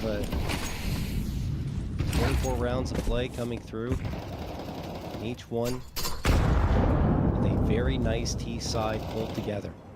60, of course, one of the big reasons why Marshall's had this opportunity, but now Dia getting the opener. There's 60 right on back, returning the favor. 60, now a threat from Monster. Dia waits on the site, Shane supporting him, and 60's looking for that second one. He wants to help his team make their way on through towards B. He's got so much forward positioning that they cannot just leave him behind. This is the site they need to hit. They are going to send that lurk of Viz towards long. Oh, I thought that was a Molly. It's a flash instead. Flash. I feel like this is positionally already won by 60. He could be the one to take it into OT. It's B site emptied. And 60, the difference maker once again. Viz still active on the lurk. He finds another headshot there. Their support system being cut off now. Dia with the double already. But they're entrenched in the site. Going for fights right now. Dia needs to quickly react, and he can't do so in time. Overtime required as Marsborn. They can't get the comeback done in regulation, but taking it into OT here. They're going to be feeling like a little bit of relief early on out. We got the music coming through there. False alarm, guys. It's not over. Rob's getting a little trigger happy right there. Rob's got to stop opening cases and pay attention here. Come on, Rob. I know you can do it. We're going into OT. No, of course. Wait, we got DJ Rob now. Yeah.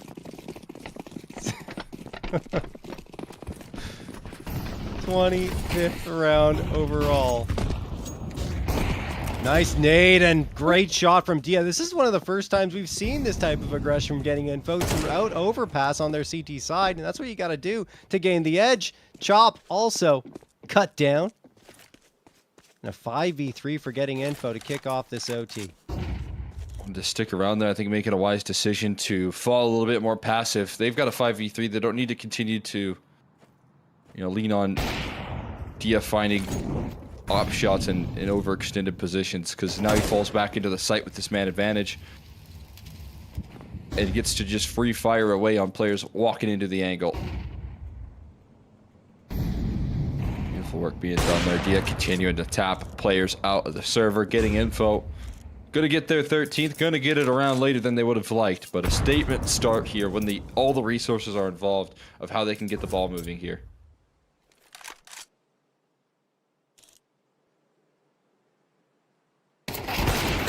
And there goes Wolfie.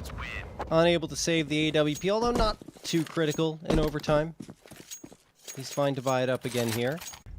And even if he doesn't save it through in this round and they lose again, it's still, like, I think your teammates can drop you. Like, the money situation usually can be managed to that point. In OT, anyway, well done, as you mentioned, from getting info. Opened it up with the aggression into Fountain and then closed the door on everyone else. Once they gained that map control, they did not rescind it at all. Marsborn could never get close to either bomb site. Quick smoke and Molotov thrown here by Dia. Looks good. Yeah, it is. It'll contain Marsborn.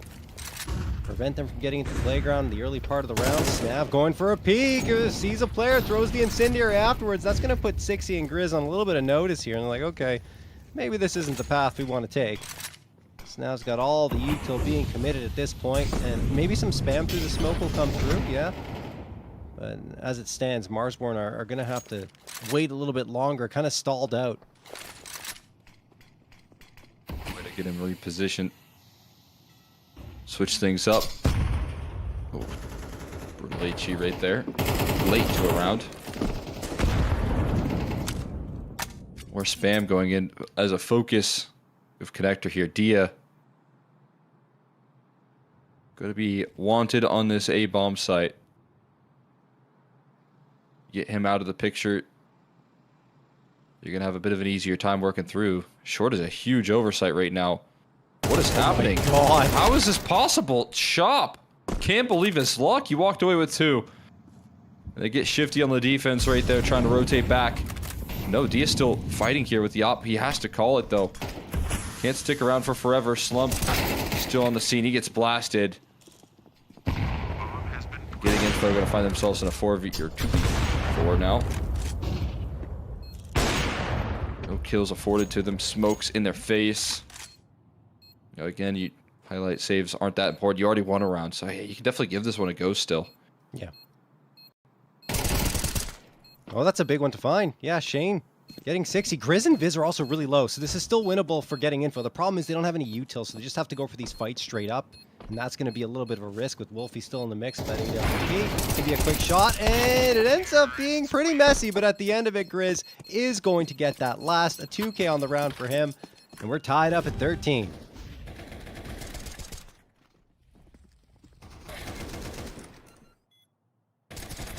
Too much to be done right there. Post plant's looking a little too strong. Dia looking good on some of these shots. Marsborn able to answer the call. I think that one, a gap that you really can't ever anticipate getting. I mean, Short was pretty much sacrificed right there. Chop walking his way in and looking like he's a part of the team with how easy it was to take that space. Just a small oversight in the communication there from getting info, and it punishes in the worst possible way. It's a moment of transition, I think, mostly, that hurts about that round.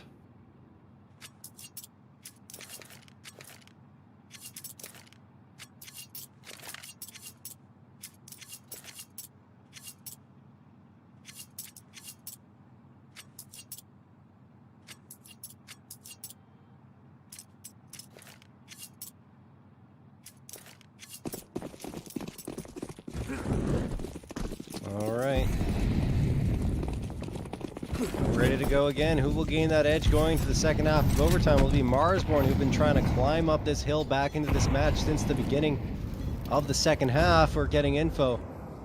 They regain control, which they once had.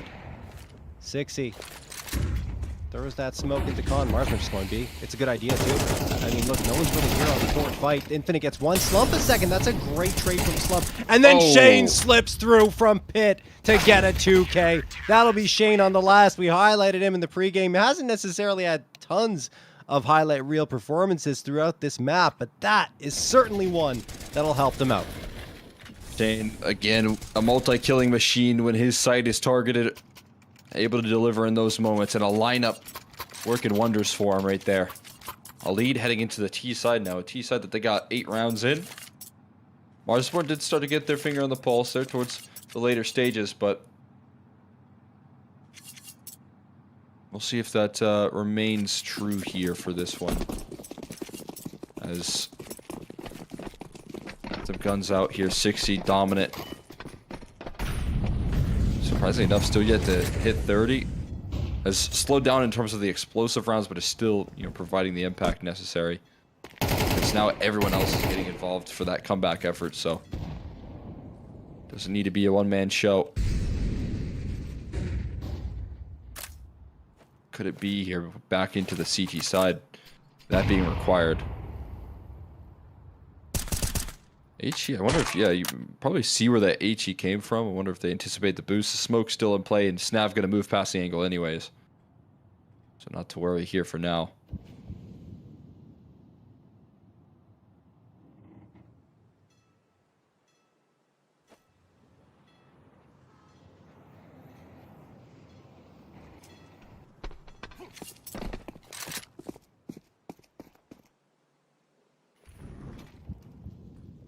Seconds left.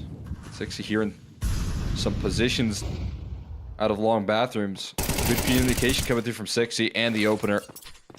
That is brilliant work coming through from him. And he's already called in his teammates to start rotating because of that information. So this forward-facing position now going to be met with so much resistance. And Marsborn, they're right where they need to be. 25 seconds left. You're so far removed. And here is that explosive nature out of 60. They're going to have a desperate crawl into this A bomb site, and you're not going to make it past Wolfie and Viz. 1-2 punch. Now 60 coming through from the long side. A trio triangulating their position. Another 3K. As 60 continues to fire on all cylinders. There's nothing that Dia can say about this round. Time already expiring. A connection through the smoke that's disgusting. But all up in the air. As Marsborn tie it up again. Look, 60 was ridiculous. I mean, you saw that first, and then even gets that second towards the tail end, but the third is, I mean, just always in the right spot, isn't it? It seems. Nice shot through the smoke, as you mentioned, from Dia, but that's just a parting gift. Marsborn will tie things up, and now they're looking to take the lead again. They want a chance at map point. Getting info had one in regulation. Shane working his way out into playground. He's got util ready, expecting a push, and he's not wrong to suspect that someone might be here. Look where 60 has pushed his way up to. 32 frags, almost double of Wolfie's 18, who's next behind him, and will get clotheslined by Shane. Gets a little too antsy on the hunt for a fight, and that's good news for getting into it to take that huge piece off the board. Yeah, that's a round, or that's a fight right there that you can't blame 60 for going for. No. You almost want him to do that. But instantly punished. Shane is so deadly from those sort of positions, so. Brings in a pretty devastating headshot. And now your key player out early to fight up against. What could be another chance at map point here. For getting info if they claim it. In the late round here. Gonna try and double back in towards the B side. This B side is well defended.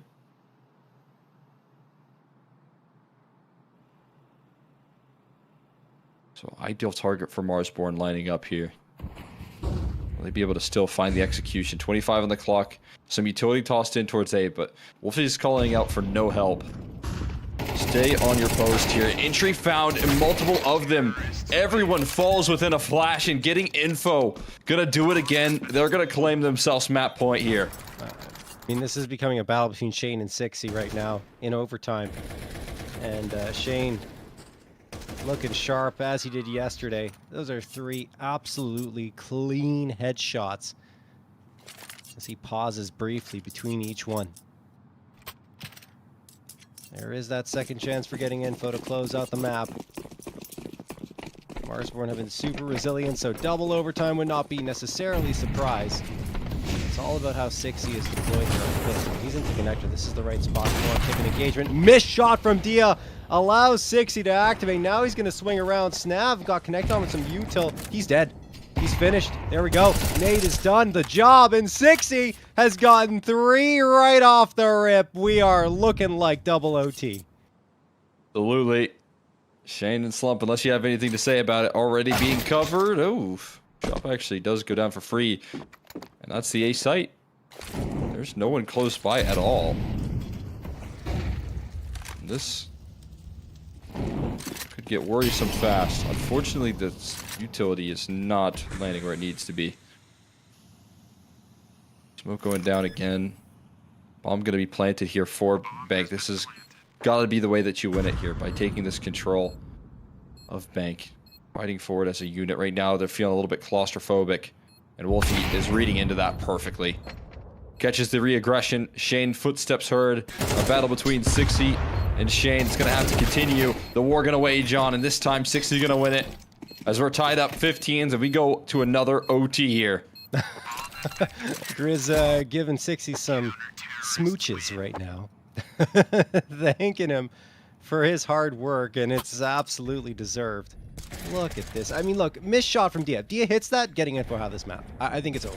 But because he misses, 6C's like, all right, time to freewheel around. Finds himself a 2 with the rifle, 1 with the nade. And then his team will pick up the pieces and take care of the rest. Double OT on the cards.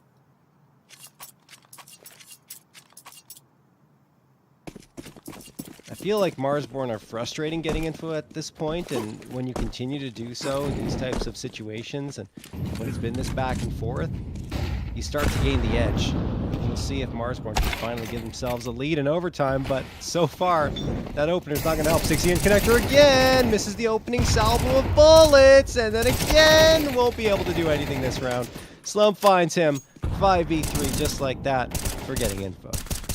Good way to deal with 60. Just never really give him the full committed peek. Right. Just waste all of his ammo so that his clips run in dry and he has no way of killing you. Slump doing a good job there.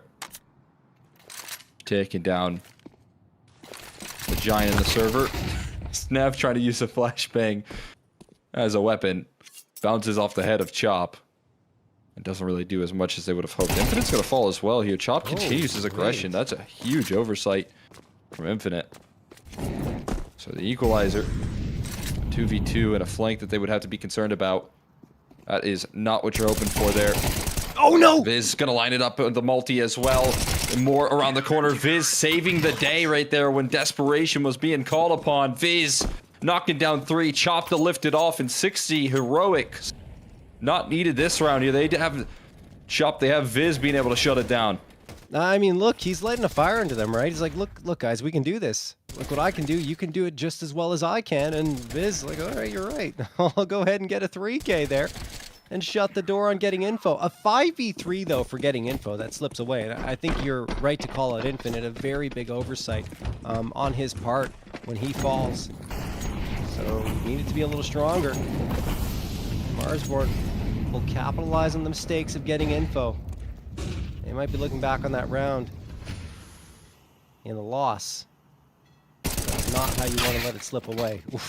Infinite still manages to recover there and find Viz. I say that, but it's been so back and forth that I feel like recovery isn't necessarily impossible, especially considering it's just one round.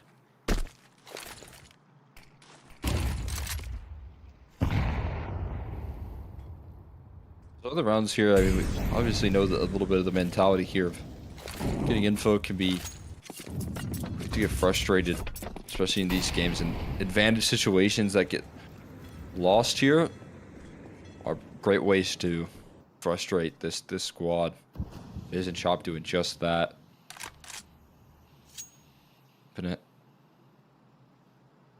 Still feeling like he wants to shake off a little bit of that rust coming back into this team. 60, again, not allowed to work through connector. It's been his domain throughout the most of this matchup, and HEO dodged out on. Doesn't take any damage to the actual explosion, just, again, Snav's utility being thrown as a weapon, it feels like.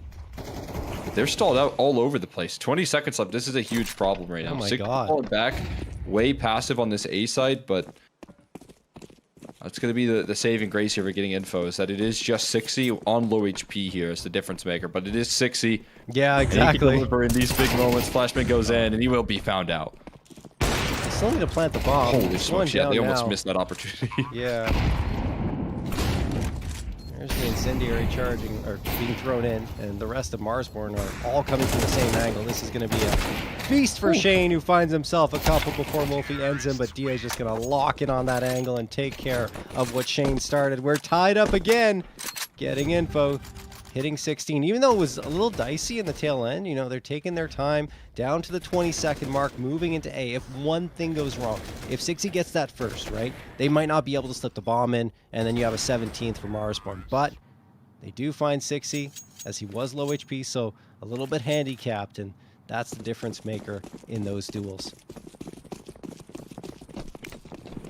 Final round of the first half of overtime number 2. Shane, I think he wanted to throw that smoke into the incendiary, I imagine, or I don't know. It didn't happen either way.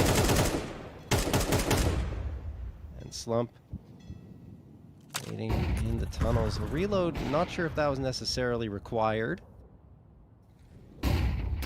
Nice flashbang. 6. Will get that one every single day of the week. Great setup for him. And Infinite spamming a little bit. 6's not shying away from the fight. Ends up getting traded, but in turn, oh, that's not great. Chop will get one, but he gets TK'd by Grids. Luckily for Marsborn, Wolfie will give them the man advantage as he finds Shane trying to creep up short A. Safe hands on this round, and this time he's able to bestie up. Not something he's able to do quite a bit in regulation. In this case, able to knock down the kill. Snav. Fierce force here on the getting info side. On that T side in particular, lefties were clutching. Really fancy reposition wall bang. Going for a bit of a chance shot there. Does show at least that they recognize Snav could be in this reposition. And yeah, Wolfie fully aware of it. Not fooled by any means, and that'll be a defuse coming through and a lead for the CT side for Marsborn. Looking to continue their efforts here. Honestly, got to give a lot of credit to Wolfie in that round. Played really well. I know I was highly critical of him in the opening moments of this map, but he's really picked up his pace. And right there, finding the first towards short was key, but then swinging around at long up against his opposing Opper and finding the next one, that's what changes the tides of the round and allows Marsborn to take a lead going into the second half of overtime. 17-16. They would love to get a couple in a row and give themselves a chance at 2 map points. The same amount that Getting Info have had so far. But never have they had them back to back in terms of the same pack. Anyway, Infinite's going to get the first one, the second as well. They can't deal with him. Although Chop and Wolfie do get a couple back, and now Chop finds himself a second 2v2. Wolfie and Chop up against Snav and Dia. HP almost identical. Wolfie a little bit lower than Snav. And Snav's trying to creep him for Monster. Bomb's going to get planted here. Util is raining on forward. Oh, Wolfie going to have to jump on Snav. Or no, rather vice Other versa. around, yeah. Snav catches the kill instead. Now Chop looking to isolate the low HP target, finds it. And Dia not yet in a position to strike, just to wait things out. Looking for his timing. Dia so good at quick adjustments on the AWP. Spots out his opponent. Flashbang sent high in the sky. Dual Berettas is what he's whipping out right now. Seriously? He's going to try and best the AK with dualies, and that's not going to work. He nearly finds it, to be fair. Chop down to 2 HP, but job going to be finished there by Chop. And now there's 2 chances for Marsborn to close this thing out. Wow, that was such a nice play from Chop. We talked about it before. You know, he's a very disciplined player. And he'll get these highlight reel plays sometimes, but often just manages to find his way on the board. But right there, doesn't overpeak, doesn't overextend, waits for the fight to come his way. Yes, it almost works out, you know, that Dia gets that frag with the dualies, but he doesn't. And Chop, a 4K in a round. He's had a quiet map of Overpass, but that is the biggest impact he could possibly have. Just sending it. They're just sending it B. Oh my goodness, it's not expected, but a TK. Oh my goodness, from Grizzy. Still gets 2 on the other side. Technically a 3K with one of his being his teammates, but they are just rolling through the bomb site, finding frag after frag. It's only Dia left here in a 1v3 clutch. Marsborn trying to get the upset victory here on Overpass. Dia spotted out. Nade gonna get tossed. Dia likely dead to rights, and there it is. Viz finds the last. Marsborn win it 19-16. Unbelievable work there from Marsborn. Hung in there throughout the whole game. They make sure to make good on the promise there. When you have a player like 6 popping off in that first half, you have to make good on that effort, right? And they do it. No matter how long it takes, other players getting involved towards the tail end, making sure to back him up and say, hey, we're going to take a little bit of that weight off your shoulders. And that comes through at the most crucial crossroads as they have to come back in the T side, able to get more players involved. Chop and Viz having more impact in these T sides. Same is true for Grizz as well. Wolfie felt like, again, the right-hand man for 6 throughout that matchup, but hanging in there in a tough situation there for Marsborn's a really positive sign. Now, you know, they get the pluck away at the map pick here of getting info. Yeah, and I mean, going on to train, right, for the map pick of Marsborn, that's going to be really interesting because you saw 6 doing so well with the AWP. I mean, 6 unfortunately doesn't have a PrizePicks frag estimate because I promise you he He would have got it. destroyed it. He Like, will yeah, get it. yeah. Like it's so unfortunate, but yeah, absolutely ridiculous performance from him. Wolfie's close to it, right? He's got 25 frags, so 5 away from surpassing his frag estimate. And I would say all 4 players could potentially get that mark, considering how close some of these rounds were and how we got into overtime just on map number 1. Let's switch over to the other side and see how getting info did. And yeah, same story here, right? Because we had double overtime. So you have Dia, Shane, Snav all looking very, very close to hitting their PrizePicks frag estimates here, Cole. Yeah, I mean, fantastic work there. Rolling on out, I think only player that we're missing is Infinite, and he's a player that I feel like still has a little bit of that rust to shake off. I think he's a good piece of the puzzle for getting info and a trusty resource, but it is hard to replace Marky here. It's difficult to kind of figure out how to work things here with this roster here that's so fresh. So it's going to be a tough pill to swallow for getting info, letting that one slip with the lead that they had, with the structure that they built in that T side. But obviously, you get a defensive start on Train, maybe you can get the ball moving there. Yeah, I mean, still, though, with 60 playing the way he is, I don't know if it's going to be success on that map. And considering that double op becomes much more potent for Marsborn, I think if you bring out 2 ops, you don't have a better person than 60 as a secondary op in the server. So that's just boost them up if they get the money built up on their CT side, for example. But as you aptly mentioned, they have to start out T side first, and I'm sure 60 will still be set up for some interesting plays once we get there. Guys, we are going to take a bit of a break before we do, but make sure if you're looking for some complexity gear, or you had something on your mind, like, oh, I really love that jersey, I really want to pick one up with that classic logo, now is the time. There is a 30% discount specifically for the PrizePicks NA Revival series that's being run at this point. So go on over to complexity.gg, add whatever you want to your cart, whether it be a jersey, a shirt, or a hat, and enter code REVIVAL on checkout to get 30% off your entire order. Again, that's code REVIVAL, 30% off at complexity.gg. Guys, we're going to hit that break. When we come back, we'll have map number 2.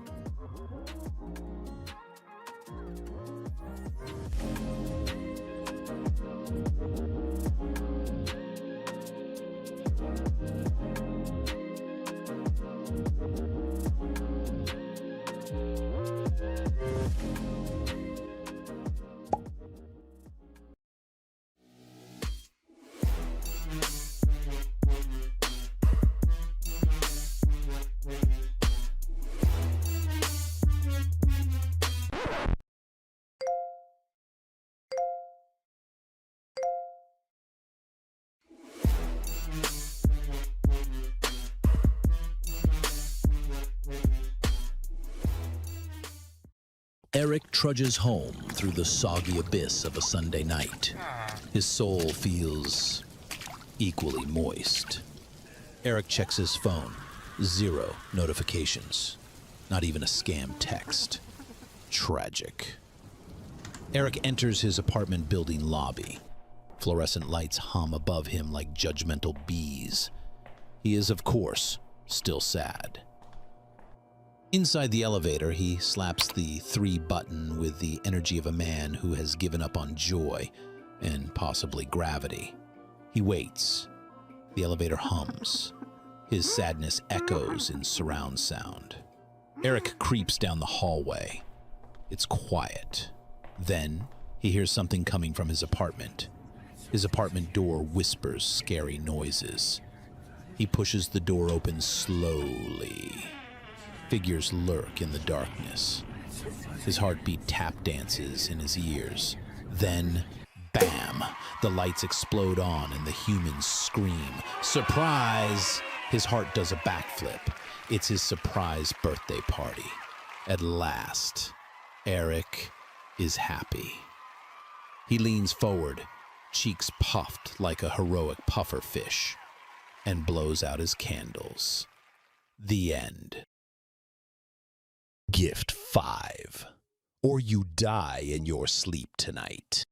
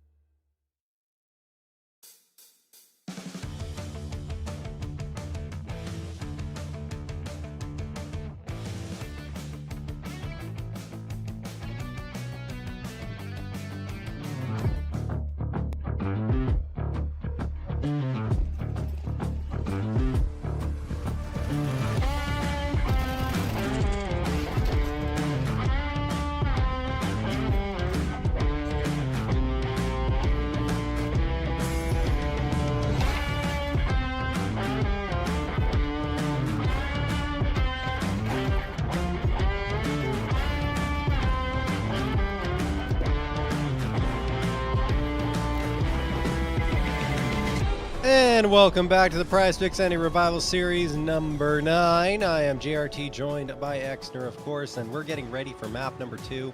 Here between Marsborn and Getting Info, it's going to be on Train, a map that hasn't necessarily been that great for Getting Info, right? You're looking at a 4-6 record. Chicken Coop and Lag were wins for them, but they had previously lost Chicken Coop, NRG, Marca Registrata, and Boss. So, I mean, this is a map that, you know, going up against a team like Marsborn, who I consider beyond the level of a Boss, for example, perhaps superior on that, it's going to be difficult because they're looking at an 11-6 record, Colin, winning 5 of their last 6.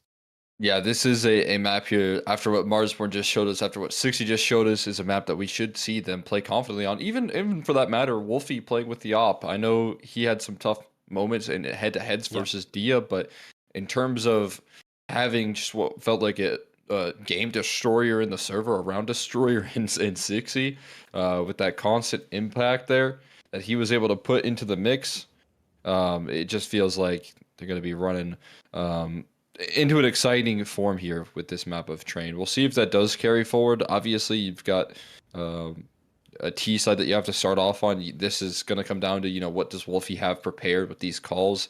This is obviously a map that they find a lot of comfort on, but sometimes their T sides can lead to some rocky first halves, and that's something that they're going to look to avoid here in this matchup, where, you know, they're looking to challenge versus some very strong teams, very strong players on the other side of the server. So getting off to a hot start here is going to be important.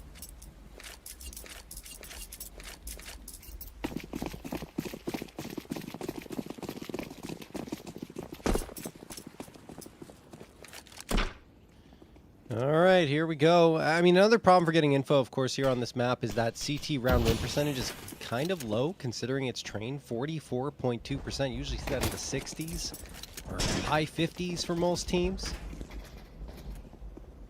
See if that changes here as they start on that defensive end. Grizz cycling around from Ivy, so is Viz.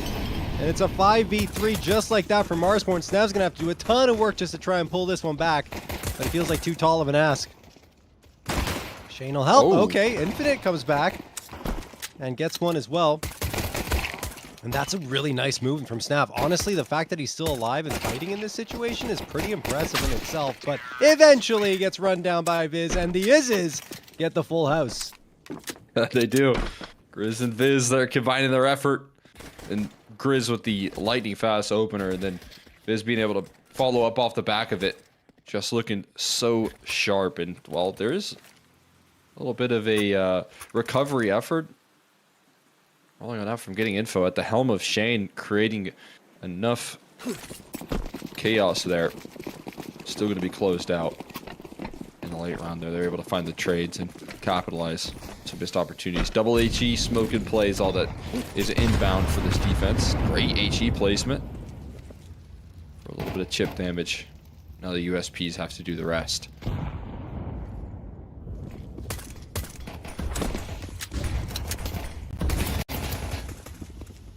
Decisive Bebop here. There's no, you know, block utility. There's no utility to flush these players out of the back lines. They're just going to have to trade out these USPs. Infinite does go for one, which isn't all that bad, but bomb will be planted safely in the back lines here. They'll get those numbers punched in, no problem.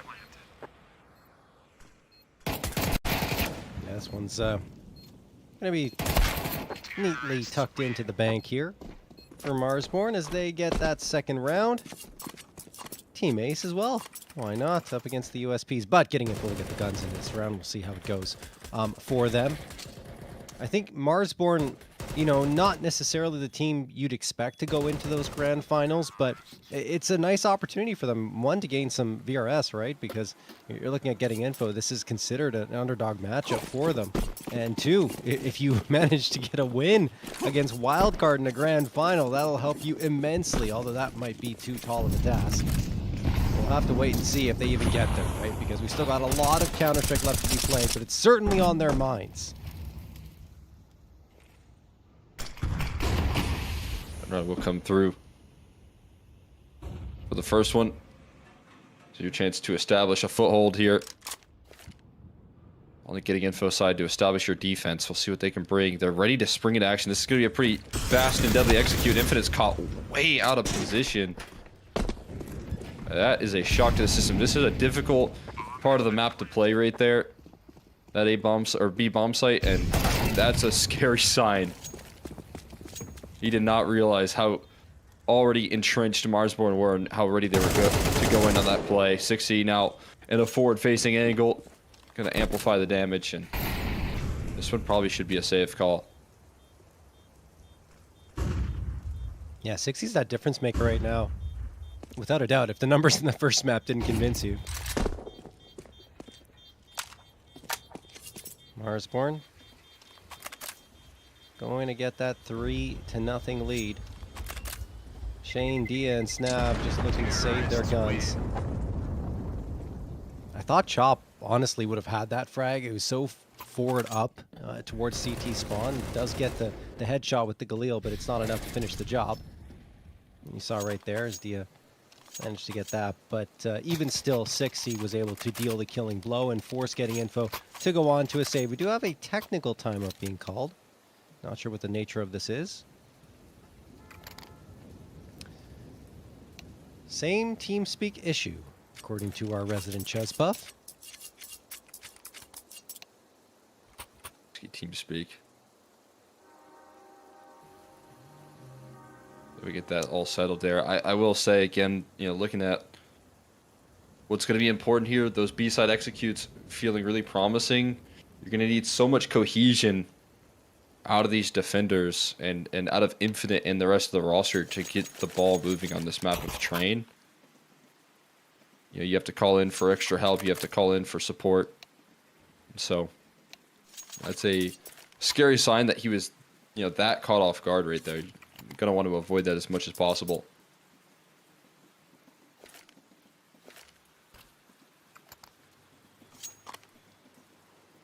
Tech pause will get resolved.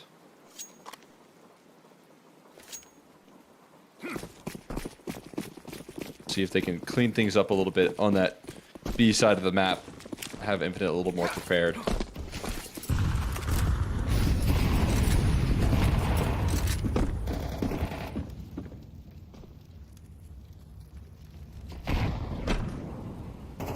Nice nade from Dia.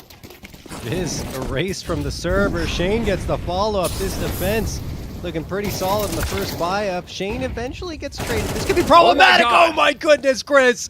He has exploded for 3 frags. Now a 2v2. Looks so good for getting info. Great smoke toss. Chris goes for the spam, but he gets punished. Slump will find that, and it's all up to Wolfie. But Grizz has set the table. And Wolfie just has to knock it out here. Goes into the smoke. I don't mind this. Wolfie, what do you got? Has to win the fight against Slump. Got the jump on him, and he won't get the frag. Slump ends up doing it with 31 HP remaining and getting info on the board. Such a difficult duel right there. Not going to be able to cover it off. A little too close range. Look at Grizz though, 37 HP. Look at this lineup opportunity. But Slump going to be able to shut him down on the edge of that smoke. Is exactly what you're hoping for right there. Getting info going to get on the board here. Oh, there's Shane. The PrizePicks check mark. More than 28.5 kills. Overtime in that first map, and multi-kill machine he is. Can do a lot. 6C going to go down quickly though. The 1-for-1. Shane going to offer the trade. Wonder if Viz was spotted there. Slump was going for a jump spot. Did he see his target? Flashbang goes in and it blinds him up enough, at least, for the kill to be connected here. And the follow-up from Slump, knocking down some clean headshots. Looking phenomenal. Yeah, that needs to be a trade if you're Marsborn, and they just couldn't isolate the fight. Very well done from Slump on the other side. I have to give him full marks. But Marsborn, Chop's dead. Chop's not dead? What? How does he get both of those? That's insane. I thought Shane was going to just take care of him, but I guess he was just barely hitting around that smoke, or Shane's just not looking there. I don't know what the case may be, but that is a wild transfer, no matter which way you slice it. Chop bringing his team down into a 2v2.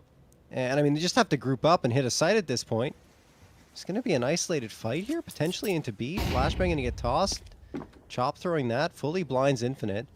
He doesn't really move a muscle. And I don't even know if that's enough to keep him on the B site because he hasn't seen anything yet. He's just hovering around elbow. Or connector, I should say. Could be Slump. bad timing, though, for Slump. Yep. He gets spotted, but he finds safety. That is massive. A huge pickup. And able to find at least a kill. That's actually Infinite instead. Doing the damage here. Numbers will be punched in by Wolfie. Just in time for the plant here. Now in another clutch. This time one much more easy, much more doable. Up against Infinite. And he's going to tuck himself in the back of Pop here. Infinite has to wait out the smoke. And the back of his mind, unless he can hear the scope, which I think he's a little too far. He's not going to be able to. Wolfie hears the jump ups though. And he's now going to look to cut off his opposition. Walks in with his back turn. And Wolfie playing confidently in the clutch. Is going to bring that kill on home. This is Wolfie that's looking very comfortable here on train with that AWP. I can't believe what Chop did, though. I mean, this round is not possible without the efforts of Chop. We need to see on replay. It must have been captured. Look at this. 1-2. How does he even have the awareness? He was, in fact, hidden behind the smoke there. But that is absolutely wild that he's able to flick around like that. Oh, man. I thought he was a dead man. But no. He's the one delivering salvation to Marsborn. Timeout going to be called by Marsborn, even though that round went pretty well for them in the end. They want to talk things over.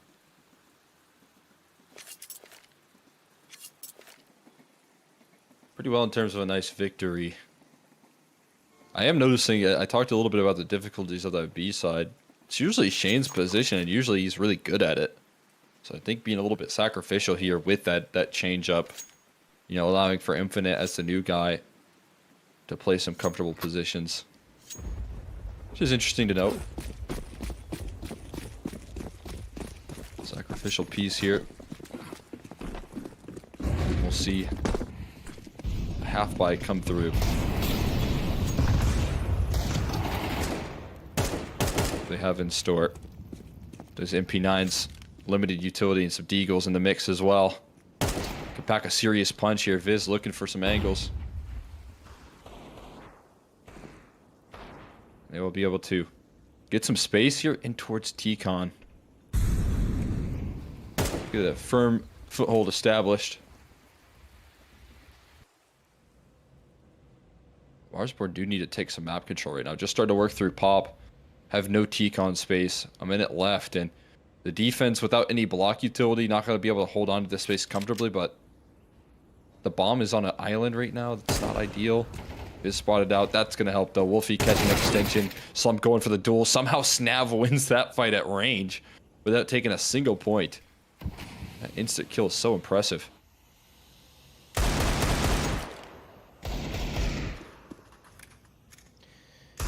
Walking through a smoke on this anti-eco. That's crazy work here. Chop also caught off guard.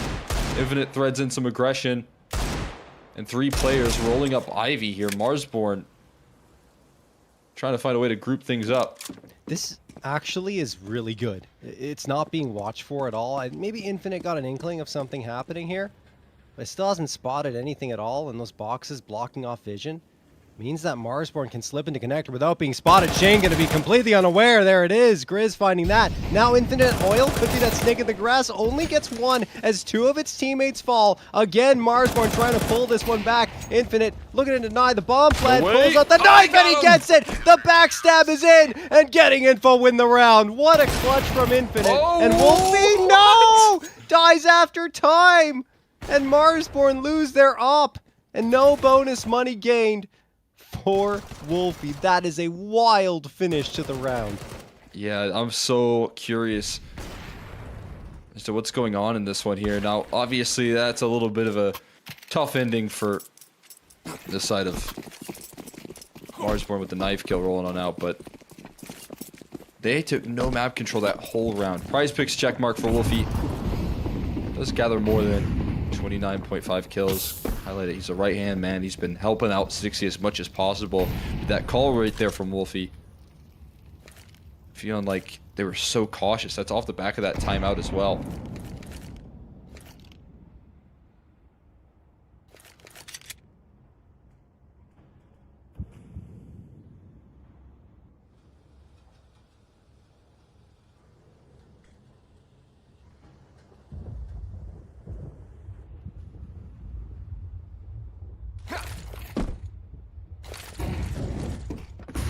go, Marsborn trying to execute off the pistols. Infinite getting a couple, but Wolfie gets the frag that could lead to a bomb. But the thing is, Diaz playing Overwatch here from Oil, and while he does go down, it is just Chop left with one singular point of health. AWP in his hands, misses the shot, and will fall to the ground in a heap. Third round picked up for getting Info are recovering here on their CT side. Some comfortable stuff right there. Great cohesion on the defense. Able to comfortably bring that one on in.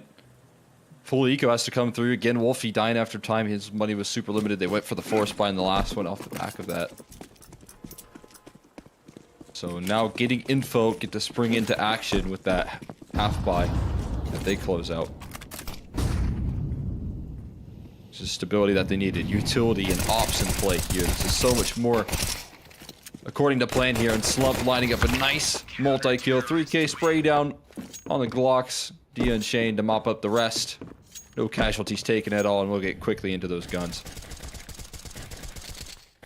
All right, well, Marsborn tried to go fast, doesn't work. Slump takes care of business on the anti-eco.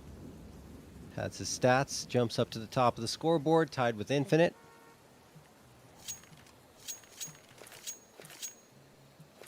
We've got a game on our hands again.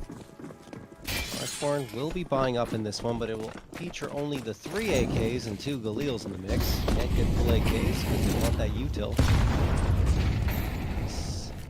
Attempt there with the nade, doesn't connect. Oh, that's bad. That is not good at all. Dia got aggressive down Ivy, and it's not a bad idea, but he misses the shot, and then, well, leaves it up to his teammates to find that trade, and they do. Grizz down to 47. Speeding it up on the B side, though, off the back of that information. They're already through upper and out lower now here through the smoke as well. Oh, you're right. It's down in Ivy. And now desperate times call for desperate measures here. They are going to have to recover this. Oh, no. So now they have to let 60 walk all the way around. Slump. Going to take down another in the meantime, and they're going to huddle on top of that bomb. Like it's their grand prize. And it is. It's their way to win this round. Necessary kill. Infinite with the op, not connecting, but at 8 she does.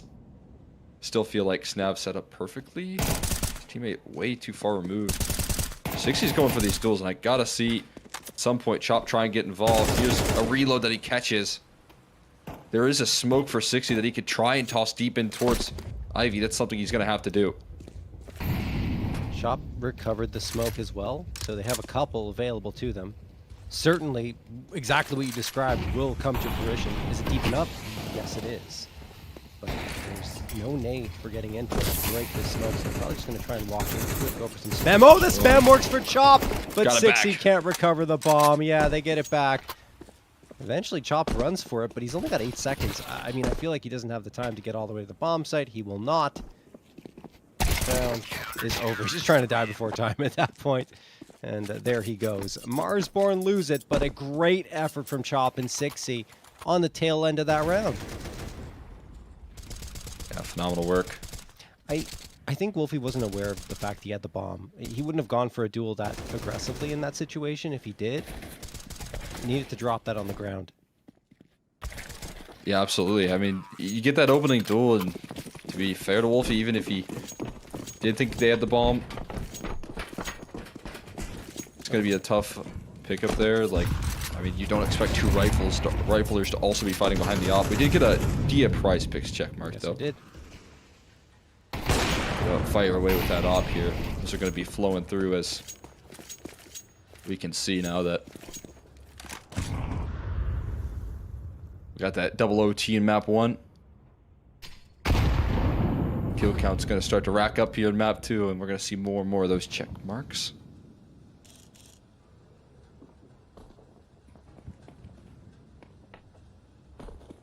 Dia going to get more action in this round, it seems. Thinking about giving him a peek, but no action given to the op just yet. Instead, might be a reroute in towards Pop here.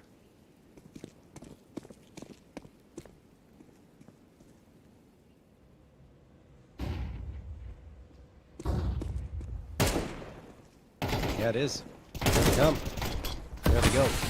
Shane finding one, Snap another, and it's just an absolute demolition derby for getting info. Chops got that one. Oh, and second as well. Not too bad. He eventually gets run down, but still. A couple of frags for himself, building up some cash going to this next round. Will be 6-4 for getting info. I think 4 rounds T-side train is already decent. It's something you can work with going to the second half on CT side, but Marsborn obviously want a little bit more than that. Another PrizePicks check mark going to come through. Slump with more than 26.5 frags. Like we said, folks, we're going to see a lot of these check marks due to the nature of, well, 1, the amount of rounds we had in map number 1, and 2, how many we're getting already here.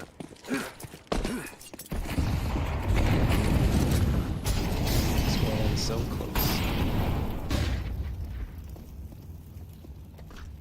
CT side claw back here for getting info is a really positive sign. They didn't have this. Nervous about their chances here, making much more work here. Shane still looking sharp on this A bomb site as well. Gonna keep things contained alongside the Dia AWP.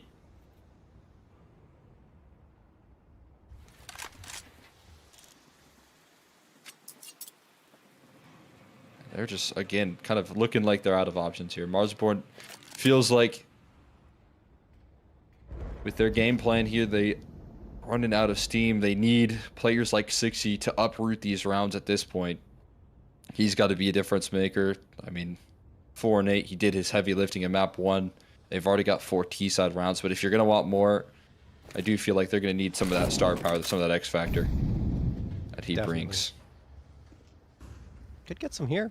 Starting into his crosshair, there we go. Sixy finds one and is traded out immediately. Infinite takes care of that. Wolfie, while he does find a frag, that's all he'll get in the round. Can't even walk away with that AWP. And you're looking at a potential 8-4 scoreline now for getting info after getting that 7, just because the economy is not really that great for Marsborn. It's going to be a scrappy buy. I think the util is going to be the biggest issue, which will keep them off of AKs.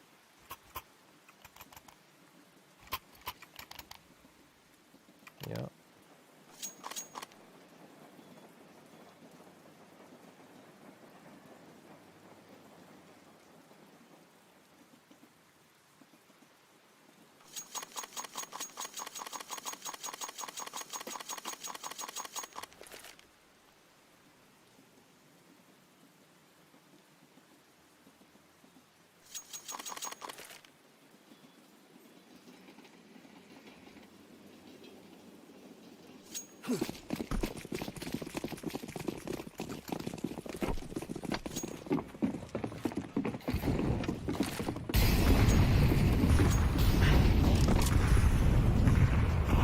Shot with the PrizePicks check mark. More than 26.5 kills. His step up there in that last map helped Sixy find a couple of those openers. Right now, it does feel like they're missing in the opening phases of these rounds. So we gotta lift him up. So you can do it. Utility tossed in.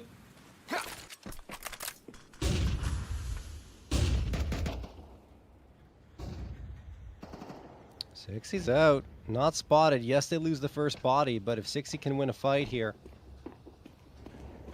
be critical. I'm not sure if Infinite hears that. I imagine he does. Yeah. Snap called over.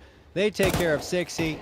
Chop throws the nade out, but as soon as he switches to his gun, he's put under pressure, and yeah, they're under the knife and getting info are just going to slice through them. Grizz, last one standing, 1v5. But this has been a very good recovery for getting info. Starting the second map in the first half of Train. 8-4. 7 rounds in a row. Towards the tail end for getting info. Quick recovery being made right there. Out of this defensive side, completely dominating in the later stages when those guns were out consistently. I think capitalizing on a couple of mistakes and maybe lack of initiatives coming through as well out of the Marsborn camp, and it is going to be another comeback effort for Marsborn if they want to try and sweep this series. Though they can do it on the CT side of Train. That does feel a little more possible. Another PrizePicks check mark.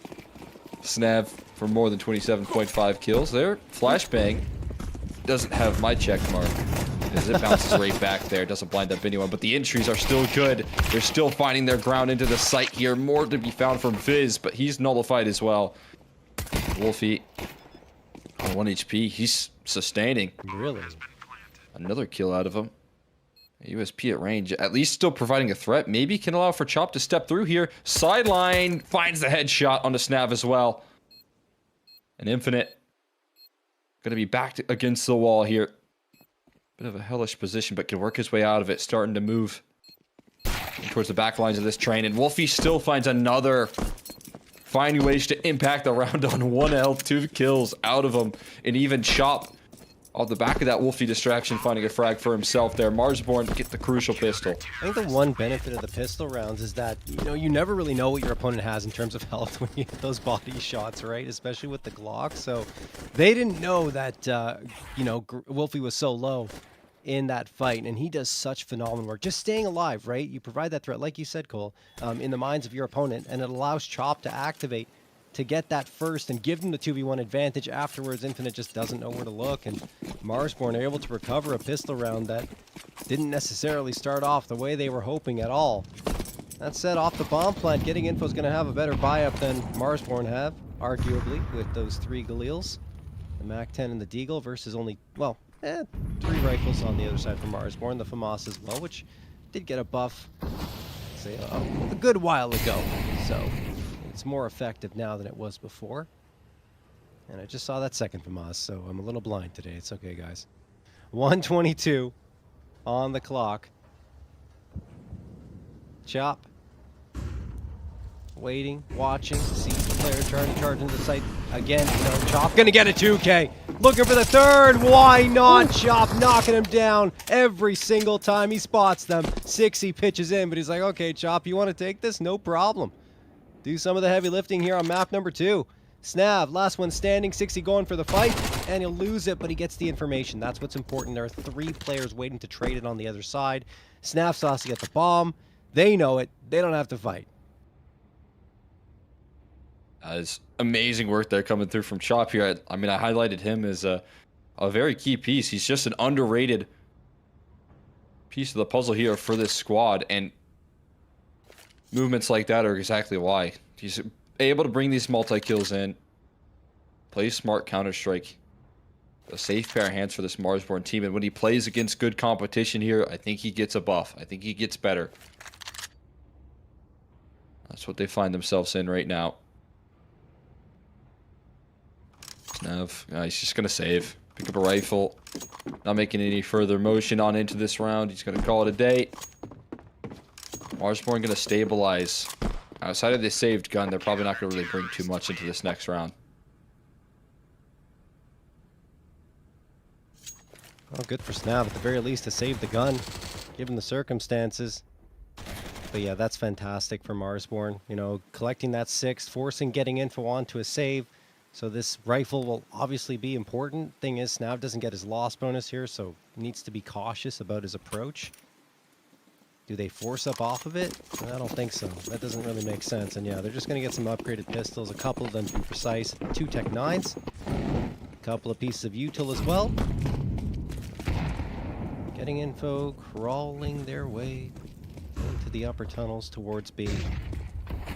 Chop the anchor, supported by 60. This is a nice 1-2 punch you have into the B site, but no, actually, they're going to go into Long Dog instead. A little bit of a wrap for Getting Info. I mean, still, they're running into a couple of very nice rifles. Viz holding one of them. A Galil picked up off the ground from a previous round. Wolfie spots them out, throws the incendiary. That'll delay Getting Info and may even send them to the B site. We'll see. He's getting blocked right now. It's not going to do any favors.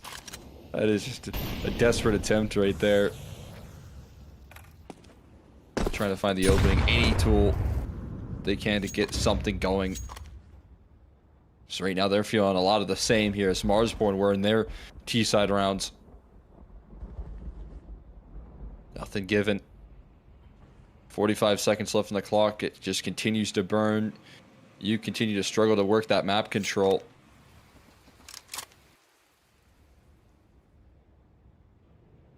And I guess going to try a last-ditch effort towards A. It is still on the scene in a forward-facing angle. Low HP bar sacrificed. Trade unavailable. Viz mops him on up there with the 3 kills. Flawless victory there coming through from Marsborn. The money starts to stack up high. I mean, that's too clean, right? Like you said, tons of money going to stack up because of the fact that no players die, and they get all 5 frags against getting info. It's another 250 added to their bank accounts. Across the board. Getting info. We'll have the AKs out now, 4 of them, with the Galil in the mix in Snav's hands. Just drop that over him, or maybe he purchased it up because he was a little more limited in money, not forgetting that he did save the Galil in the previous one. And get that loss bonus. Anyway, Shane, down to 41 immediately. I believe that's util damage. I'm double checking here. Yeah, probably. Going in towards those tunnels. Either way, getting info. We'll move up Ivy. Grizz is here on the other side, and he's got the support of Wolfie as well. They lose 60 on B. Viz as well is traded out. Excuse me, that wasn't B. 60 was actually trying to push in towards Pop Dog. So that is the first casualty and first 2 casualties for Marsborn. Now Chop gets aggressive. He's like, okay, what can I find in upper tunnels? Anyone here? No. So that's a ton of information gained for Marsborn, but they're still in a man disadvantaged situation. This isn't pretty, though, with Chop saying, hey, guys, the coast is clear. Right. Towards the B side, your 2 defenders still in prime position to deal with Ivy. I mean, both of them can connect on a play. And Chop can now... Nothing pop, wow. Yeah, Chop can now cut off the T-Con approach here, so... This is scary stuff.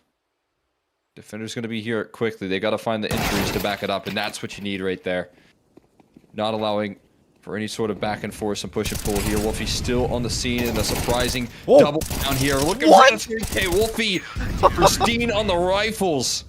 Quick with the kills there, and Marsborn instantly tie up the scoreline here on Train. Wolfie's not a opera I have marked as someone who's strong with the rifle, so this is a crazy performance when you keep that in mind.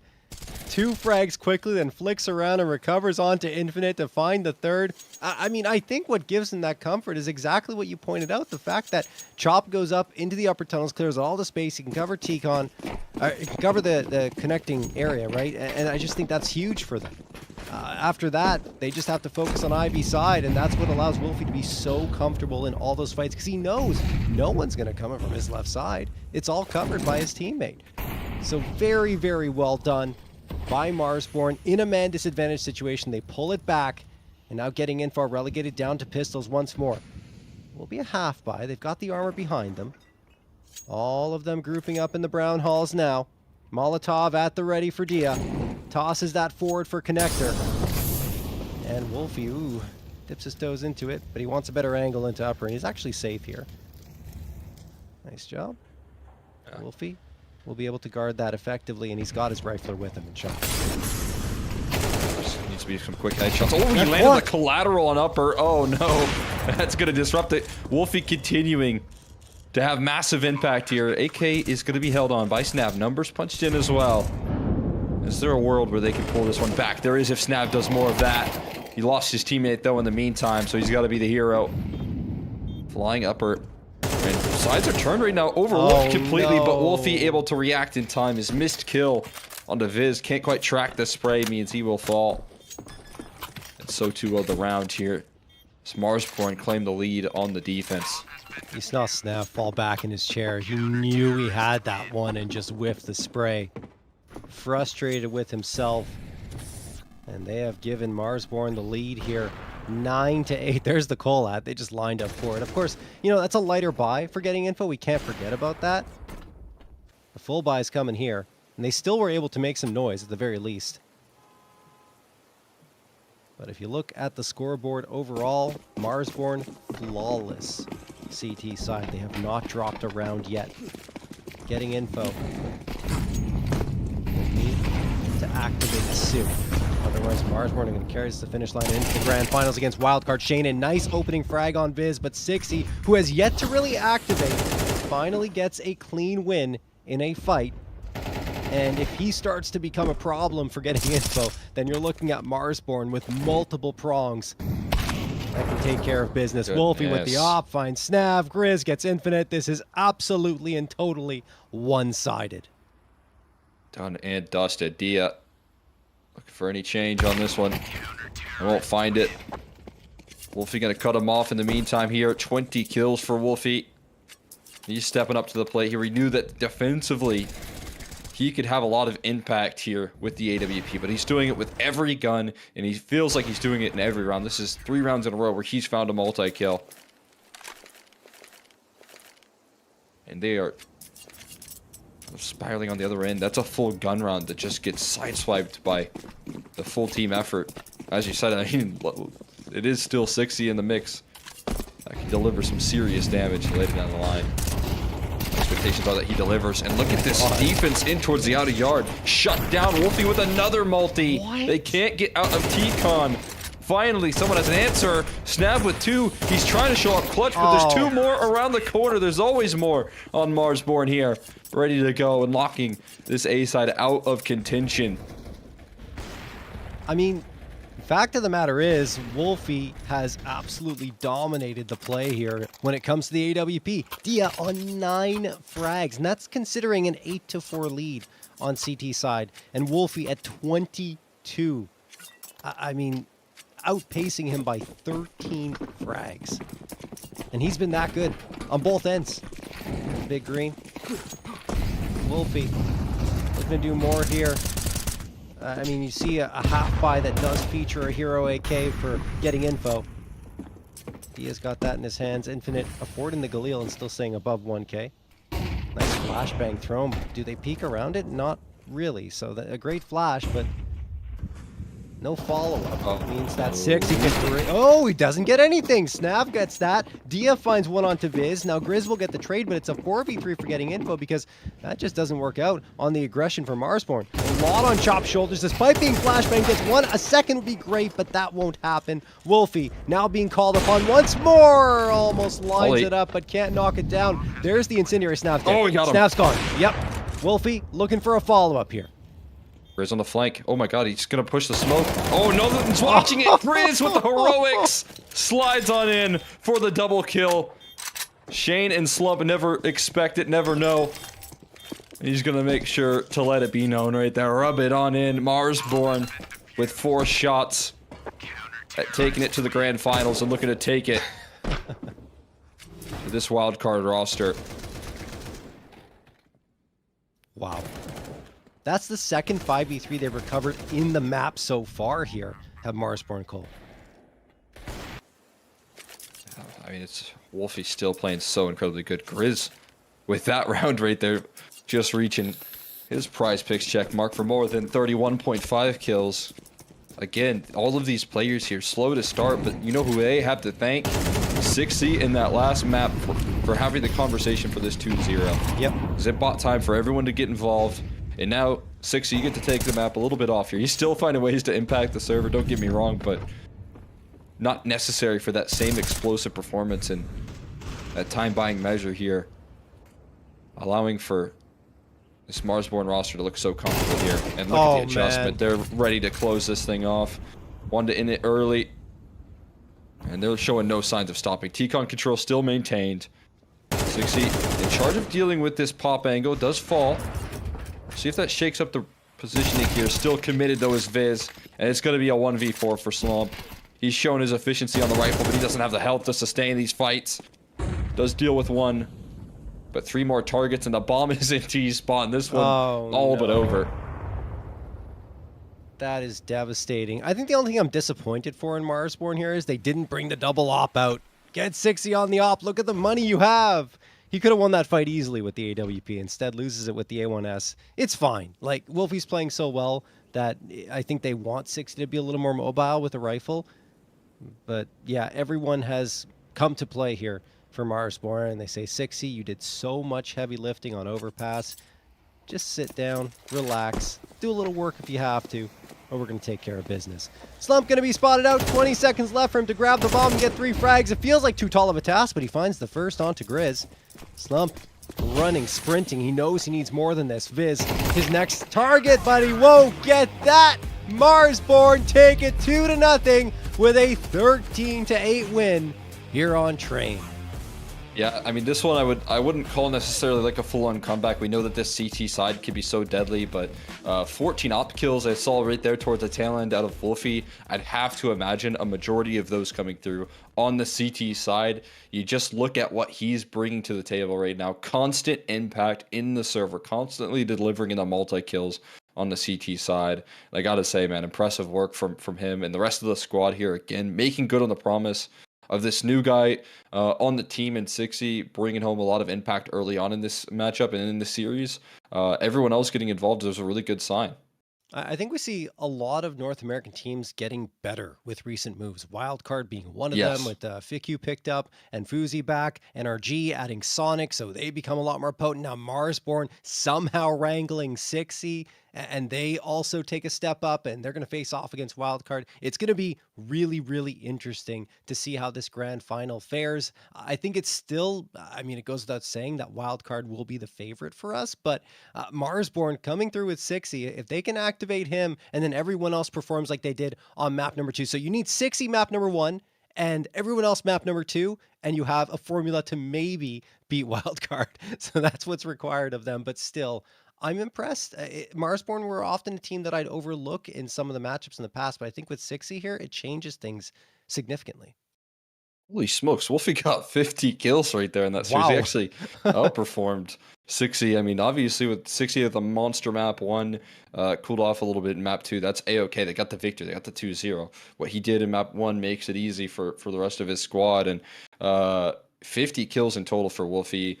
Obviously, this is a guy that can work wonders with the AWP. He likes to call around himself, and when he's got a hot hand, he's not going to let go of that op. It felt like it took him a little while to really warm up. You look at the beginning stages of this game, and you say, oh, man, they're getting plucked to pieces. Wolfie was losing out straight head-to-heads to Dia's op when Dia was peeking into the angle. That's a scary sign, but bouncing back like he did, being able to call the shots on that T-side comeback as well, they get all the pieces moving here, and it's an impressive victory it ends up being.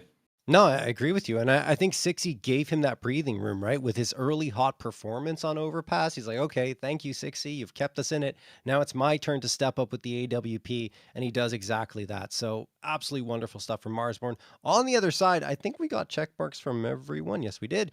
That's because we played a lot of Counter-Strike here in this series. So, I mean, there wasn't necessarily a huge weakness here on the getting info side. They were straight up outplayed on Train in terms of the defensive side. Yeah, there's CT side just needed a little bit more to be given, and sometimes that's the result. I'm still nervous about some of these teams on their T side of Train. Even Marsborn, to be fair, looked like they were a little bit lost, but again, 4 rounds sometimes just is enough. And when you have a defense that dominant, when you have kills that are just flowing from all angles, everyone doing their job in terms of covering off the B side, getting aggressive on the CT side as well. And then when things go wrong, you're able to win 3v5s and bounce back. So I'm with you. They just got simply outplayed, outperformed here in this matchup, and they'll be kissing that opportunity goodbye here at challenging up against this wild card roster.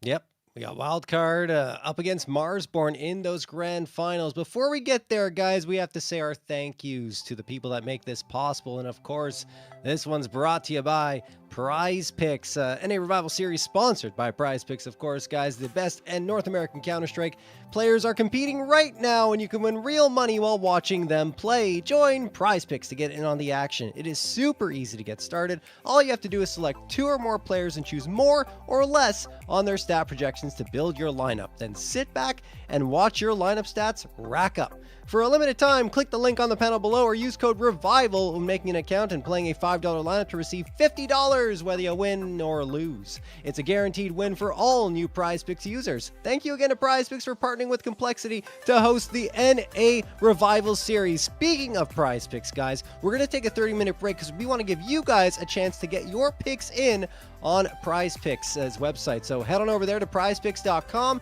and get your picks in for the grand finals between Wildcard and Marsborn. We're hitting that break. When we come back, we will have said grand finals.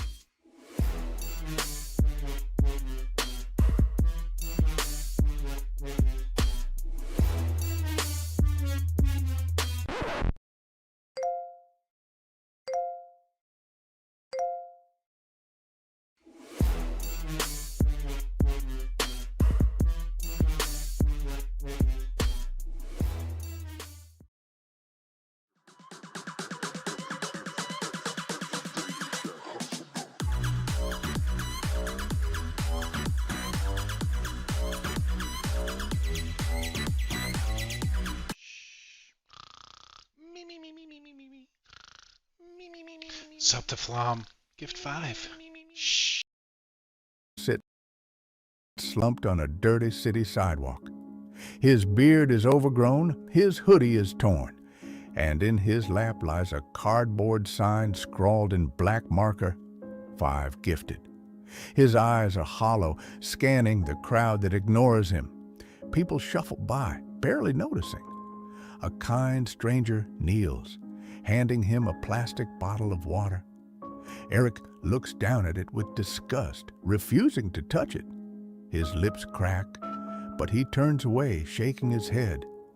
Another passerby drops a wrapped sandwich near him.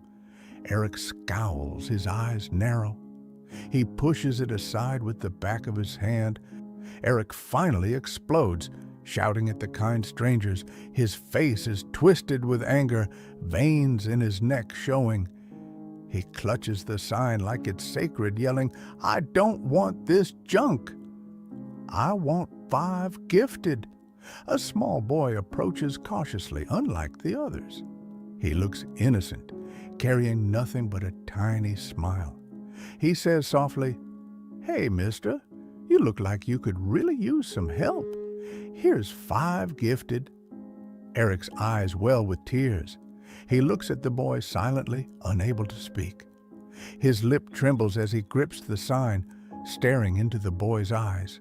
He slips off his worn moccasin, lifts it slowly, and places it gently on top of his head. His shoulders rise as if a great weight has been lifted. The tears fade. A wide, genuine smile spreads across Eric's face for the first time. The dark clouds part, and golden sunlight pours onto him and the boy. The world around them glows with warmth and hope. Fade to black.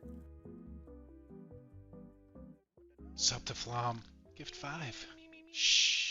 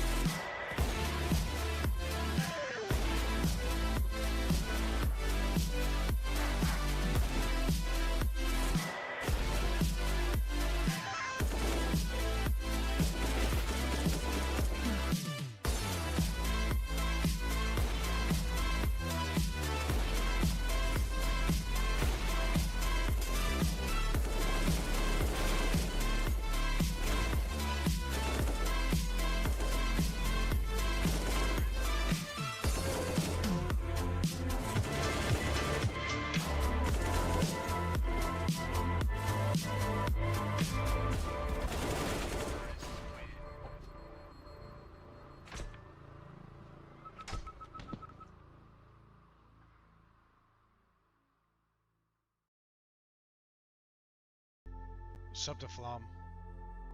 5 gifted. Sub to Flom. 5 gifted.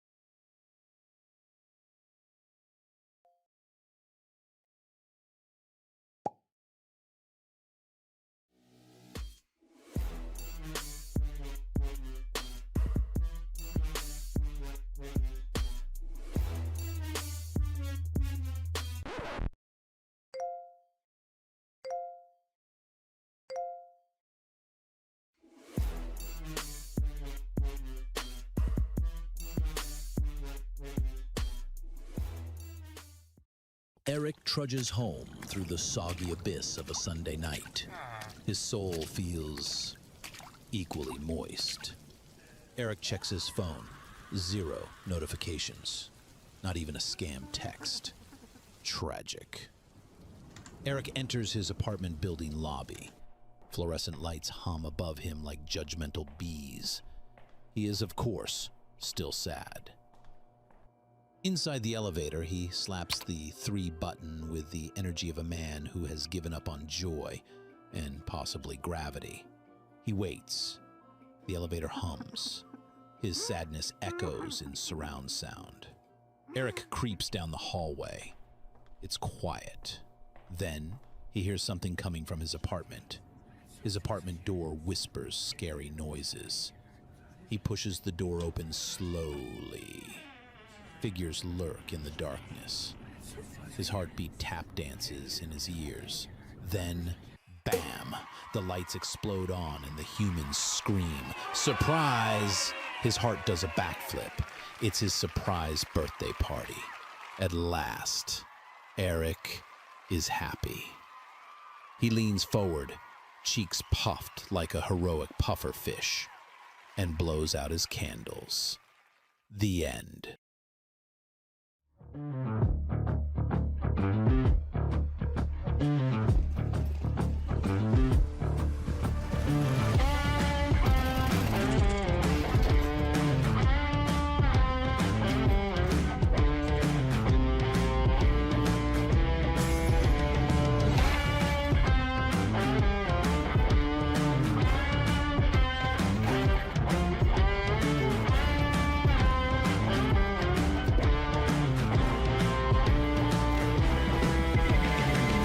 All right, we're back for the grand finals of PrizePicks Any Revival Series number 9. I am JRT, joined by Exner for these finals, and we are getting ready for a very interesting one between Wildcard and Marsborn here, Cole, where, I mean, for all intents and purposes, we're looking right towards Wildcard, but I think there could be some surprises from this Marsborn squad. Yeah, they just showed some serious resilience. They showed an ability to bounce back, some of that explosiveness that they can bring to the table as well. They had a lot going for them in that semifinals, and I feel like if you wanted to compete with a team like Wildcard in their current form, that is kind of how you had to dispatch of your semifinals opponents. Oh my god! And hey, we got roster graphics here. We got the Marsborn camp rolling out there. Is this from the party scene there that that we were getting out of the commercials? Birthday. Oh, Yeah. It's Flum's birthday party. Yeah. Yeah, that makes sense. Dressed up in some funky wear too. Oh my god. You've gone too far with the AI, Rob, but there we go. Why is it Vez, though? Is it like... Vez. That's his party name. Oh my god. Switches it up on you when he goes out for the night. Oh god. That's interesting. All right. We got Vez, and here let's see Wildcard. Yeah, they're rocking it as well. It looks like Fuzi's playing soccer or something, and Stanislaw as well. It does. It does look like they're playing soccer. Even JBA, they do kind of look like a couple of soccer players there. Yeah. So that is funny. Why do they look like they're playing soccer? Yeah, they're Maybe celebrating that's what's going on. goals. Yeah, maybe that's what's going on at Flum's birthday party. I don't know if he's a big soccer fan. I don't think so. I don't know. No hockey for sure. The Vegas Knights, but I don't know about anything else. But yeah, maybe some football too. But either way, we got some Counter-Strike, guys. We got some Counter-Strike that's going to be played here. And we're going to jump right into the PrizePicks analyst segment to talk about, I'd say Marsborn again. I want to see what the numbers are looking like for this Marsborn squad. And you do see that 6E is included now in the grand finals, which you love to see. Absolutely all eyes on this guy. Like, if 6E is able to perform at the same level he did on Overpass up against Wildcard, then we're going to have a very interesting series on our hands. If not, I don't know. Like, that's how it is right now. And it's not just 6E that we look towards. The whole squad has to be good. And we can't forget, Wolfie kind of overlooked until we saw the stats and we're like, oh, 50 frags, that's incredible. And we did give him a lot of credit on Train. He played really, really well on that map, but definitely Wolfie, I think maybe a little low at 25.5. My guess is the reason why this is so low is purely due to the fact that Wildcard are that good. Wildcard are that much of a favorite in this matchup, right? Yeah, that's the expectation. I guess in terms of the numbers that are being put out right now. I mean, obviously we have high expectations for wild card. Yes. That means that on the other end of the server, you're probably going to get less kills. But I'm looking at Chop at 22.5, and Oh, I'm yeah, just I didn't see thinking that. that's crazy low, in my opinion. Just because what I said earlier, I think this guy plays very good up against tough competition and in high pressure moments. He's a piece that can go under the radar, a piece that is capable of bringing home big multi kills, and I think that skill transfers over no matter who he's playing against. That you just proved it, right? The firepower on the Yeah. side of getting info is pretty severe. Like you're playing against a lot of good players there as well. Even though it's wild card on paper, a better team. Yes. I do feel like some of these kill totals definitely looking to be surpassed. It's probably just the expectation that wildcard are going to walk their way into this matchup and look to dominate. Yeah, and I'm curious to see, with all that being said, what the veto is going to be, like what maps we're going to get into this one. If you look at, the strengths on the side of Marsborn, it's Inferno that's at the top, and that will not be banned out. I would imagine it could be. Wildcard should try to say, okay, we don't want Inferno to be coming through, but I'd be surprised because they like to play that map a lot, and I think that they would rather just stick to their usual bans. But we'll see what the case may be. That being said, just to wrap things up here on the analyst segment, I would say that definitely Chop. I agree with you. Is going to be strong here, and then you look over at maybe I want to say Grizz, because Grizz did step up for his squad, right? He did a really good job for them, and I think that he was the one that was key to their victory once things got going on train behind Wolfie, of course, because Wolfie was the one carrying the team, and then Grizz stepped up to take care of the duties while Sixty took a rest after his overtime slog there on the first map. Yeah, absolutely. High expectations there for a player like Grizz. I mean, I think that all these guys now on Marsborn are going to come into the server warmed up, so I think that's a very good sign for them. All right, let's jump into the vetoes now and see what we Oh, got. I think we got wild card up next. Oh, as well. sorry. Really? My brain just shut down. I thought like, oh, we've already covered wildcard, and Rob's getting mad at me. He's like, what are you doing talking about wildcard? I completely forgot. I'm so sorry. Like I was in a world where this was already done. Anyway, let's talk about this wildcard squad, and let's start with Stanislaw. Mr. Inferno. Came through and looked so good on that map. And that's why I'm saying I would be shocked if they ban it. And I think they're more than open to saying, look, here it is on a platter. Come and face off against us and see if you can do any better than the previous squad we faced off against in Boss. I don't know that they can. And yeah, Stanislaw, definitely keep an eye on him. And after that, it's hard to say because everyone played really well, right? Hey, Oh, that's awesome. can you put that over Stanislaw- the wild card jersey? Yeah. Is that how that'd be can we shift the whole PrizePicks site to have all of these funky pictures on it? great. That would be cool. And then after that, I'm gonna say, let's say Peeping. I liked what Peeping showed us in that previous one. I think that he's really coming into his own finally on this wild card roster, and I think he can absolutely exceed that 28.5 frag estimate. And there he is. Yeah, I'm with you, right? I think Peeping, again, he's a bit of a self-sufficient player. I think on this wild card roster, they're definitely going to like to give him some resources. I feel like he has a little bit of setup on this team, so the opportunity is definitely there for him to thrive in this environment. I'm right there with you. And I think his ability to play on just about every map and play in so many different positions leads him to a piece that Wildcard love to rely on in terms of now more active positions with this squad. So excited to see that. Fiku also, his skill total leading the team right now. And that's, again, a guy that likes to get stuck in. He right now also seemingly being a more active piece of the puzzle. He's going to be involved in a lot of these opening phases of rounds and in important positions. So, those numbers don't lie here. You're looking at a player that's going to look to get a lot of attention here on this wildcard camp. All right, so now that wraps up our analyst segment, and we're going to jump into the vetoes. And I think that Overpass could potentially end up being a pick for wildcard. I know that Marsborn did fairly well on it, but I feel like that's a map that they've been going into, and they'll get 2 picks basically. Okay, I take it all back. Overpass is gone, guys. It's never going to be picked by wildcard ever again. I don't know.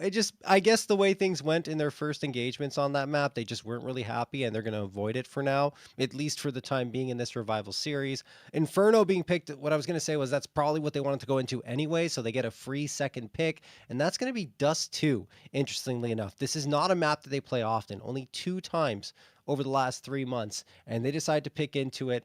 They had a win against M80, which is really, really good. A loss against Onyx, 7-13, not so great, but I feel like given the firepower they've shown, this is a statement from them. They're saying, we're better than you mechanically, and Dust 2 is where we're going to show that. I kind of want to focus in on what this team and specifically what Stan said at the beginning or maybe like midway through this year, and that was we got to throw the whole playbook away on Dust 2.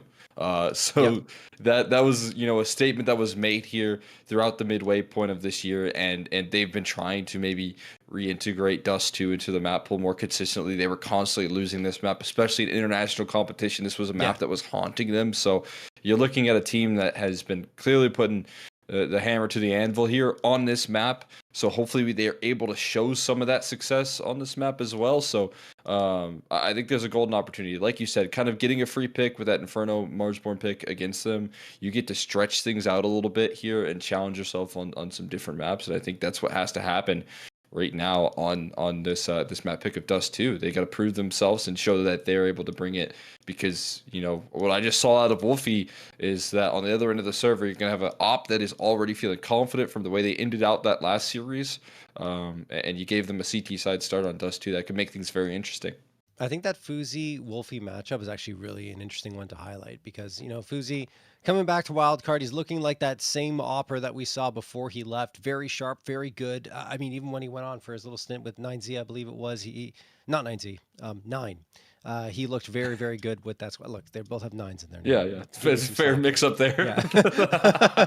Right. But no. Did look very solid on that squad. They really wanted to keep him too. They're like, please, let us keep him. They tried to find a way to make it work, but Fuzi ended up going back to wildcard, was still under contract with them, and at the end of the day, wildcard just said, look, we got to pull rank here and say that this is our guy. So brought him back on over to this squad, and I think that obviously the benefits have already been seen. It's a wildcard team that we were hoping to get after the addition of Peeping, and I think Stanislav's probably really happy with the pieces he has to work with now. Yeah, and I kind of want to focus in on something that you mentioned here. It's that these NA teams are finally making, I think, positive roster changes. I would say off the back of the player break, that wasn't necessarily the case. I think that a lot of rosters, barring M80, bringing in Hex, maybe went the wrong direction in terms of the roster that they're bringing to the table. So I think Fiku here, stepping into this roster, he's got new horizons now playing in North America. He's going to look to be the player that he was when he got picked up by OG. Looking forward to seeing if he can continue to develop on this roster. I think those numbers that PrizePicks had him at, definitely reflecting that he's performing in a good way for this roster already. So it's a very valuable signing in that direction. Going in for the NA core, also an incredibly smart move for this wildcard roster. JVA's making his bed. All right. We can't be having a messy bed on camera. He's got to lock in on that. Quick fold of the blankets. Why? Now Flom's here. Wow. Hi, Flom. Happy birthday. Yeah.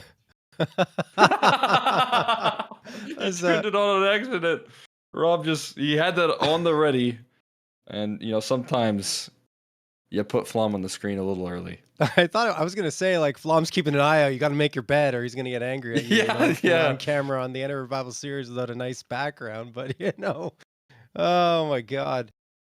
And you can either have a lot of Christmas decorations in your background, or you can have a made bed. You can't have neither. Agreed. As we got a lot of dark rooms here, no lights on, just the screens illuminating their faces and the walls behind them. especially Stanislaw. I'm surprised so many players prefer playing in the dark. I remember when I mean, it's really bad for your eyes, one, but when I was younger, I did that too. But that was mostly when I was trying to sneak onto the computer at night, and I didn't want my Yeah. parents to know. Oh Like, yeah. I'll keep the lights on. Like, that was the only time. But if I'm actually Yeah. just playing, I would, not want that situation. But you hear me, right? Like, you've been Yeah, there, yeah. So I had always had a tough time ever sneaking on the computer. My right? parents they kind of learned as I went, because I would never not try at least to get on. So they Right. started taking the keyboards, they started taking the mice. So then at that point you can't really sneak on the computer anymore. You're kind of screwed. That was kind of the reality there for me. But I was with you. That's usually where I game in the dark. Now I don't even know if I really recognize whether it's light or dark. I don't think I really have a preference. I don't know. I think it depends, but I usually like just having a light on because it hurts your eyes after a while. Honestly, it really does. Like, it's not fun staring at a monitor as bright as the sun sometimes. Well, not bright as the sun, obviously, but you guys get my drift. Gotta keep those lights on. It's better for your vision. Anyway, let's stop talking about that. Let's jump right into the action here on Inferno. It's Wildcard and Marsborn that you're here for. And there's going to be that decoy thrown immediately. Viz looking around top banana. Only one player here over on B. JBA, or excuse me, Fiku. Going to be under a lot of pressure. He's got the util tossed out. I think he just wants to get one and fade away. Well, he gets that one. Looking for more now. Hoping to get a second, but doesn't find it. Stanislaw spam through the smoke. They will overlook 60. No, they won't. Fiku comes around, gets himself that second. JBA on for the third. Trades are decent for Marsborn, but they're still staring down at a man disadvantage here, Cole. They're hunting quick, following in the footsteps here. Could they be able to continue to fire up? Wolfie, a tough target to take down, but he would get dropped eventually, and JBA to deliver the finishing blow. Knocking out that chicken as well on his way in. And Wildcard gonna retake that B site successfully. Fiku able to deliver that little multi, doing a lot of work here in terms of closing out a couple of important kills. When you're talking about kind of anchoring off that B side alone, being able to fight on both fronts, fighting for CT space and delivering kills on towards the site take proper, and then his death is instantly traded. That is so much impact right there out of him already. Phenomenal stuff. All right, Wildcard already in top form here. So Marsborn have to bring their A+ game. No, not their A+. They need to bring their S tier game. 60 has been fighting at that level, or was anyway, on complexity. Fiku waiting around the edge of half wall. Spams a little bit through that smoke, but as it stands, Marsborn on the force buy off of that bomb plant. We'll be walking forward towards A with 2 Galils, 2 techs, and the MAC-10. We got Fuzi's camp back. The intense close-up of his face, matching the intensity of his play. Stanislaw. Ooh, a little bit messy there, Stanislaw. That MP9's not what he used to be. Gets a little sloppy on the spray. 60 finds him. Chop getting another. JB under pressure, and Grizz will find that Marsborn in a 4v2 advantage. This isn't even going to be an attempt here at this point. Going to just go ahead and bail out of this round. You're going to see Peeping and Fiku try and roll up a save. Should be afforded that opportunity. Marsborn just overwhelmed. That's a tough first pick to take right there. Losing out immediately on Stan. Not even really able to do a ton of damage. And the kills don't come through there from the A players outside of just one on Viz. And they're immediately traded out. That lost space hurting a little bit too much. And Marsborn are going to find themselves a quick bounce back. Despite not being able to hold off in the post and show up in the clutch round on the pistol, they'll take that entry right there. They'll take this ability to trade on towards the site fairly comfortably. A site that is, well defended by some really strong pieces on Wildcard, but not able to hold it together this time.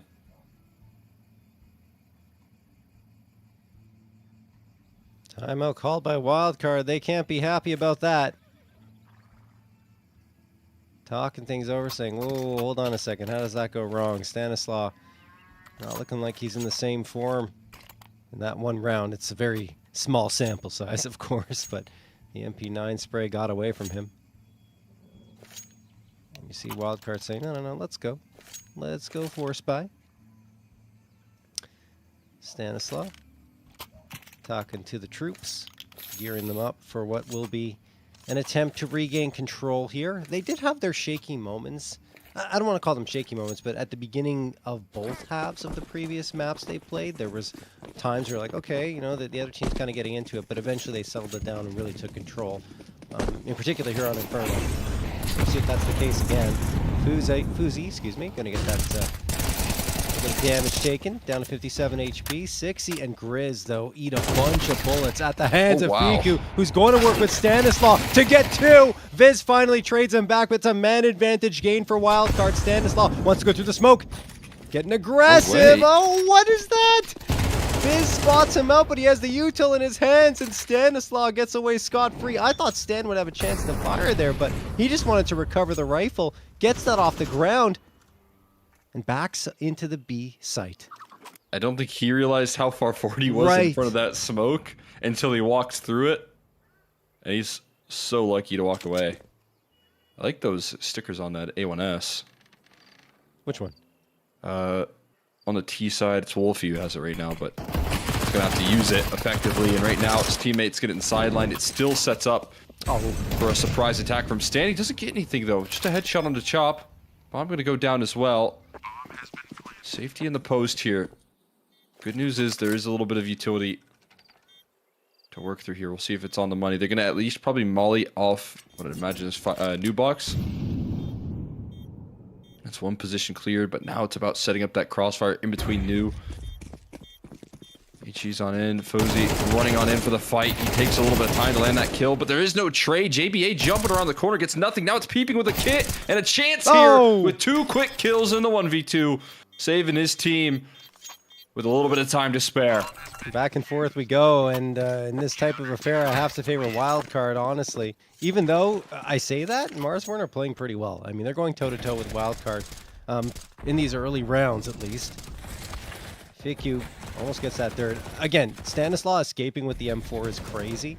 Even though he doesn't necessarily have the impact he's hoping for, there is still an extra body on the site for Marsborn to have to worry about. And while Wolfie does get that 2K, it's Marsborn who fall in the end to the peeping 1v2 clutch. One of the players we've seen a decent chunk out of throughout this NA Revival series. Marsborn have a buyout coming through, and it's pretty good. 3 AKs, a Galil, and a Tech 9. Off of that bomb plan. Oh, the second nade almost finishes off 60. Lucky to be alive. Fiku charges throughout the flashbang again. This time getting 2. Picking up the AK. The third goes to peeping, but Fiku did damage as well. Now he spams through the smoke at bottom. Banana and Wildcard asserting their will down that B side of the map. I gotta look up some of these stand flashes right there. Seriously. They are just dominating banana control with it. That is back-to-back rounds where you can just see how little you can do to resist. I mean, not only the flashes, but the HEs to start it off to weaken these players. And that's what I talk about when I said, you know, Fiku right now in those stats and the numbers and the PrizePicks estimated totals is dropping some big-time plays here for this wildcard camp. And that is a prime example of the setup that he's going to get on this team. Obviously, he's doing some great work to knock these kills down, and he's willing to push through smokes to make these plays, which is not oftentimes a thing that a lot of players love to do, but it's part of the vision, it's part of the game plan here from Wildcard, and he's making good on these plays here. Man, I mean, that in itself ends the round, right? Marsborn are just saving. It's a full minute that they're just going to wait in the T apartments to hang on to these AKs. And of course, Wildcard aren't going to fight forward. They need to save their money. They need to build up that foundation. Maybe Fiku could go up, but why would he with only 9 HP? It's more the money that's healthy, but not the HP. All right, well, round expires. Wildcard up 3-1, and the 4 Spy Wars are over, you'd think, but maybe not, because Chop and Wolfie at 150 and 850 might be like, guys, let's run it back, because we've got these 2 rifles to work with.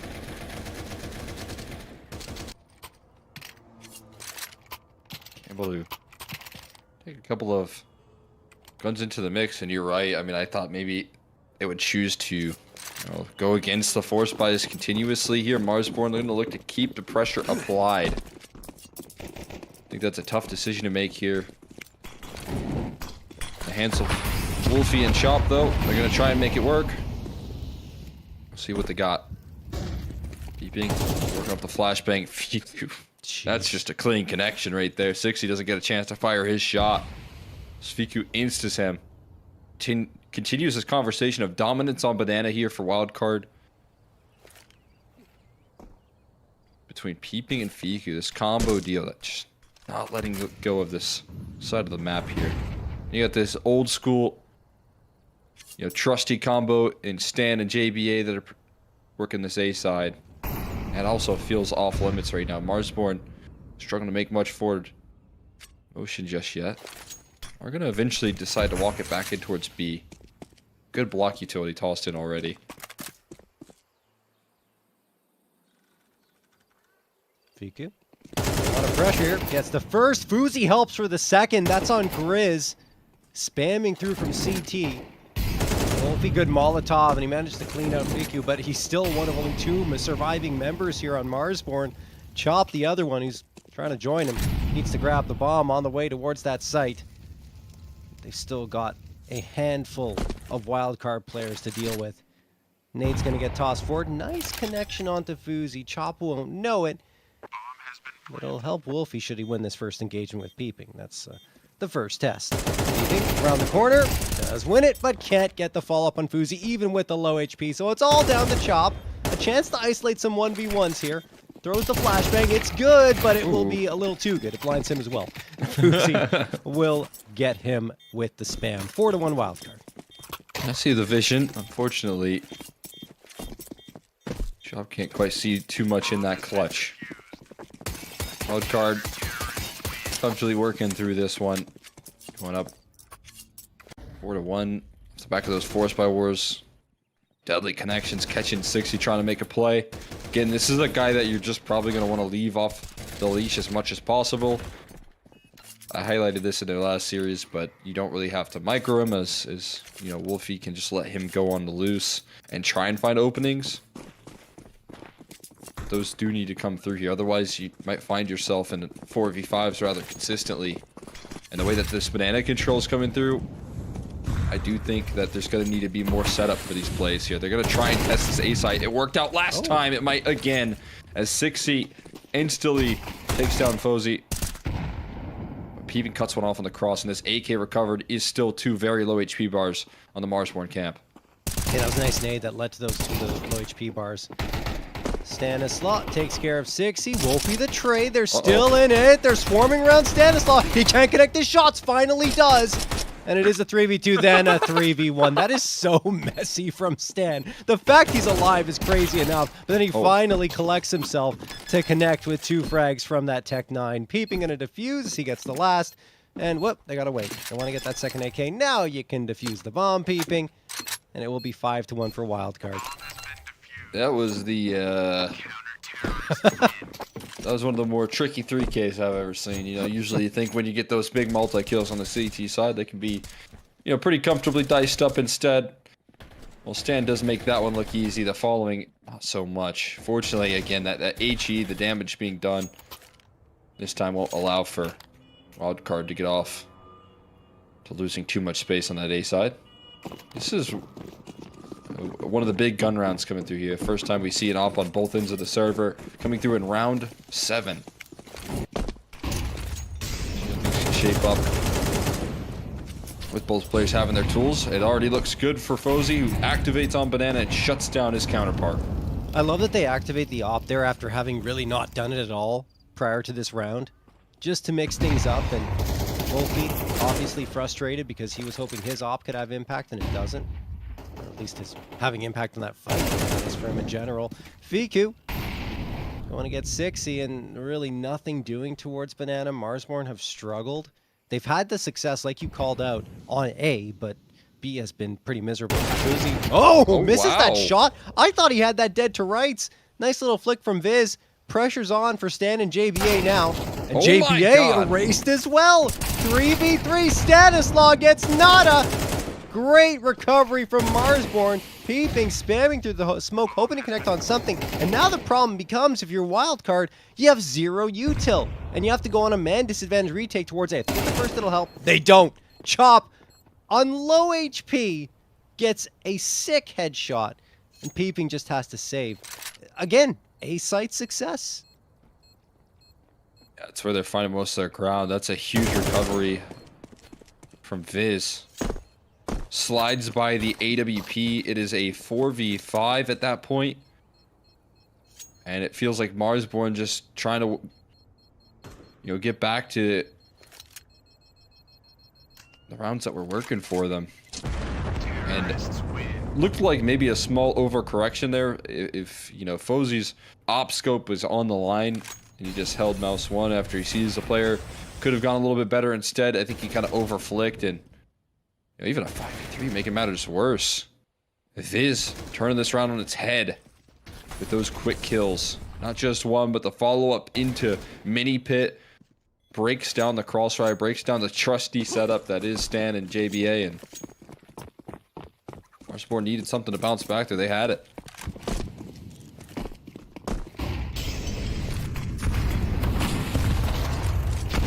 Oh boy. God. Wow. I mean, after the previous round, like, maybe they'll get more passive. No, they get even more aggressive. Oh my goodness, Sixy, half the time has been unable to activate before he even sees a player. Chop slips his way in towards the apartments here around A site. He's got Viz by his side, but they're already fighting with a disadvantage. And having gotten that wild card, decide to go very passive.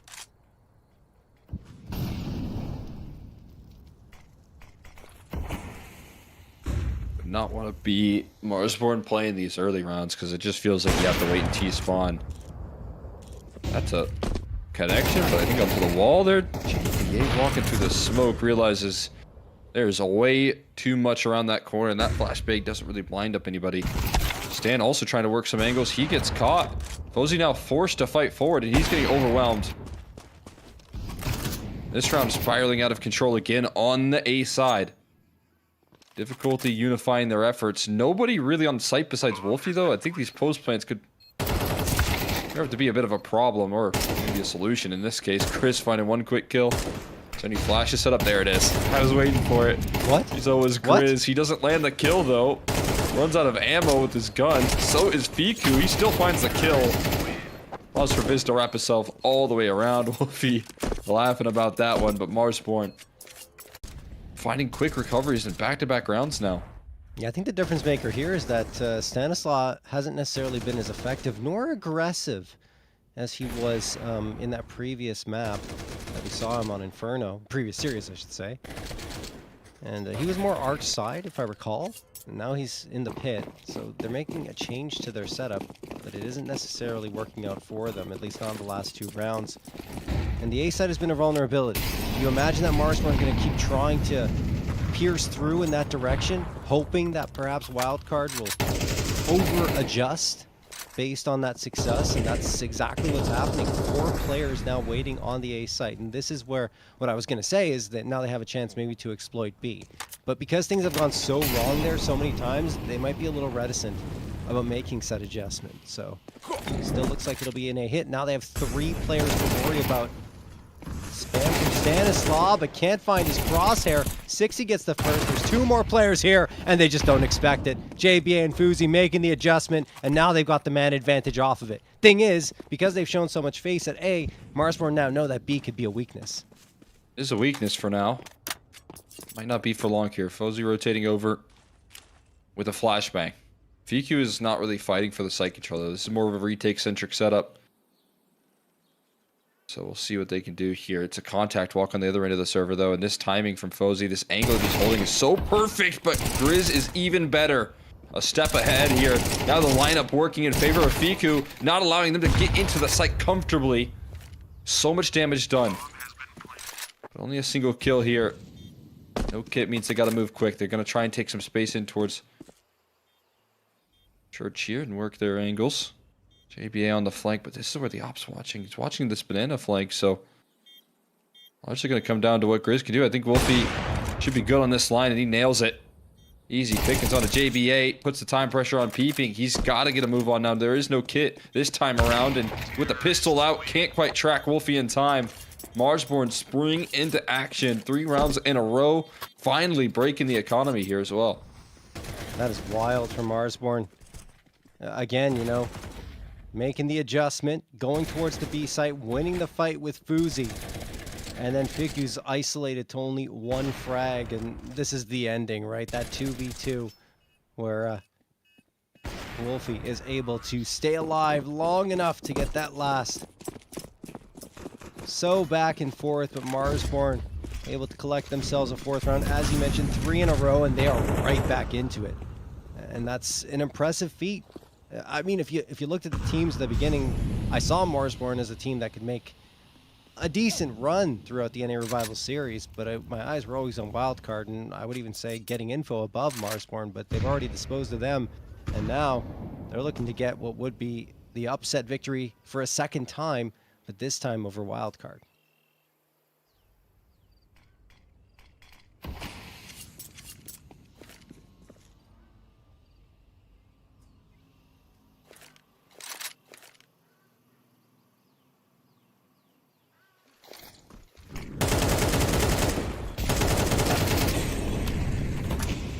Well, this round will likely be pretty straightforward. 60. Going to get the opener onto Figu. Wolfie takes care of Stanislaw. Nothing the 5/7s in armor can really do. Not quite. I think 60 realized he was getting blocked by something that wasn't a wall there. Firing downrange inside the smoke and single exit. Definitely don't want to lose that op here for no real reason, so make sure to keep that one alive. Fozzy would love to save this AK, but down to 5 HP. Not going to make that easy. Sure, their loss bonus is stacking up here, so saving this armor is actually pretty important, as well as the AK. So you want to get an op out in the next one. Grizz going to jump above him. Should be a trade coming through here out of Chop. Up in the balcony, can't quite find his target. Give up his life there, walks through the window and goes over another kill. So Fozzy gonna earn his AWP here. And some change.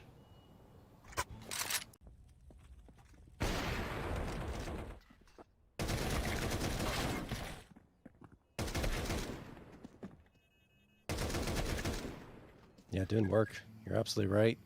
There's the AWP, drops the AK for Peeping. And they're ready to rock once more, but as you can see, Marsborn matching Wildcard's 4-round run with one of their own. And you can see why this team loves to play on Inferno so much. That's Marsborn. Another reason why they have a 16-5 record. Not even on their favorite side, which is CT.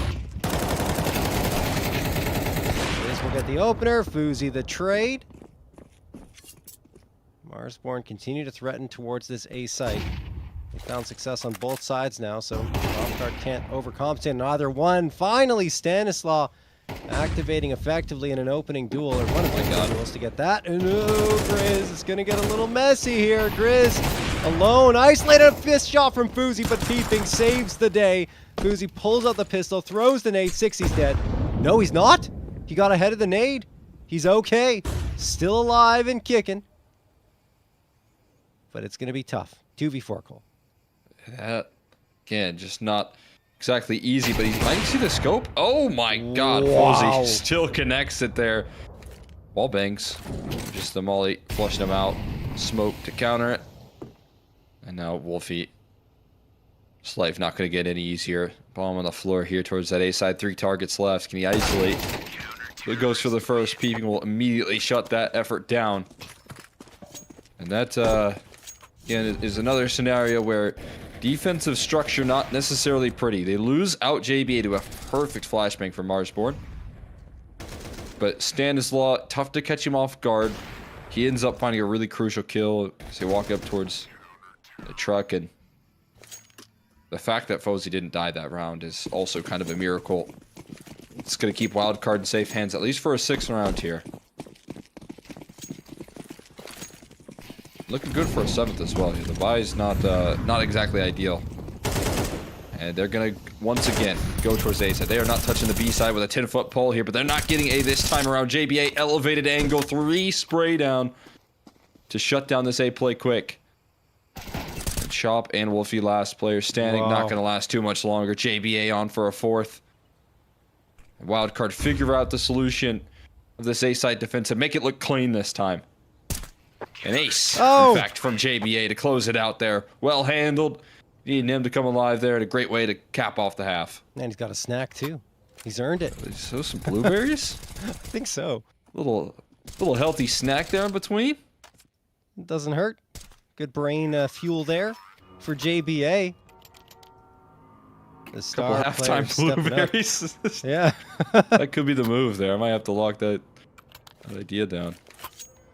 A lot of people like their bananas, but no one's been talking about the halftime blueberries. The blueberries are really good. Get those antioxidants in. Hell yeah. Good choice, JBA. Assuming they are blueberries. They could be many other things, but I believe it is. Either way, here we go. Wild card off of JBA's ace. Have a lead heading into this second half. Viz going to get the opener onto Fiku. Grizz gets traded. That was an aggressive push from him into mid, and Wolfie gets left alone. That is a big problem for him. He needs to get some quick headshots, and it's not quick, but it's a frag, and not even a headshot, but at least he gets one to keep the numbers even here as 60 is charging on forward. We'll get nothing. Chop finds the trade. JBA and Stanislaw, the last two standing. And Chop at 9 HP. Needs to be careful about how he takes these fights. They don't have a kit, and it feels like they're moving pretty slow. Bomb is pretty fresh on the plant, so... a big concern just yet. The chicken is given over Viz, though. He's entering in out of Belk first. Are they prepared for this now here? Definitely spot him out here. And 2 quick kills in quick succession.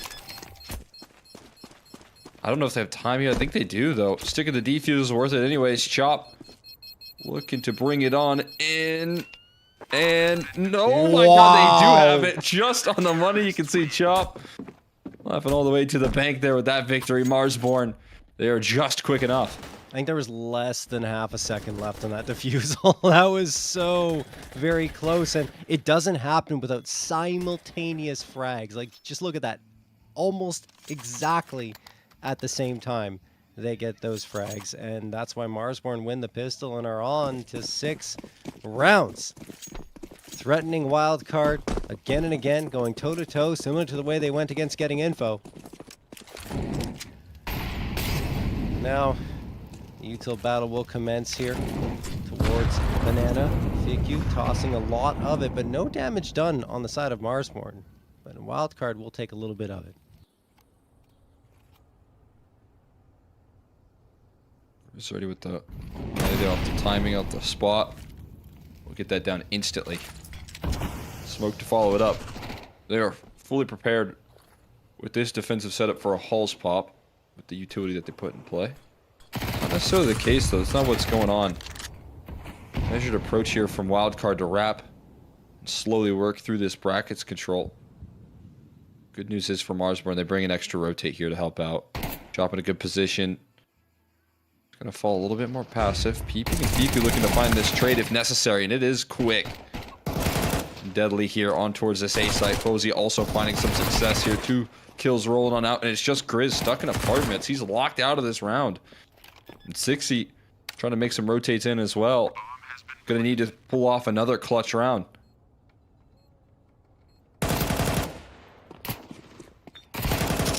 Sixty will get shut down, and no clutch this time. Wildcard recover on their force buy and survive with 3 players alive unless Grizz goes for another fight. Looks like he wants to. Trying to catch off a wildcard player retreating from the bomb site, but he's going to be the one caught off. Oh my goodness, he's lucky that's an M4, not an AK. Walks away with his life. Maybe. Wow. This is such quick movement. Oh no, Stan. Stanislaw's chasing. He won't give it up, Cole. Stan walks away with his $600. Not giving up on that fried there. He sees a kill. He's going to go and finish it. And this is just great positioning there, I think, from just everyone involved in wildcard. Not only taking that early bracket space, but the way that they work these kills. Fozy finding an impressive start off in that round, and then fighting their way into arches to secure the idea of cutting off the support on that A side before too much help can get involved. They just suffocate that round so effectively. Now Force Buy War is going to continue off, and did see how that could prove to be a costly measure for Wildcard in that, rather for Marsborn in that last half.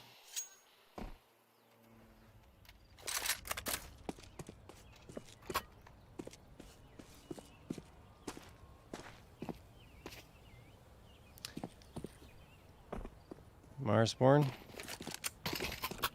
still waiting on these sites. Wildcard really taking a slow approach after the opening volley of utility towards Banana. They throw that smoke now into Arch side.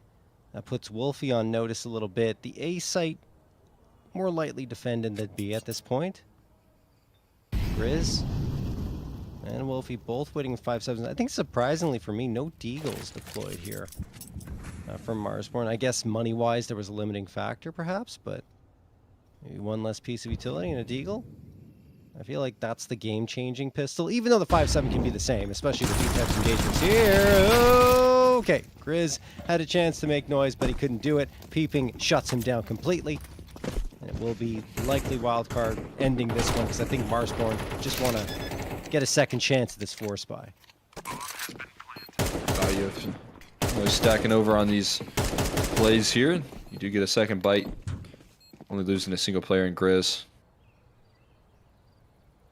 Former teammate there. JBA throwing his aim off with that movement out of apps. It's usually such a strong position for the 5-7. One of those spots where you can get a quick one and try and drop off. But whenever you're forced to commit to the duel, that's the whole purpose, I feel like, of having your first player jump out. It's always, you know, forces the commit, and then that's where the kills can come through and the trades can offer it up. Flashbang doesn't land. Oh, it looked like it was landing right in the face of Wolfie. He'll grab himself a MAC-10. Upgraded on. An extra kill for himself. Nicely picked up. I feel like there's so much less for Wildcard to gain versus Marsborn and going for that chase on the Wildcard side, and the only reason they do is the MAC-10. You know, they don't really care about that one. But if the rifles went any further, I would have questioned them a little bit. All right. Well, Wildcard find a fairly clean round victory, and now Marsborn, as mentioned, will be running back to Force Buy, and Wolfie gets an upgrade. He's got the MAC-10. That's easy to work with in this one. 4 players towards the B side. This might just be for some early utility. They still save a couple of nades and incendiary. They're going to toss now. Oh, but on the other side, JBA and Stanislaw combine with a nade and the Molotov to take care of Grizz. Viz takes a lot of damage as well. Now JBA waiting at top Banana. Bomb's still at the bottom of T ramp, so they'll have to recover that if they want to go to the B site. I think they're sensing there's potentially a lot of players here, so maybe this isn't the right approach. Appreciate the discipline here from Wildcard. They heard so much utility. Don't want to rush into the action. It's always good, though, when the defense's 4 players start over towards that B side, and you're the one that walk away with the util kills. Or that game plan was with the utility. 60 forced to jump away. Molly, extra bit of protocol here on display as well. Stan inching his way, creeping his way forward. Instantly shut down. Then he calls out to his team saying, hey, there's a lot of resistance ready to go. Fortunately for Wildcard, they'll try and all fight together. This duel there. Chop goes for one more. It's not bad. Before he heads out of this round, and that'll be double digits for Wildcard. I think Wolfie will like to try and get some exits here. Again, $600 is going to matter a lot.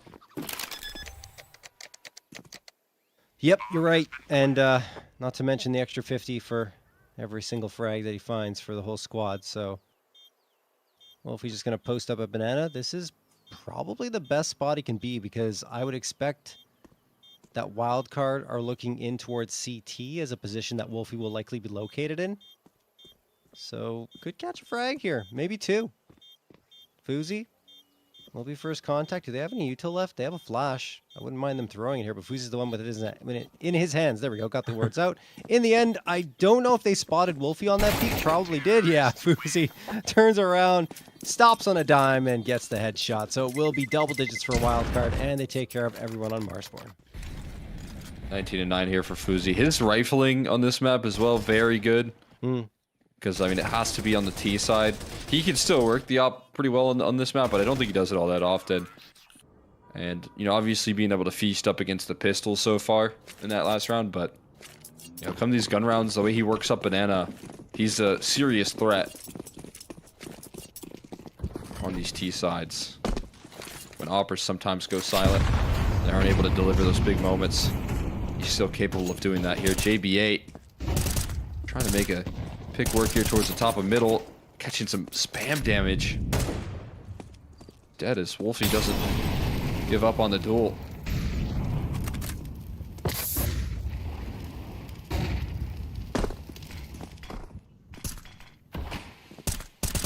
Chop and 60, way to top Banana. There's a late nade toss, and it connects for a good amount of damage. JBA down to 32 now. 60 goes for the spam.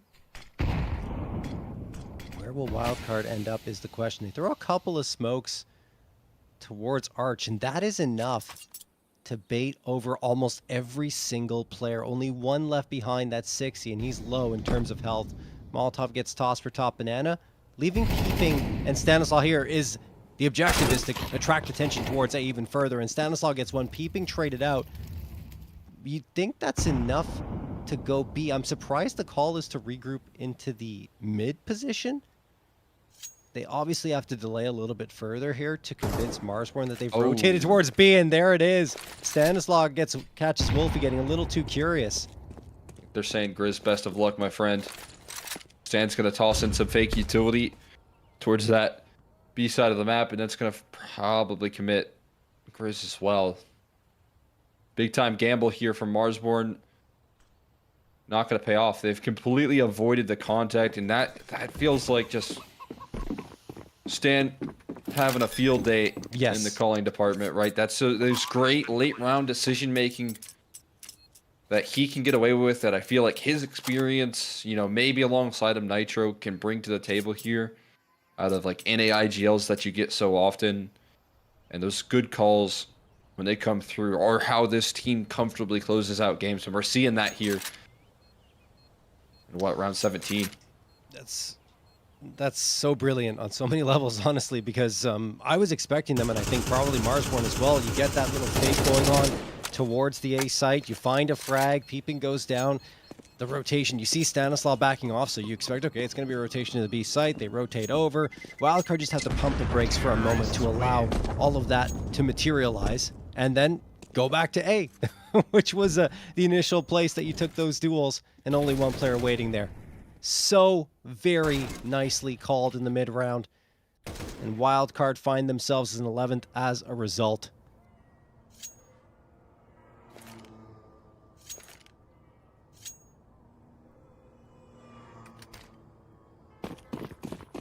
That's great.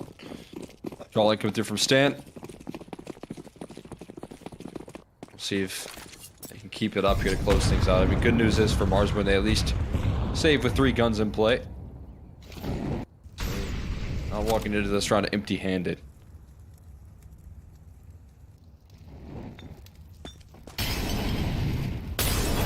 Looks like they want to take it up towards the B side, and that flashbang just a disaster. 60 ends up getting blind by it here, and Peeping goes 1 for 1 on the other side of the map. Defense is getting already quieted down a little bit. And this, again, it feels like is prime position for Stan to call the shots and work through these late rounds. Ideal positioning, so good at waiting for re-aggression, so good at knowing what's next here. Marsborn, instead of going for that re-aggro, are gonna turtle up in the site. With 2B defenders, this might be the better chance to win this round. Yeah, I think that was an unfortunate flashbang. You know, a team flash that goes through and costs Marsborn a man advantage. Get a third rotate. Yeah, maybe. That would be a good gamble if it happens. It's going to happen. All right. All 3 players from Marsborn here. The thing is, Grizz is not committed to the bomb site, so it's still up to Chop and Viz to stay alive and do damage while waiting for him to activate. And they won't stay alive. At least Viz won't. Grizz in the smoke should get caught, excuse me, Chop in the smoke should get caught off, and he does. So that leaves Grizz in a very difficult 1v4, but he gets the first, not the second. It was interesting, I agree with you, but at the same time, he just couldn't get that transfer over to find that quick second he absolutely needed. So Wildcard will be up to a 12-6 scoreline and have 6 opportunities to close out the map. Yeah, just really well handled right there. In the late round, I mean, that was one of those situations where Stan maybe feeling like he made the right or the wrong call, but they have the utility and they have the execution power to deal with it. They just line up the kills. I mean, that's another big factor of this wildcard team is that when they need to, they can work their way through some tough situations. And now, timeout called out of Marsborn. 6 rounds in a row required. This is that map pick that we knew Marsborn were trusting and trying to play to their strength, but they're also working right in the hands of this wildcard squad.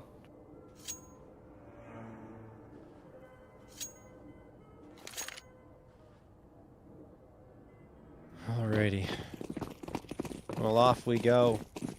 Fuzi having another very nice game for himself. As you mentioned, doesn't like to run the off on T side, which often you find dynamic operators like himself will do it, but he's good with the rifle, and you know, we'll see why he makes this choice. That being said, Chop gets the opener. Good trade from Stanislaw onto Grizz.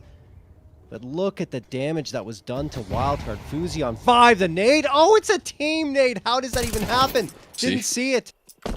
Oh no, that is so bad here. Let's see if they can recover. JBA brings it back to a 3v3, but they're under pressure here from Wolfie and Chop.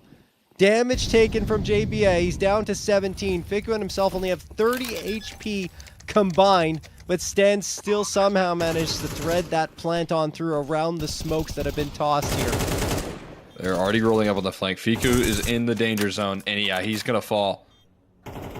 The heavy lifting might have to come through from Stan, but still JBA impacting the round. Flashbang set up, and now that old school duo combining once again. New and the young here. Stan now put in a position where he can close this one off and can't do it just yet. Viz able to keep his team alive here. So Marsborn looking to play on. Oh, I thought it was done. I thought it was over, but Viz saves the day for his squad. Off of the triple kill. Wildcard were fighting tooth and nail to get on through and win it right there, but they just could not. It's still an expensive round for Marsborn. It'll likely affect their buy-up, but man, JBA did everything he could. Crazy stuff. All right. Well, Wildcard is still going to have a buy-up here, no question. And as I mentioned, look, Marsborn strapped for cash, an MP9, 2 for my... I didn't go. It's just I didn't say that, I swear. 2 FAMASes, an AWP, and an AK.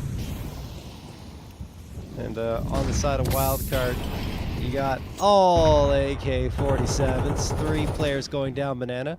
Nade gets tossed down to 85 HP is 60 off of that, and even more down off that next nade. Oh. Grizz will get the opener. That's surprising on peeping. Where was that? That was all The second mid. mid. Okay. Good Look where response. Fozy is. He can find the kill on B. That's B side open. Wide open, only going to take a little bit to recognize that here. Fozy going to continue to cut off the rotates in the meantime. They're pushing down banana. You got to live on Grizz right now, trying to flow up on the flank. Should keep one player tucked in. So he's going to move past the smoke. Now Wolfie trying to figure out where on earth his opposition is. Fozy nice. falls, and now this could allow for Grizz the element of surprise. One sliding in, bomb being planted, exposed, but Grizz looking away. Maybe the flashbang throwing his aim off a little bit. HE for the smoke, and Wolfie with a chance again to show up clutch. But no one else giving him the duels. Fiku and Stan in a perfect position to trade. Silence in the server, but there's a smoke that he just picked up. So this makes it a chance here. A possibility. Still so quiet about his approach, but now it's Wildcard that shift their focus onto the bomb. Not giving him the duel. Still, he is hunting, trying to figure out where the bomb is. Doesn't even get a smoke onto it.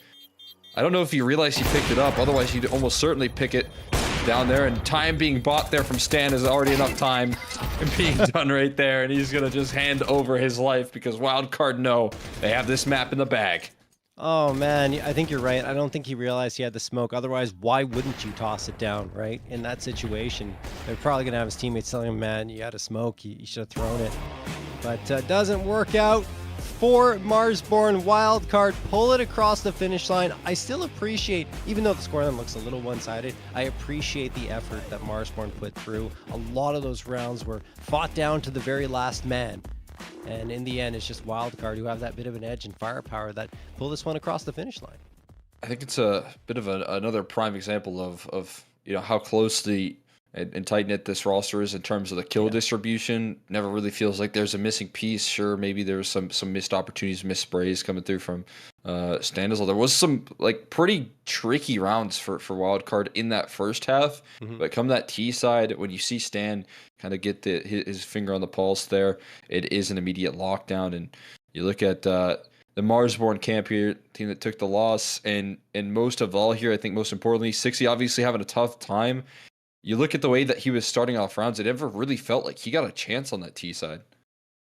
Yeah, that was difficult for him because he's that first prong of attack, right? And every single time he's going out, either he's getting fragged through smokes or he's immediately deleted as soon as he shows face around the half wall. So yeah, it was really, really tough for him. And that happens for entries sometimes. You end up in these situations where you're not winning any fights and it looks like you just can't get anything on the board. And in fact, that was the case for the entirety of the map here for 60. But, there's always a second map for him to bounce back. And Dust 2, it's prime pickings, let's say, for 60. He's usually a pretty strong Dust 2 and Mirage player. Anyway, looking on the other side, yeah, that frag distribution, again, is so very good. Fuzi leading the charge with 21. He's the closest to his PrizePicks frag estimate, but at the same time, Fiku, JBA, Peeping, all with 14. Stanislaw, even with a positive KDR at 12 and 11.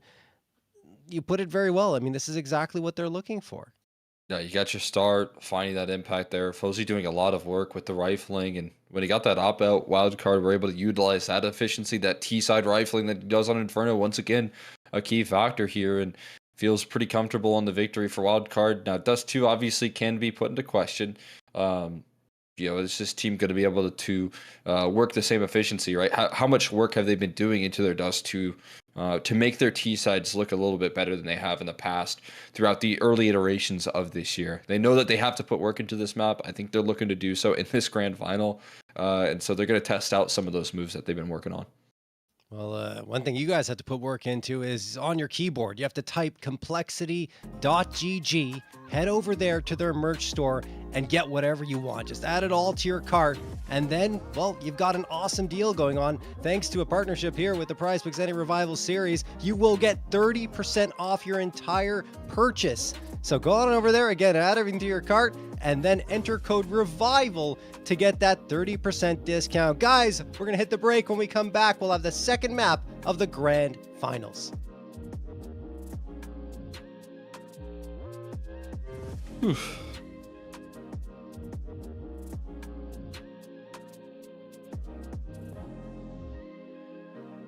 Nice.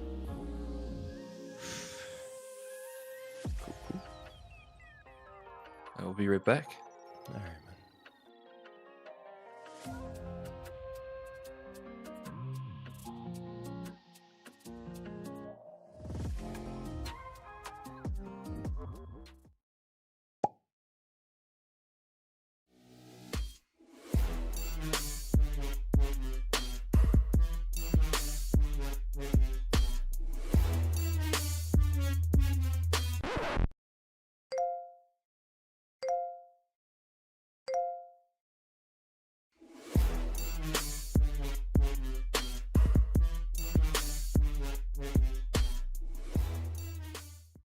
Eric trudges home through the soggy abyss of a Sunday night.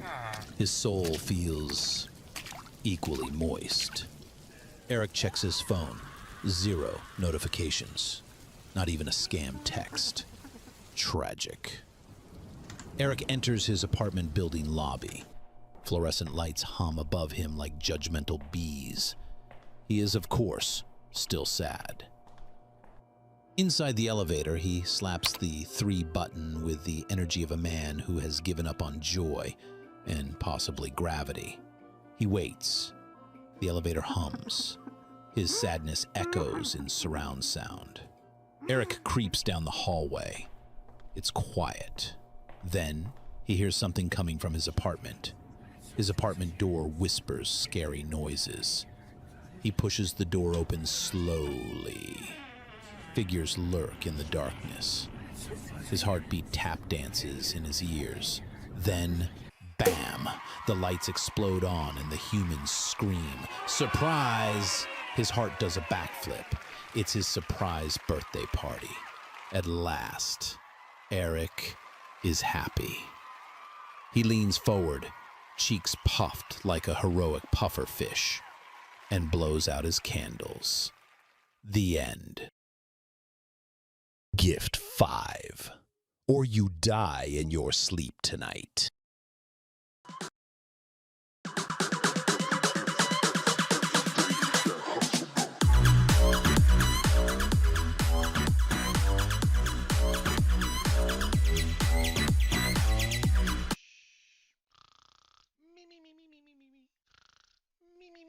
Sup to Flom. Gift 5. Shh.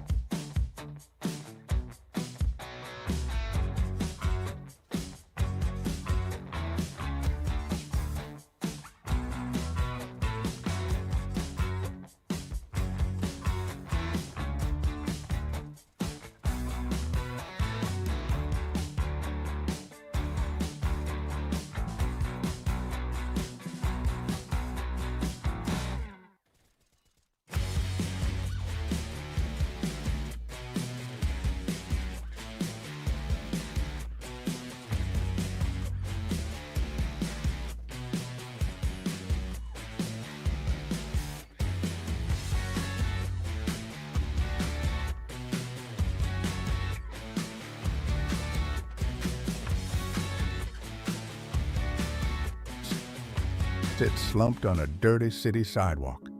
His beard is overgrown, his hoodie is torn, and in his lap lies a cardboard sign scrawled in black marker, 5 gifted.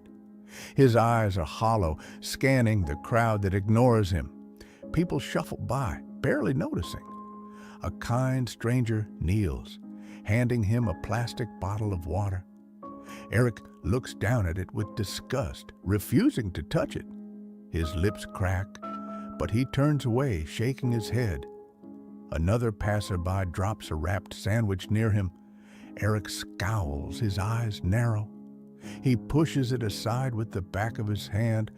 Eric finally explodes, shouting at the kind strangers. His face is twisted with anger, veins in his neck showing.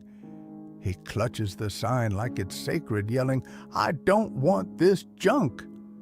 I want 5 gifted." A small boy approaches cautiously, unlike the others. He looks innocent, carrying nothing but a tiny smile. He says softly, "Hey, mister, you look like you could really use some help. Here's 5 gifted." Eric's eyes well with tears. He looks at the boy silently, unable to speak. His lip trembles as he grips the sign, staring into the boy's eyes. He slips off his worn moccasin, lifts it slowly, and places it gently on top of his head. His shoulders rise as if a great weight has been lifted. The tears fade. A wide, genuine smile spreads across Eric's face for the first time. The dark clouds part, and golden sunlight pours onto him and the boy. The world around them glows with warmth and hope. Fade to black. Sub to Flom. Gift 5. Shh.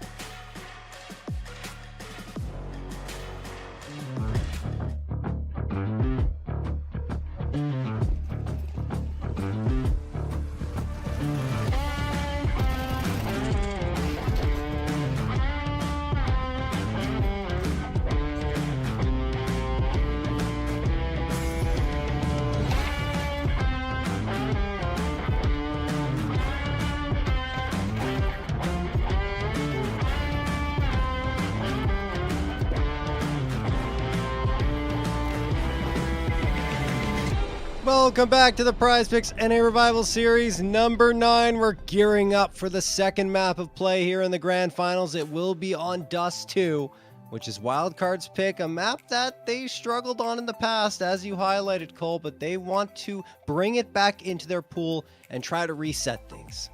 Yeah, I mean, I think the perfect opportunity to kind of revamp a playbook is with changes in the roster. It's with adjusting some of these pieces. And so now, while that statement came out during the old school, at least the old wildcard roster, this one is a new look and revamped, squad here. So I'm looking forward to seeing how those adjustments are landed here, what their T-sides are made of. That was part of the game plan and structure of Wildcard that really never lifted off on this map of Dust 2.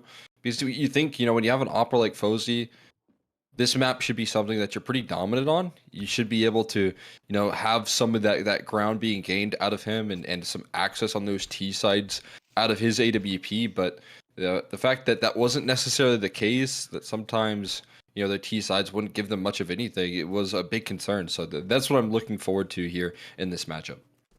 No, absolutely. And I mean, if you look at the first time they actually played it with this current iteration of the roster with Fiku playing there, it was up against Audic and ended up being a 7-13 loss. But that's just the first time they were actually doing it, and the team had just reformed, let's say, with Fuzi and Fiku joining up. But let's see how they fare in their second journey on the map. And again, they picked into this. They wanted to try it out up against a Marsborn squad that has seen a decent amount of overtimes here against the Blue Jays. They played the Blue Jays 3 times in a row on Dust 2. Lost them all, twice in overtime. 1 double OT, 1 single OT. But that's some good experience to gain up against a roster that has changed names recently. But either way, that's not the point. We're here right now. And we are looking towards Wildcard as the potential champion here on this PrizePicks Any Revival series. They just need to take one more map. It's a wild position from 60, but Chop is the one knocking things down from a long range, and there's still a lot more to go on this B-side defense, although a little bit overexposed is Wolfie. He doesn't get much here. Chop's still holding the site. He's down low and can't sustain for much longer. Staying gonna tap the bomb. It's a fake, and it's a rush from Grizz to chase down the bomb planter. He ends up catching a little bit of damage, but still kicking. Now Fozy looking to isolate these targets, and it's just too much to ask. Has to flick his crosshair every which way. But Marsborn gonna lift off here on Dust 2. They had the right idea in that attempted fake plant, and that's a nice little flick from Fozy to catch Chop. But I think what's more impressive is the frag that Chop got before that. With such low HP, the crosshair placement has to be absolutely perfect, and it was, to ensure he at least gets one before he fades off into the great abyss. And it will be a first round picked up from Marsborn thanks to those efforts. Nice shot from Fozy, though. 4 spies are potent. Scout will get traded out by 60, who's looking for more now. This is a player who was very silent on map number 1. Only 5 frags throughout it. Needs more of an impact for his squad if they're going to have a chance against Wildcard. Already talked about it. They need all 5 players to be connecting. There's a nice tag from JBA, who's picked up the Scout. That's taking some damage here, taking some flak piece by piece, but 60 going hunting. It's good to see the confidence being built up from him on a round like this. JBA adding another kill to the tally. You got Wolfie and Chop, who are one scoutable. And Grizz, who is nice and healthy. They're sitting on top of the bomb as well. And, oh, a nice angle there from JBA to try and take another gun out. Marsborn gonna stabilize here. Bit of a classic on the investment here. That's a crazy shot from Fozy. That's such a hard shot to run through suicide. Also, while you're not only controlling your movement, you're also landing the kill to back it up. That's so impressive. But they actually bought Fozy the Scout there. I think that was Stan. I have to imagine he's on tech, so he still has money for an hop here.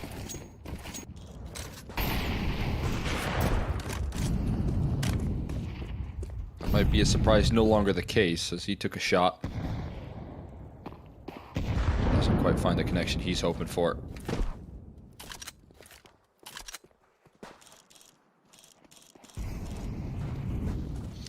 All right. Flashbang and smoke going to get tossed in for mid. Wildcard are trying to fake that they're going to go for a mid to B. Marsborn get aggressive into tunnels as a response. I don't necessarily mind that, but they need to be careful because all of Wildcard are here, and JBA's like, something's weird up there. He threw that flashbang. Are you charging forward? JBA's right, but he can't get anything off it. At least gaining the information, but that's a very nice clear from Viz and Chop. And now they'll go back in towards B. One into B, one into T spawn. Wildcard instead say, okay, let's go B now. That's honestly... timing's crazy. It's a really good call, yeah. Oh my god, he didn't see anything. They are all off of the B side. They have long control. No. I mean, at this point, Marsborn, where on earth do you think they are? Right. You have long control. Maybe Cat? They're not all in long doors. The only place they could be is Cat here. Oh, and it's a big pickup from Viz. Activating Stan, you know, obviously thinking there's going to be some resistance on B. Trying to find the entry, but there's one extra kill cutting things off. Retake utility looking solid. Oh, no. Unfortunately, Grizz disconnects. And there's a flashbang. They're springing in already. Before they can get their post plants, it's going to be Fozy trying to hold on. And the Grizz disconnect does not cost them at all. Marsborn, even, well, I guess it cost them a single gun, but other than that, they find all the kills there. Viz with a big 4K.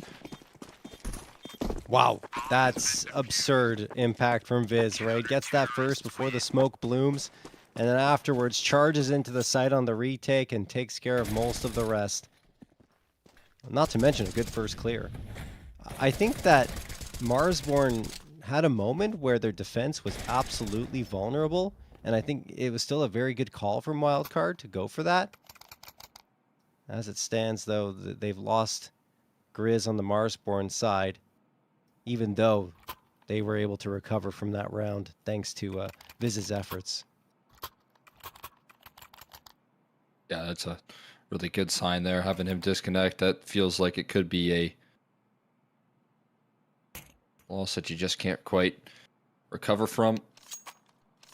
And a 4v3 that you have to retake that B bomb site, but they're so decisive. Even in the chaos of losing a player like that, they're still able to make their move and do so in time. Wildcard still struggling to activate.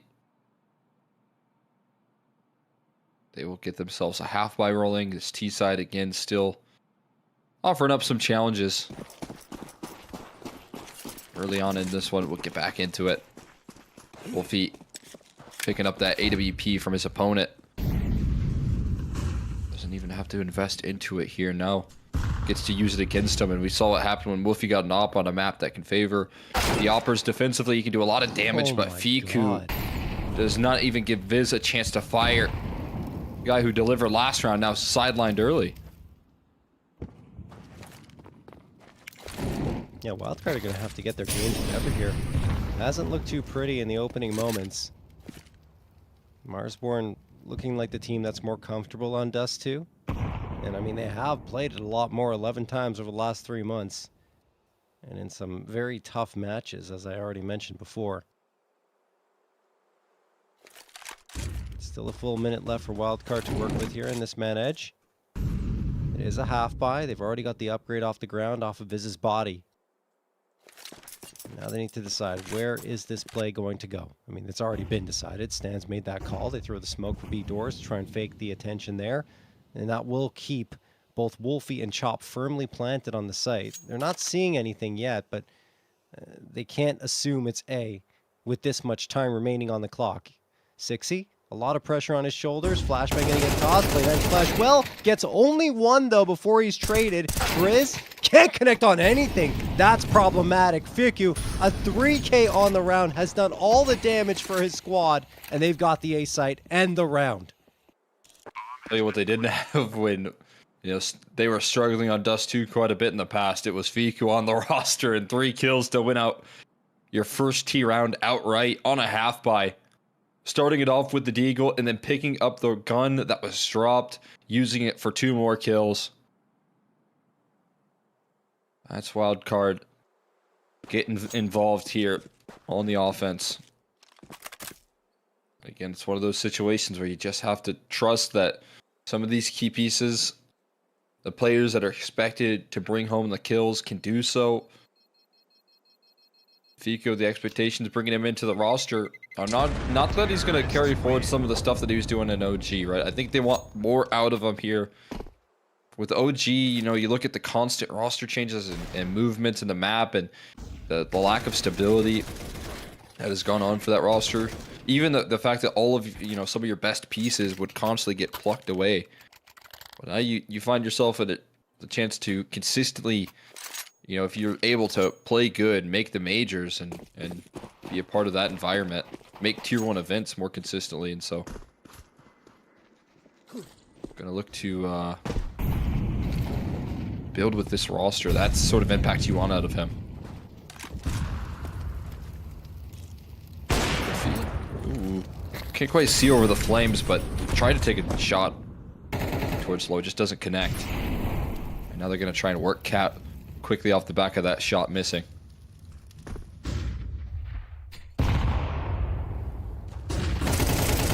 Sixy will get once, traded out by Stanislaw immediately, and this mid control held on to as a result. But Viz, is he going to dance around again? Well, not this time, not for as many frags anyway. Only gets that one before Stanislaw's good for the trade. Lots of damage done to Stan, who's going to be on the back lines here with only 2 HP remaining. Chop still managed to get JBA throughout all of that. Wolfie misses the shot, but Grizz will not. Peeping, last one standing. Oh, gets dinged through the smoke, and then Wolfie will finish him off with the pistol. Having heard the ding, says this is all I need to finish the job. 4-1 in favor of Marsborn. Grizz doing so much right there. It always feels like they've got that extra oomph out of these individuals in mid and B right now. They're getting the extra kill that's necessary. When their backs against the wall, they can give you one more. That's what Chop's done. That's what Viz has been doing. When Wildcard do target that side, it's not working. The only ground that they've really been able to gain is a play in towards the A side, and still feels like it comes through at a one man. Fozy is going to be given the reins on this round to take a shot towards B. No connection. I mean, he's going to fall back and change up the approach.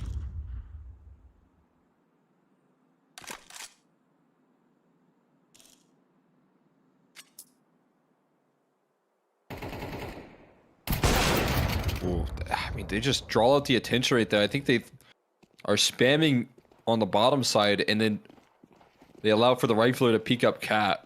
So it throws Wolfie's aim off just in time for them to take the duel. And now this, again, catwalk approach. It's going to be met with no resistance. Oh, what a peek from Poozy towards Cat. Chop does manage to get the trade, but this is going to be a difficult path forward for him.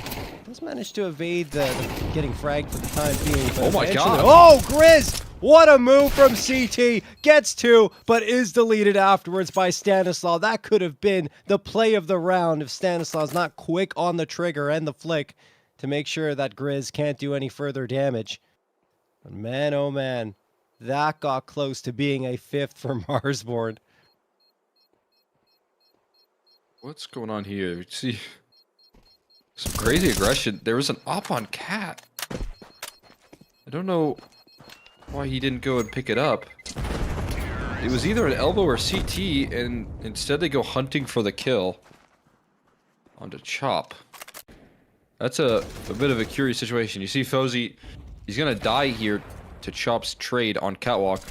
So there's where the op drops. He shoots it a little bit, but no one goes and grabs it after the going to get shot. You can see it right on Stan's screen right there.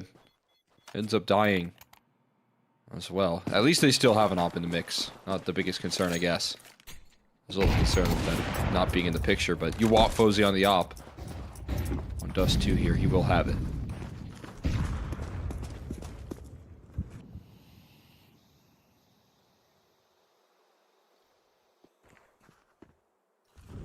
Fuzzy. Oh, Wolfie actually going to get the opener onto Peeping. Stanislaw gets the trade. But he takes a lot of damage for it. Grizz was thinking about peering out those double doors, but just with the MP9, he loves these close range fights. Fuzzy goes for the wall bang, but won't connect on it. Still a lot of time left on the clock for Wildcard to work with. Despite the HP disadvantage, they still have 4 bodies up. Grizz only takes a bullet to the toe there. Goes down to 93. This is a nice push from 60. This is a very nice push. Good catch. Them going the wrong way. He doesn't realize they're top mid, though. He's trying to clear bottom mid. And no trade available for Viz either, who gets dropped down to 6 points of health. Wildcard are now changing their approach, going towards the A site at long. Could be a little slow in the draw, though. Stands down low. There is no smoke to cross here. Somehow you're going to try and get Fiku involved. And yeah, that's not going to happen.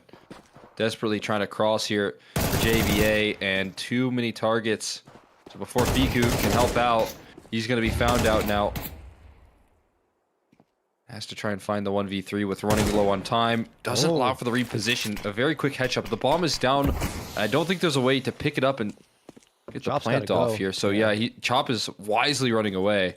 This round is secured by the clock. And Fiku gonna pick that bomb up, but a little too late here. Marsborn able to plant the flag for a 5th. And goodness, Fiku. Why? Why? Fiku, you could have lost all your your gun, your armor, your hardware, everything. Your money? Well, I guess you didn't get any money, but No, you wouldn't have gotten any money because that would have been it. That's Yeah. after time. Yeah, that's a little risky, but in the end, it's okay. Keeps the gun, and we'll carry it forward this next round, which will be a forced by around the saved AK.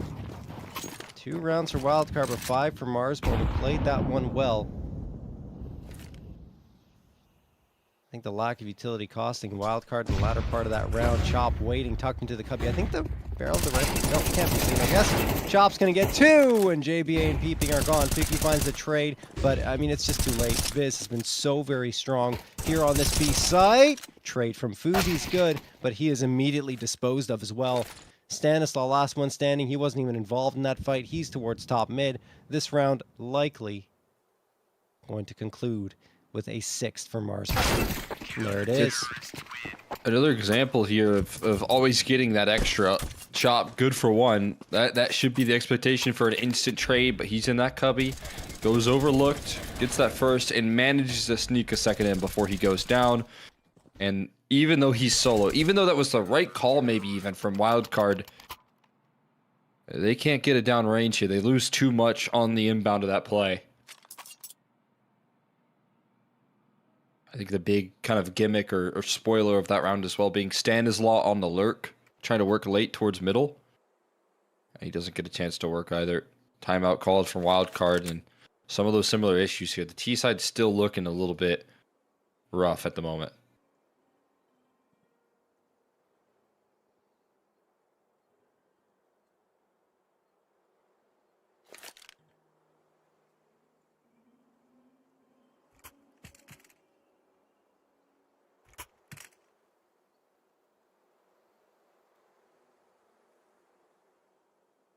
Yeah, I'm not sure this is going to get much better. Wildcard. We question why they picked into Dust 2. Looking at the map pool they have available to them. Thought it was a statement of confidence in their abilities now, and we have yet to see that much. People could catch Viz with his back turn. Oh, he looks up instead of down. Although the trade comes through from Stanislaw. Picks up the rifle. It's just too strong on the Marsborn side. Yes, Stan and Fuzi do have the bomb, and they're going towards B, but Chop's waiting for them. He gets 1. Fuzi left alone to his own devices, and not going to have enough firepower nor armor, or any at all in that matter, to deal with that. Looking so crisp. A couple of nice deagle shots do come through here, that's for sure, but Marsborn always where they need to be. Chop getting more and more, if I'm not mistaken, with this kill rate here as well. Getting close to that check mark. There it is. Chop with the PrizePicks check mark. 22.5. I knew that was a little bit low. Yeah, you're right. And already able to do it early on into map 2.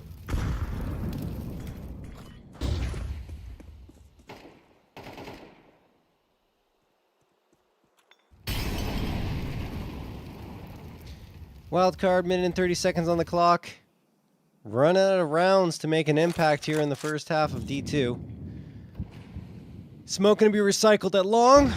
Wolfie waiting. Easy shot. Didn't even flash. Goodness me. Well, JBA strikes back for 2. Okay, I guess. Dry fight, and JBA is very strong. Finally awakening here on Dust 2. Although it's not over yet. 60 gets spotted. Great work from Fiku to sneak up Cat. And 60's probably wondering how the heck did he even get here with Viz hot on his tail.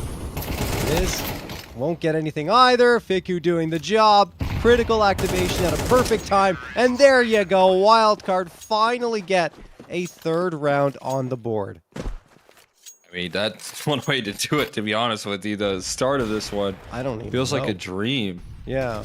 That's the, firepower right there. That was something, you mentioned there. You get to flex your firepower. You get to, show what you can do on the rifles, on the AWP on this map. It can come down to, who's sharper. And we've been seeing a lot of good work from Marsborn, but that right there just goes to show how strong JBA can be. He's finally able to show his stuff. That sequence coming through from him. pretty much bails him out of what felt like a bad situation. Running through long with no flashes, I think, is always a gamble, always a risk, and they get away with that.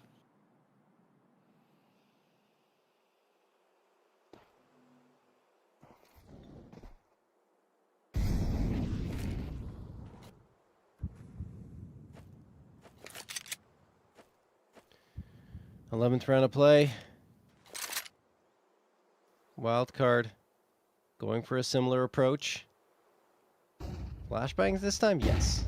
Well, not really. They don't do it. So they're going to have to take the fights again, and they win them again. At least a good trade, right? To gain that long control. Do they expect Chop on the flank? Stanislaw dealing with one, traded out. Now there's no early warning system for this. Foozie's got his back turned to Chop. Chop has to activate soon. He's waiting to get close enough. Oh, grabs the AK off the ground, even better. That's the prize he was looking for. Crosshair locked on to Foozie, and gets the first. I don't even think he was intending for peeping, but he takes it, and then Foozie's his second target. Beautiful stuff from Chop. 15 frags now, only Fiku left, wondering how that long play completely melted away. He's got to rush to try and pick up the bomb. Upshot doesn't connect on the cross, but again, 10 seconds left. He's going to have to try that again. And first, he has to get past Chop, who finishes it off with a 3K, 16-4 for him. Pulling up on the first half here. Dominance all throughout the map. I think, you know, if you're Chop, you probably want to take down the rifle first as well. And then try and deal with the op. And so look at this. Yeah, he is focused on peeping. And Okay, then he was, yeah. Fozie, yeah, he just, you know, there's no way you're trading in time unless you hit a crazy 180 on a position that you're never anticipating. And the plans stand foiled again. This time with a man advantage. This time with more to lean on, but whatever gap was exploited there by Chop, taken full advantage of. And they'll be stuck on 3 still. Yeah, I wasn't sure if he was aiming for peeping, but you're absolutely right. As we saw the replay, he was going for that target first for exactly the logic that you described. So, we move on here. Going into this final round of play in the first half, and wildcard, surprisingly, going to be down no matter which way you slice it. The question is, will it be 8-4 or 9-3? Wolfie looking for an opening shot. He's the one who gets tagged down by Foozie, down to 23. Chop under a lot of pressure, potentially. It's just a decoy. You don't see those utilized very often in rounds like this, but wildcard trying to dig into their playbook a little bit. Not sure what the idea is off of that decoy. Maybe just to be a fake flash, and then you have it in the ears of your opponents, perhaps. But either way, wildcard still looking to activate. Peeping just charging up. Yeah, this is interesting. What can he do with it? Nothing yet. Now the incendiary is going to force him back. He's given a couple opportunities right there. He definitely causes one big ruckus, and with utility at the worst time. Chop this time limited to none. Big difference maker, and Wolfie now feeling the pressure from different directions. A lurk smoke out of B tons. He's just going to try and focus his aim. Can he get anything out of this situation? No. A little bit overworked there on that B side with low health. A headshot for a little extra security. Now, more damage being done there. 60 making this one a possibility. Time ticking.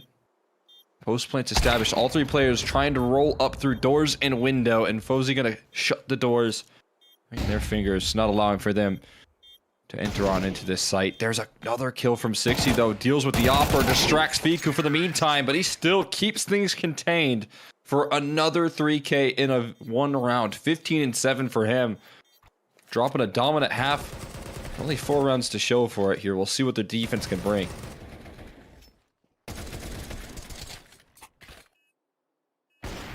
Double checking Fiku's Dust 2 stats and making sure that he's not actually a Dust 2 demon in hiding. But no, he's not. He's got pretty pedestrian numbers, sitting at a rating of 1.06 on the map. But right here, I mean, he's the reason why they were able to even get rounds in that first half of action. 15-7. Almost leads the server. He's only behind Chop, who's been popping off on the other side. I think the difference is Chop's had a supporting cast that's been doing fairly well versus Wildcard, who have... been stalled out at the starting gate. aside from Fiku. Stanislaw going to throw that nade in towards lower as we go into the pistol round here at the second half. Wildcard hoping to get this one, but it already hasn't started off well. 60 gets the first stand with a good trade, and Stan with the follow-up as well. He's going to back off after finding that. Fuzi staring down into mid, watching for crosses towards the A site. Bomb still down in lower. I think Marsman just realizing that and saying, whoa, guys, we need to go grab that before we even make a move here. Chop's getting some information, saying, okay, I haven't seen anyone yet. Probably will soon. Stanislaw's in hiding. I don't think he wants to poke his head out. Probably just going to hide until someone tries to charge in his direction. Fuzi. Oh, beautiful shot. Threads the needle through those double doors. Grizz is gone. And missed shots towards CT will eventually connect onto Fuzi, but Wolfie's exposed himself. Leave a single defender on B. They're trying to flush Chop out of this round. Flashbang not going to do a thing. Fiku closing the distance here up against the Glock, but won't be able to sustain here on Chop's end. And Wolfie, well, he's going to be gifted an opportunity to get the numbers punched in. I'd consider that a victory. With a dual Berettas, armor, and 2 flashes. Not only can he make that happen there, but he can probably do some follow-up damage as well. And bomb going down. Repositions all around here. He has an isolated target in CT spawn. It's planted for Plat. I don't think the dual Berettas at range are the best gun for the job. When they're low HP, they can do some damage. And well, Wolfie, he has other plans there. Long range headshots out of the dualies, and now committing on the ramp side. JBA headshot as well. And Wolfie in the 1v3, given all the space in the world to piece up those duels. I'm surprised they let him have that much breathing room. Honestly, I thought they would put more pressure, but it just doesn't happen. You question the dualies, Cole. How could you on a pistol round? Like, he's hitting the shots long range. I can't believe it. Like, that one, okay, Stan might be low, but that onto Fiku, headshots, and even the last one, full health players melting away at the hands of those dualies. And now Wildcard, when it looked like, hey, yeah, they had the pistol round under their belts. Instead, they're staring down at a 9-4 deficit and have even opted not to force up.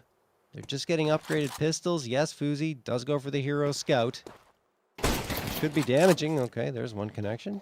They're going long, which is beneficial for Fuzi. He keep getting these tags, but now he's down to 33, so he has to be careful. Flash there.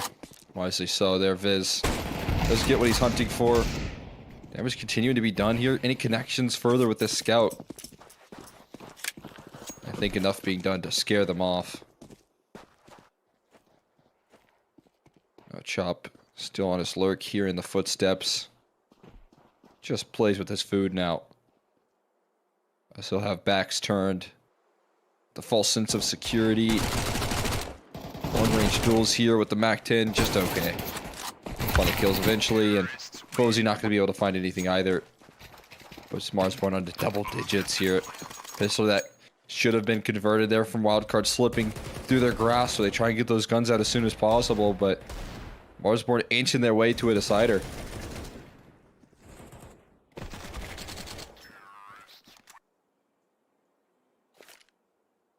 That will be ancient if we need it.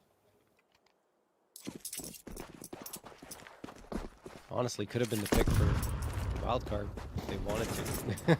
Because that's a really good map for them. As we do have a PrizePicks check mark for Wolfie coming through. Or more than 25.5, I believe it was, for Marsborn. Yeah, like we said before, those numbers were quite low, and we're assuming that Marsborn wouldn't be really that competitive at all with Wildcard.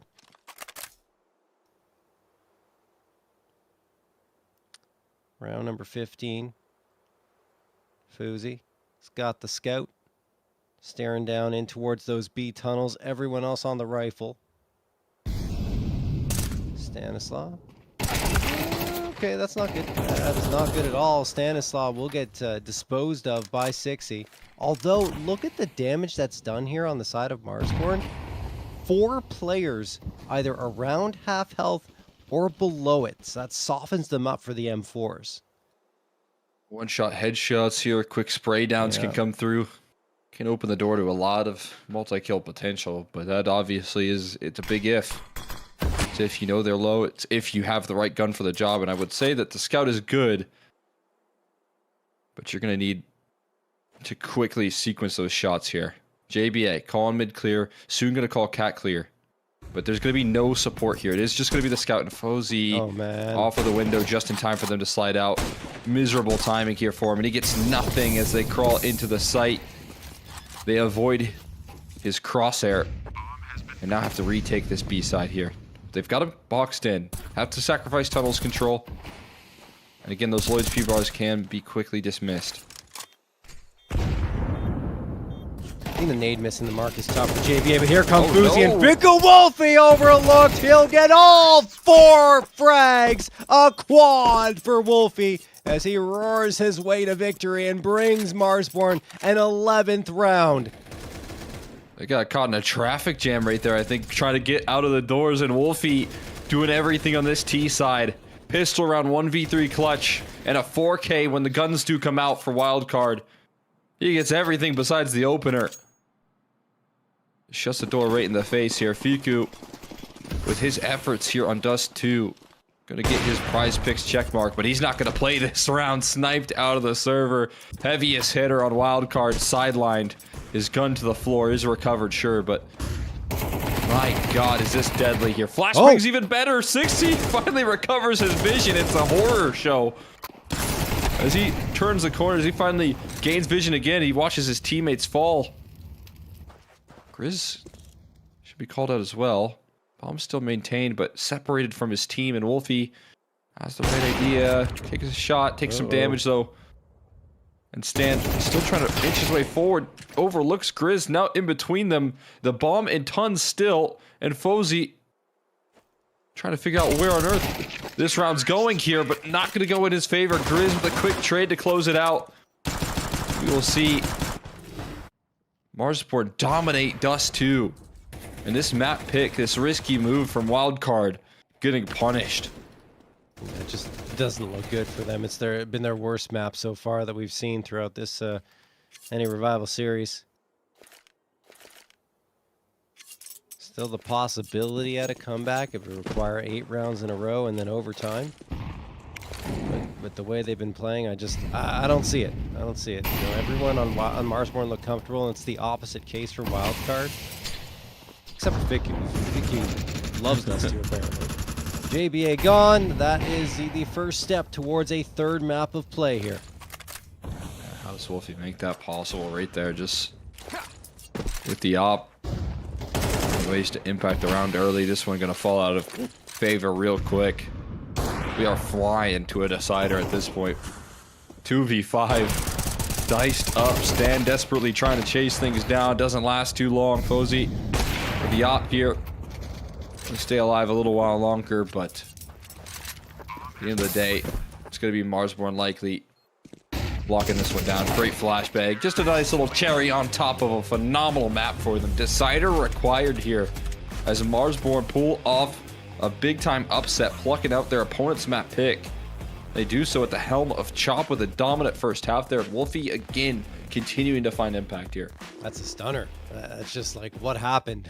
If you're Wildcard, I did not see the game plan. I did not see the reasoning behind the pick of Dust 2 throughout the entirety of that map, and I think that's just a straight up disappointment for them. And while on the other side, impressed with Wildcard with the way they handled themselves, always kept control, kept the pressure on for Wildcard, even in these man disadvantaged situations. They're still pulling it back. Everything was great for them, from the opping to the rifling to the entry work to Chop's anchoring. I'm impressed with what they brought to the table, Cole.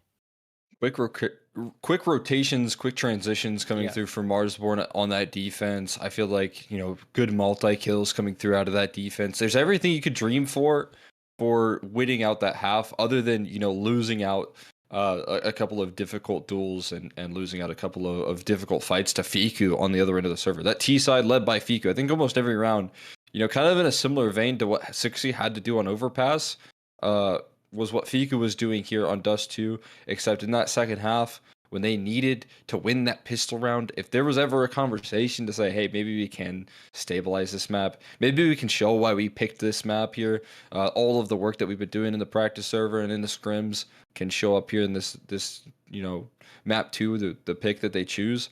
They didn't quite get an opportunity because of Wolfie's clutch factor on that pistol. Yeah, and Wolfie again hitting his PrizePicks check mark. 34 frags over these first 2 maps to get well over that 25.5 mark. And then Chop also managing to do it. The only one that was close and didn't get it is Grizz at 27. He needed one more frag to get across that finish line. But either way, I think every single player here, 60 more on Dust 2 necessarily than the first map, did a good job. They had to. And this is what I was talking about before. Like, all 5 players are going to have to be very solid to get a map off of Wildcard. Now, they've done it once on Dust 2. They will need one more time on the next map in order to find the success and the victory here in the grand finals of the PrizePicks Any Revival Series number 9. But let's switch gears and look at Wildcard now to see the numbers that they brought through. And well, I mean, you have Fiku, who looked very good on Dust 2, and everyone else who didn't. Fuzi still gets his PrizePicks check mark thanks to a great performance, right? But a great performance on that first map, but here it wasn't necessarily the case. Yeah, I think the numbers here from Wildcard, I mean, we saw the numbers from Marsborn that kind of set the tone for what we expect. I think the numbers for Wildcard show that, you know, the reason they're so high is that they expected this one to be a pretty comfortable 2-0. That was not the case. Marsborn packing a serious punch here. I think Wildcard maybe coasting a little, not coasting I wouldn't describe it as, but taking it a little too easy with the veto here. You know, they wanted to maybe put some reps into Dust 2, and they get punished for it here in their map pick. But again, that's why Inferno is such a stronghold. That's why they get that luxury in this map pool. I'm with you in kind of thinking that, okay, now we see Ancient. This is probably the map that they should have picked here as a decider still. So they find themselves in comfortable territory. It's just, you know, have you given Marsborn enough room to work with here? We just saw Wolfie and Chop have a fantastic map. Now you get 60 on Ancient, and, you know, when 60 plays on Ancient, I feel like anything's possible.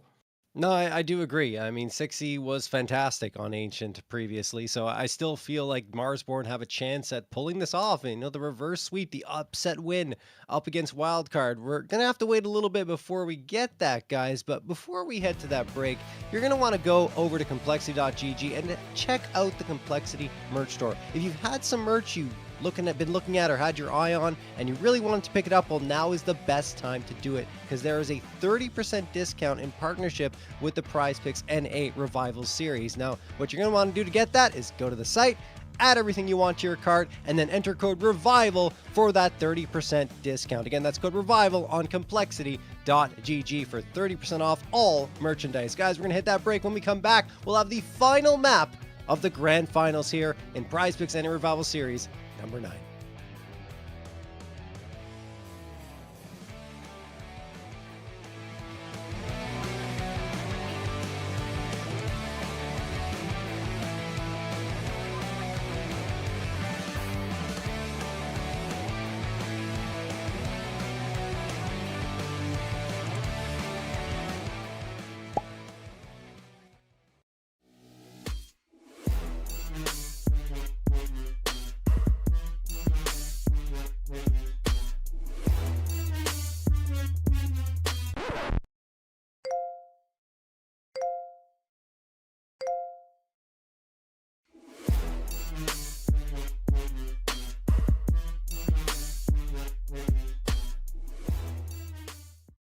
Eric trudges home through the soggy abyss of a Sunday night.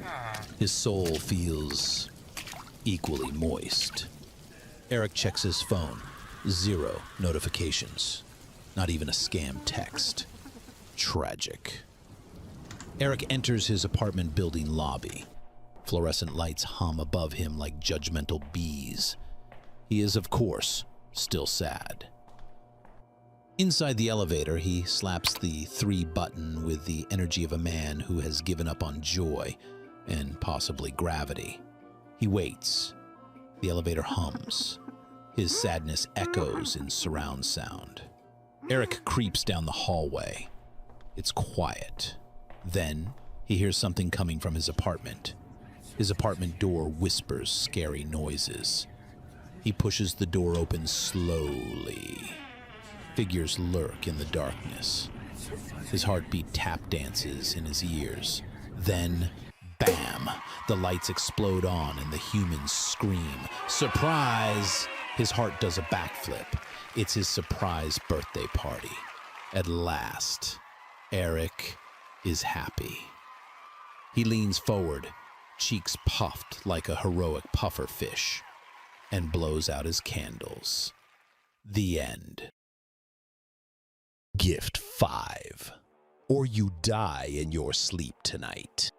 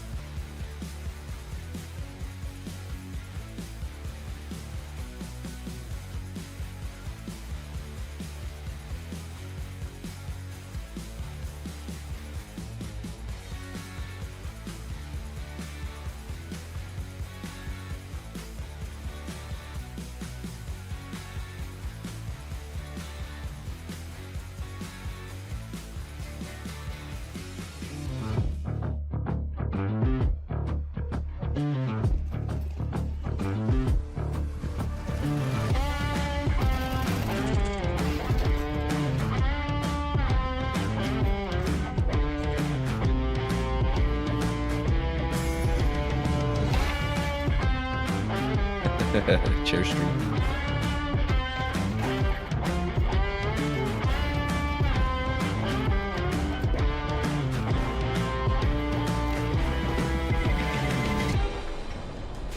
And welcome back, everyone, here to the NA PrizePicks Revival Series. I'm Exner. I'm joined here by JR Chair TV. There, we're ready to rock through the grand finals here in the decider. I'm sure we'll get him back here very shortly.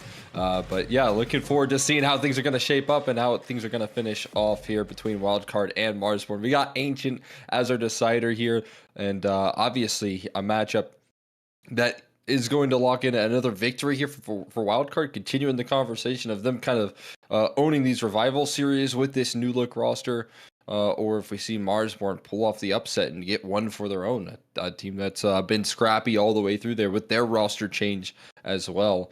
And you know, some excitement there for this team, who's, I feel like, a little bit of the scrappy underdog in terms of what they can do. I'm seeing John come back here, ready to lock on in. And welcome back, John. I'm back. We were just talking through this this decider here on Ancient, and you know how impressive it is that Marsborn are in the grand final, not only showing up to this spot, but also with a chance to close off the whole thing. Yeah, sorry, I was celebrating Flom's birthday a little bit too hard there, so That's why I see. Yeah. So I guess that's fair play then. Yeah. That's fair play. But yeah, no, definitely going to be interesting on Ancient, of course. I think that Wildcard overall, we talked about this going into the break. Wildcard, honestly, you know, a team that performs well here. We saw them already against Boss with that 13-4 win that looked fairly solid. Stanislaw is much more comfortable as a caller on this map, so for me, it's not necessarily a surprise that leave it through as a third map. I think the only one that's shocking is it wasn't picked up as the map that we thought they'd play into, as we're going to see the knife round go on here to see who gets to pick CT side, essentially, and it looks like it will be, oh, it's 2 knife stabs that'll lead to kills here. Yeah, this is close, and it will be Wildcard who get that CT side. Yeah, nicely done right there. Wildcard, obviously, like you highlighted, I think going to feel a lot more comfortable. Going to be able to, you know, bring in some more T-side success. I still feel like they have more to do in terms of what they can establish on that T-side. The trades were missing in that last map, to be honest. You know, alongside dealing with the setups that were being thrown at them from Marsborn. My one thing on the other end of the server here is 60 so far throughout this series, while their map up hasn't been like a big point of emphasis here for Marsborn. If he can have that dominant Ancient performance like we know he can do, this is a map where he can get so explosive on. It's a map that they're going to give him the chance to have, and if he can do the damage, especially on this T side, I have a feeling Marsborn are going to be much more in this decider than Wildcard expect.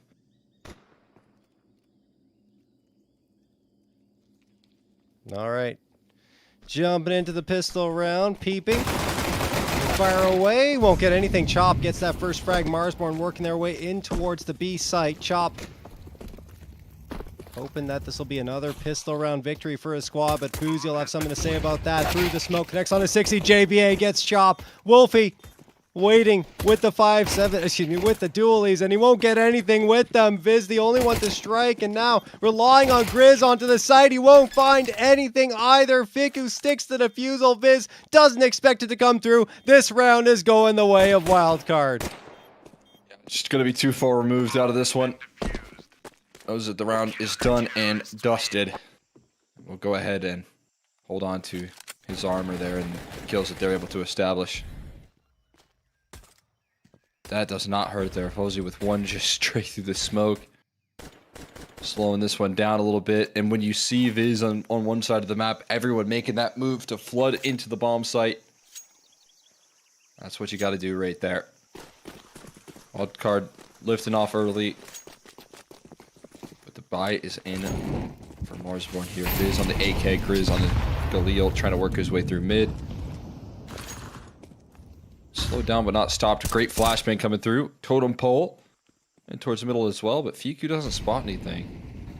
So he'll fall off eventually. I think that's for the best. You don't want to challenge that trio in middle.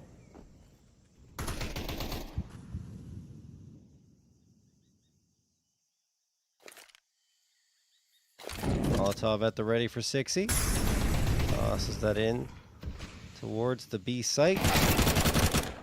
Peeping gets the opener. Good start for Wildcard again. Viz will find the trade. That is a huge cut down found for him, but on the other side, the response is even better. 3 frags in a row for the Wildcard squad, leaving only Wolfie to his own devices. He gets 2. There's upgrades available on the ground, grabs the MP9, bomb on his back, is going to run it likely to the A site. Maybe he'll just fake it, but either way, no, he's going all the way. It is red by Fiku. Yeah, he's going to get beat to the punch if he goes through CT, but if he goes through Temple... Oh, quite the case. Fiku flying around the corner, though. He gets him off the bomb. Really smart footsteps being put out by Fiku. Wolfie, he's going to go on the stick of the follow. Oh. He got him again! He got him again! Oh, that is so frustrating. Fiku playing with this food. Amazing what sound can do here in Wildcard. And they're going to deny him a clutch here. Last time they gave him a lot of space to maneuver. This time, to be fair, they did try and chase him down. He punishes, but I would crucially Fico's reposition, making sure that Wolfie's clutch factor not going to play into that round. All right, wow, that was very close from Wolfie, but, you know, pros don't fake, Wolfie. You got to just stick that plant. It includes defusing and planting, guys. You got to just plant that bomb down to dirt. Yeah, no, I'm reinventing the phrase here right now. But anyway, jumping into the 3rd round of play. Fiku and Stanislaw and Fuzi, everyone's doing the job. Easy as pie. Wildcard find that 3rd. And it will be Marsborn. You know, they just went fast. They tried to get something done. They lost the bomb. It was the first player to charge in towards Donut and really didn't invest much into the round, so that's the result. Here comes the real one. All the guns out, 4 AKs and the AWP available for Marsborn. In the previous map, I mean, everyone looked good. There wasn't really a weakness. I think Sixy is still a player I'm looking towards to have that insane performance, and we already saw it on Ancient previously. Let's see if we'll get it again. Or excuse me, was it on Ancient? No, it wasn't on Ancient. It was on Inferno. Overpass? No, Overpass. Overpass! There we go. We got it. We got it, guys. It's been a long day. It has. Not for Viz, though. He's still fragging. Still putting out the digits. It's part of the kind of revival of that map as well. And we got some really good positions for the T side here, but now 60 under fire, and he misses. Chance to find any kills here. This is a good position I was talking about, though. Chop working his way through Red Room. Ends up taking even more initiative. So now, Stanislaw obviously aware of the vulnerabilities in the defense. They're going to call in for some extra help, and it's going to come through just in time. Middle going to be called clear. So now Stan can focus his aim on this A side proper. Where are they going here? Chop going to keep contained of Temple. Molly back and forth here. That's going to chip off some more damage, and it's still not allowing for Wolfie to plant the bomb, but with the kill, he's going to find some security, and Chop just clotheslines that frag as well. JBA ends up the last to fall. So Wolfie will connect on some comfortable opticals right there. Yeah, I mean, that's really well done for Marsborn, honestly. Once they take control of that A site, wasn't really spotted out by Wildcard, and thanks to Chop's arrival in the back lines, but I mean, that was still, you know, good, and it went really well for Marsborn. It could have been even better, I think, if Chop just waits in CT or something, tucked around the corner, in the far corner, near Red Room, because then he can catch off rotations if anyone decides to go into the site. It doesn't matter anyway, because he does a great job with the space that he earns himself. It just maybe could have been even better. I don't know how I can even say that because of how well they played, but yeah. Either way, Marsborn going to try and convert in this 5th round to get themselves a 2nd on the board.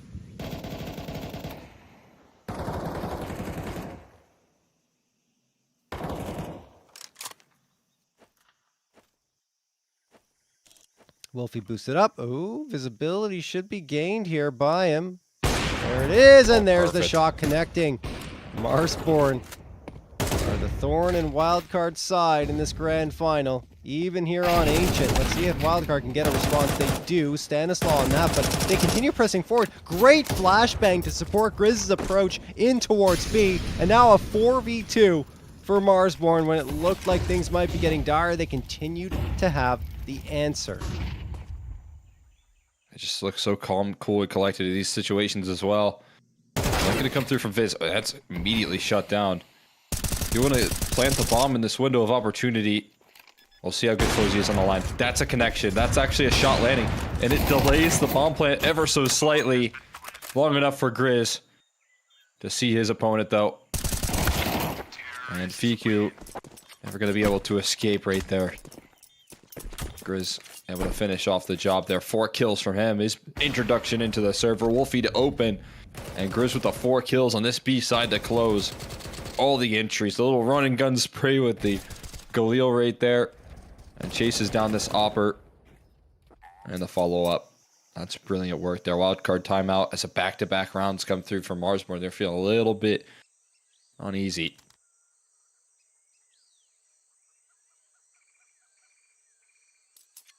Yeah, it's strange. You'd think the newest edition, 6e, would be the one kind of having all the impact here from Marsborn, but he's been relatively quiet compared to the rest of the squad. And JBA, hands on his head, thinking, what is going on? They expect much more dominant results of themselves. At least still has a smile on his face. Trying to keep the spirits up. And Fiku, he's chatting up a storm. Yeah. Yeah. I mean, I do feel like you look at a player like that in OG, I kind of consider a little bit of a feeder team for like the tier 1 rosters. That's a team that you love to pick players off of for, you know, already getting challenges and tested in tier 1. Fiku was a guy that's been on that roster for so long, who never, I think, really got to show what he's made of, but I think he was such a stable element of that team, even though if it wasn't explosive, it wasn't that, you know, electric out of him.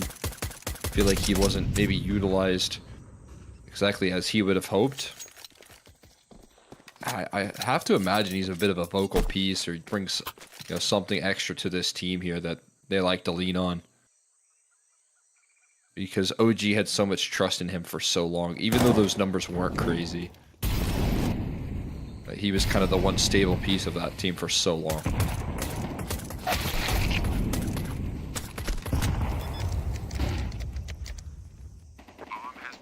Bomb going to be planted here. This round is pretty much done. Peeping gets an upgrade at least. There's no reason for you to go in Peeping. Just keep the AK. He's looking around the red room. Are they really considering this? It looks like they are. I mean, JBA has to smoke at a kit. Yeah, I don't know. I don't think you expect to smoke at a kit. Maybe you're right. They still got the firepower, and Grizz is like, I don't care what you buy drops out of Descent 4. Fiku gets a couple. Oh, and Peeping tries to defuse in the smoke, but it doesn't come through, and it will be in the end of Marsborn round victory. At least it gets interesting towards the tail end with that little volley of bullets from Fiku's rifle, but at the end of it, it will be a 3rd round picked up from Marsborn, although it gets a lot more expensive than you'd expect. You know what? I'm pleasantly surprised. Yeah. Yeah, I didn't. I was with you. I didn't expect much, but I like that they say, "Hey, Fiku, you hang on to this AK. We're gonna go sending our lives on the line to try and make things work here. Try and get a sneaky round, and you know, defusing on Ancient, I think a lot more possible. It's one of those maps where the bomb is so big you have to run early. So they save the AK. They get 3 kills out of their troubles. You gave yourself a chance to win a round that felt impossible. I feel like that's mission accomplished. Wildcard on the eco. Now, with the guns out. Still not a pretty purchase here. A lot of that utility already drained. You still have JBA rocking an MP9.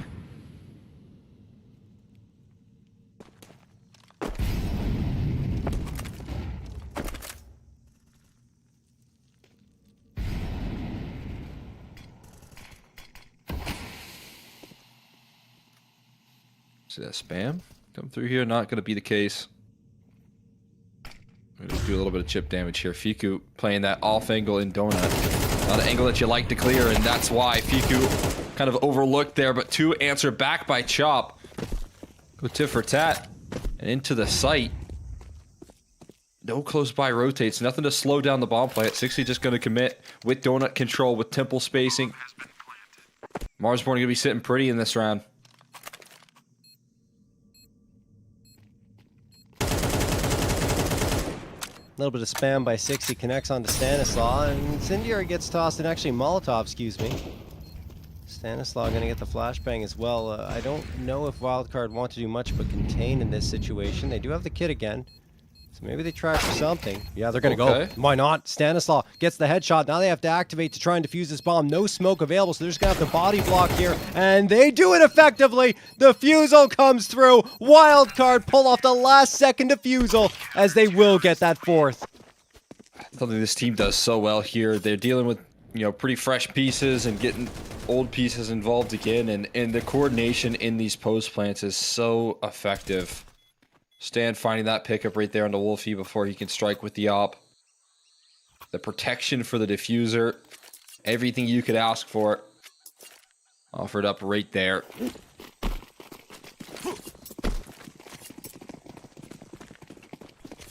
That's gonna bring home a very good looking retake there. They want to find some comfort in this CT side, not just close rounds back and forth. Trying to fight for this mid control here. Fiku, head on a swivel, loses his teammates, but uses his sidearm to at least keep it even in a desperate effort. Gonna trade things out 2 for 2 in the early stages again.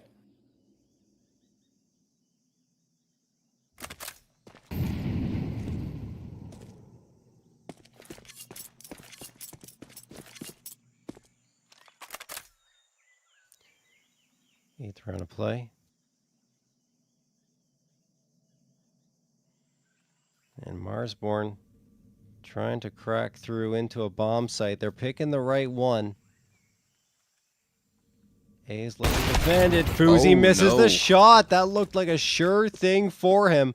But his opping's been a little bit lacking throughout this grand final. Now, space is indeed afforded to Marsborn onto A. Stanislaw late to activate in this direction. He still expects perhaps a late play towards B, but now that'll be confirmed not to be the case. Spam for JBA is not good, and that means a save is called for Stanislaw. Marsborn strike right on back and tie us up again. Yeah, Fuzi needing to connect that one right there. I think he got baited by the shadow. It just, again, a little bit of an overcorrection. Looked like he was a dominant force in map 1. It was a dominant force in map 1. You know, 100 plus ADR. Constantly finding impact with rifle, with the AWP. Feels like he could do it all, so versatile. Right now, some of these crucial moments, not being able to deliver. Gonna keep Marsborn neck in neck here with a team that would like to run away with things. Fiku's still fighting. It feels like his efforts continuing into this deciding map. He's hoping for some backup. Does it again with the 2 openings for himself towards middle. But as his teammates get nothing behind it, they can't sustain. We're tied up once again here now. Marsborn calling it a timeout.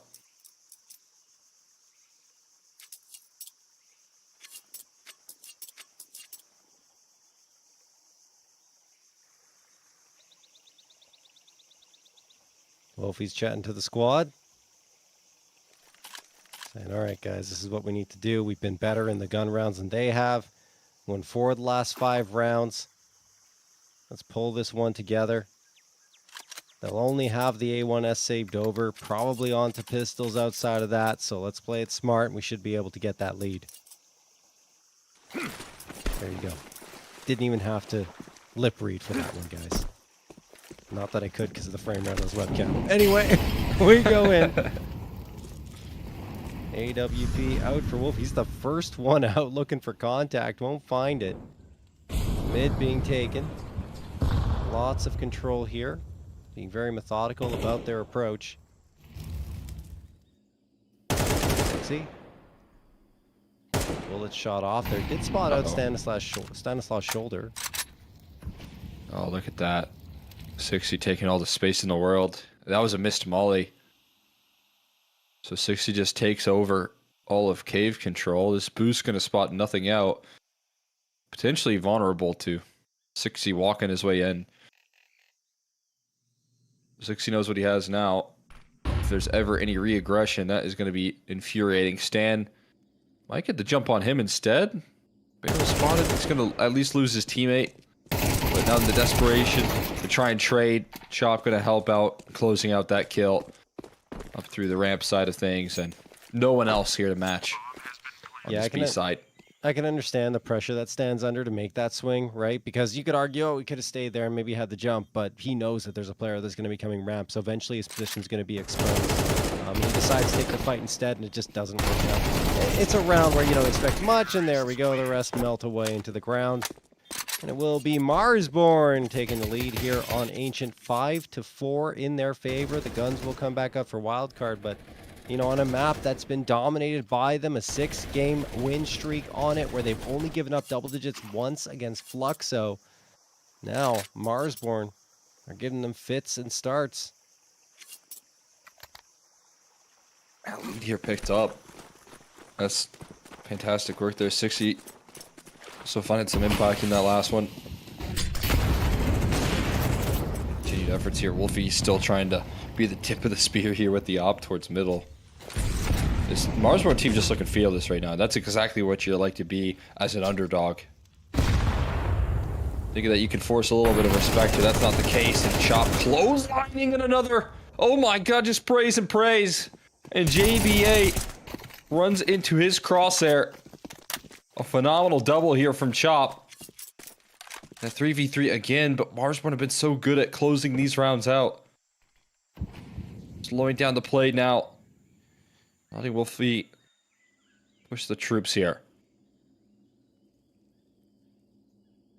Wildcard immediately rotated towards the B side because they know they spotted out both these players at A. And this is, for now, seemingly the right call.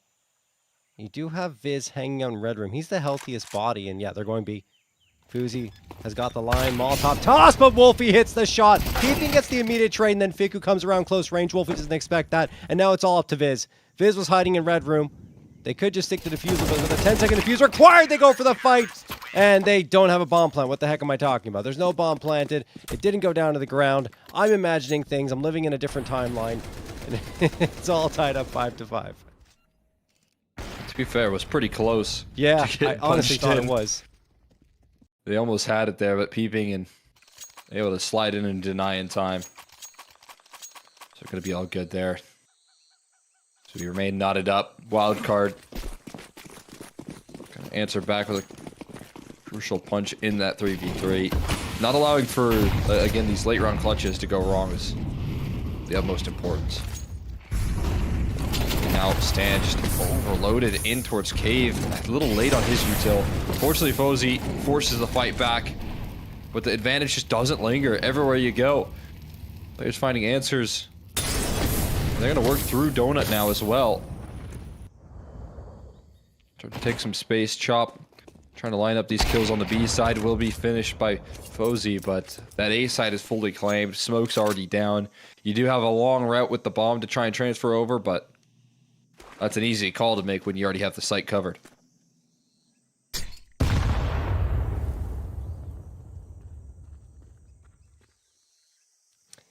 Peeping. Moving in towards A. Less than a minute on the clock. Grizz spotted out. Again, another 3v3. We've seen so many of them throughout this half. Peeping tosses the incendiary forward. And he's going to back off. This is not great for Wildcard. Okay, he readjusts. Goes into Catacombs. Problem is, Viz is waiting here. Viz the advantage, and Viz the insta-headshot. Peeping gone. Wildcard have to wonder if they even try to go for this one, given that they've completely lost the A site. Money will not be great heading into the final round of this first half of action. And I think unless something gets handed in their direction, there's really no reason to go for this fight, especially without the kit available. I will say, it doesn't feel like an ideal attempt on the flank as well, but the Shadow gives up a quick duel on the Viz. Still a little bit of time left, but it has to be Fozy who sticks the defuse, and the MP9 has to protect, which is the big problem. up against this duo. JB8 sending his fight down range here, and yeah, it gets finished off. Yeah. And Fozy sure to try and run away with this one. Hold on to his AWP for the final round of play here in this half. We'll be able to keep it in the mix, but Marsborn going to claim the lead off the back of it and a chance to take 7 to win the half here and show their depth in this grand final.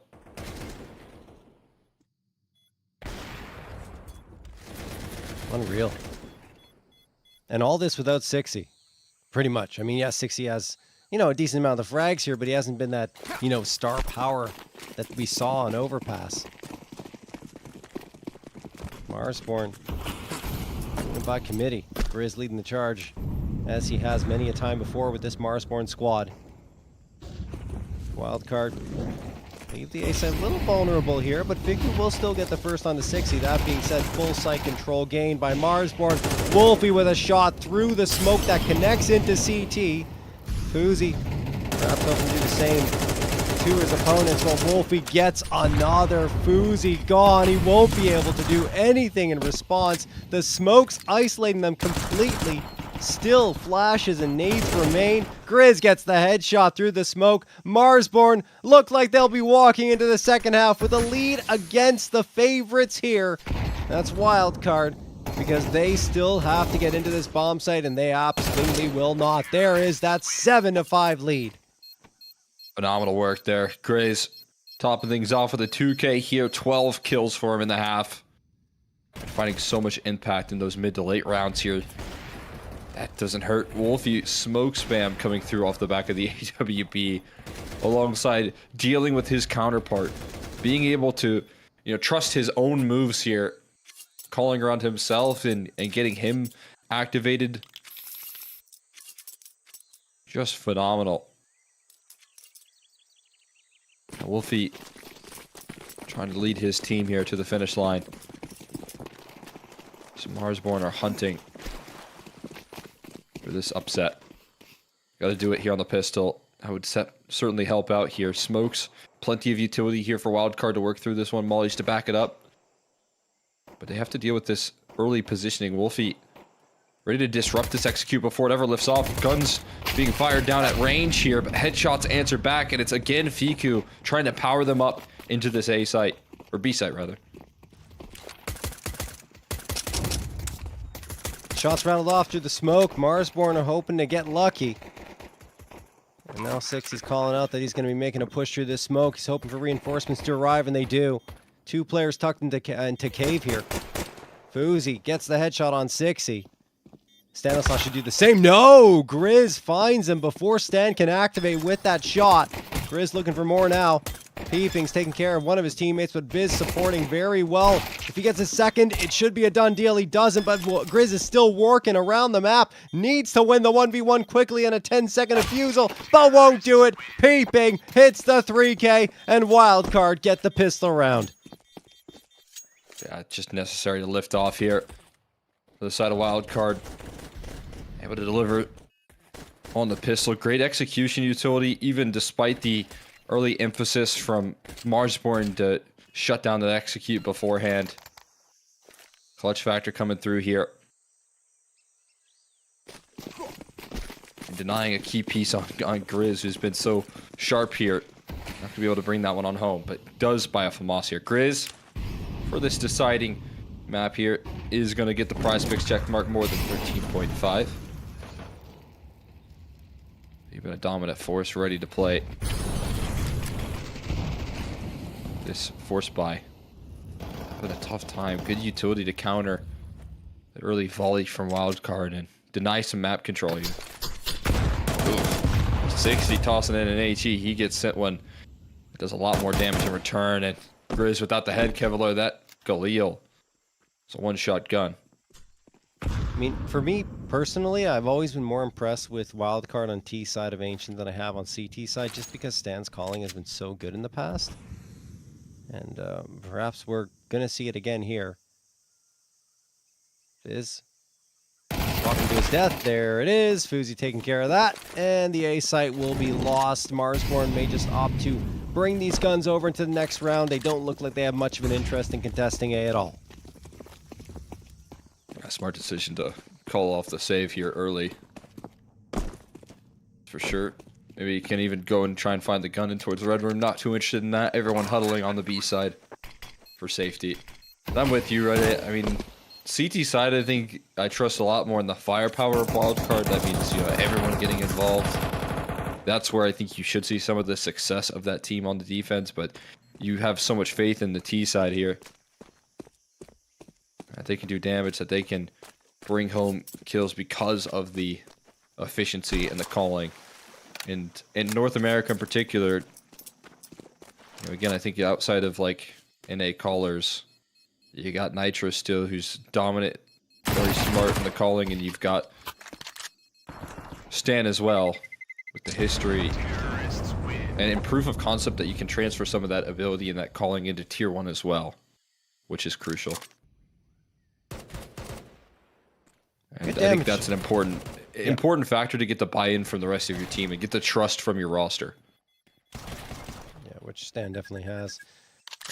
Look, that's some good damage done, you know, on the CT side on the tail end for Marsborn. They keep all their guns up, get a little bit of extra cash in their back pockets. So that'll make this round a little more difficult for Wildcard, but match going to be paused. This may be technical in nature. Let's check if we have any information. Gonna fix the delay, it seems like. We got some FPS drops. You got to get those frames per second.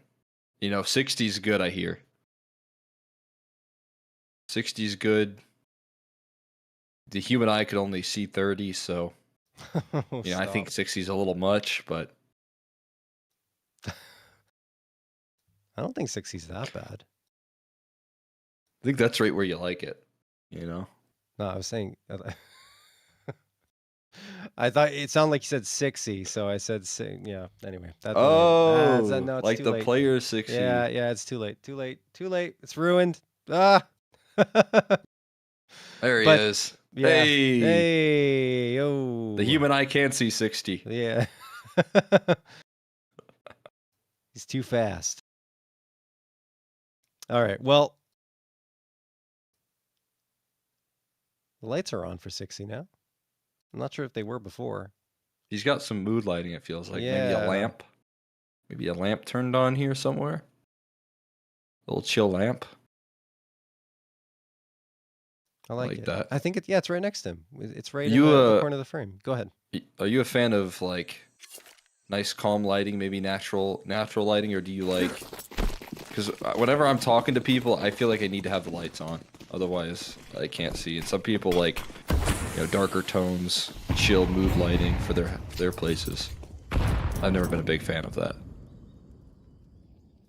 It depends on what you're like. Do you mean just give me some hospital lighting? You know? Oh God, no. Okay, so that's what you're talking about. No, forget about hospital lighting. I despise that lighting. Like, I do not want that at all. I'm more of a warm light person for sure. Okay, yeah, like, that's pretty normal. I understand that. That's why I got lost when you're saying, I'm like, who wants hospital lighting? Like, what? I'm sorry, Cole. I want to very clearly see who I'm talking to. Fair enough. Viku, going to get that frag onto 60. As we have questionable preferences in lighting from Cole here. JBA finds the frag onto Viz. 5v3 for wildcard. They're cruising along. This is going to be an easy one. I'm sorry, I don't mean to rag on you, Cole. I'm just all in good fun. No, I know it's an unpopular opinion. I understand. I'm just I'm always turning like the main light switches on at places that have a bunch of lamps and ruining the vibe. Chop's ruining the vibe of this wildcard team by finding a couple of crispy exits, jumping in and out of these fights, and a little bit overlooked in CT spawn. No matter what the case is here, I know that might not have much more room to operate. Can they find any further kills? Chop still causing a ruckus here. Now Grizz has another flank. Oh my God, is right here. JBA forced to bail them out. It just needs to land a shot. Nice attempt. Making it possible in between Chop and Grizz, finding kills at the very least, but gonna walk away without the victory. What they do walk away with is so much damage being done, forcing a lot of reinvestment in this round. And that does not bestow confidence if you're wildcard, right? In a map and even the series at this point that hasn't really gone that well for you. especially map number 2 on Dust 2. You really wanted that to be cleaner. Anyway, look, they do get better guns off of it, so I guess it's not the worst. Chop going to hit his PrizePicks check mark for map number 3 for more than 11 frags. That's great news on his part. Personally, anyway. And I mean, honestly, Chop has been great ever since map number 2 started, and even leaning into this third. Just always getting those PrizePick check marks. That's just what I'll say about him. You know, he's always good for it. Feels like. And does it again here. Gonna need to maybe do a little bit more as the charge through, and he does it. He'll to open things up and dives out of the fight here. Molly on top of the default bomb plant spot as well, so gonna delay this one out ever so slightly. Trying to fly into the action though off the back of that flashbang, and the JBA keeps some phenomenal coverage. Digi's still not punched in. They're still not feeling comfortable enough to do just that here. Now Chop taking full advantage. Finds a 4K. 17 and 10 looking to lead his team through this round, but still doable. Fiku, the right man for the job. And now he's out like a ghost.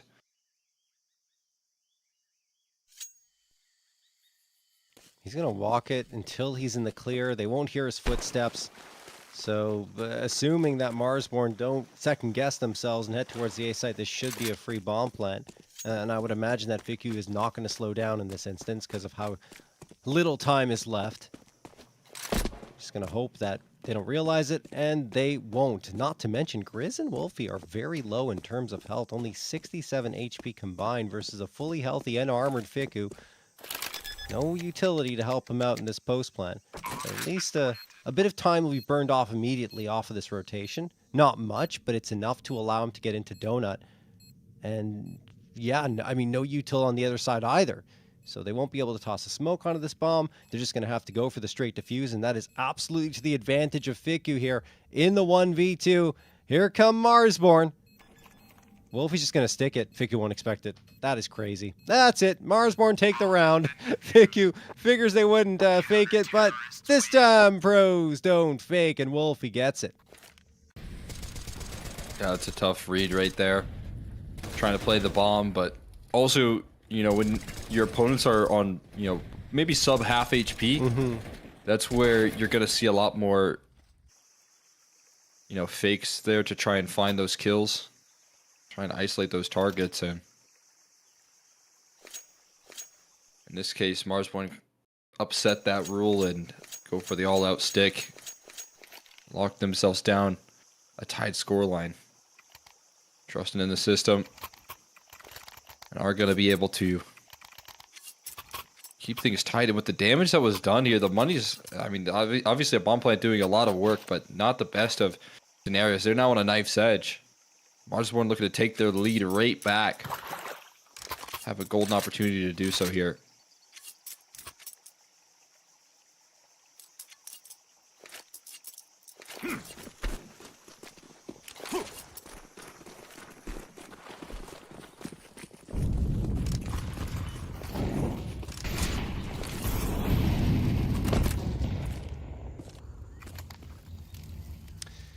Wild card. Perhaps not great. 2 AKs, 2 Galils, and the MAC-10 versus Marsborn's full salvo of utility and firepower.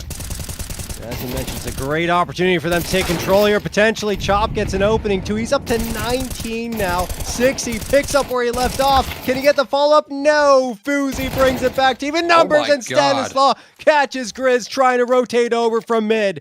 Wolfie, last one standing. AWP in his hands. Needs to isolate a couple of 1v1s or get a quick flick transfer. Incendiary's good. Oh, maybe not. Oh, no, it's not. It's not deep enough. It wasn't deep enough against the wall, I should say.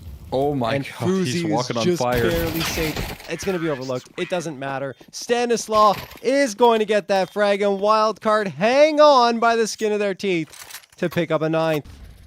Impressive he doesn't even like think to budge, right? When a natural instinct when that molly gets thrown out is to just even shift up a little bit, but he doesn't budge at all.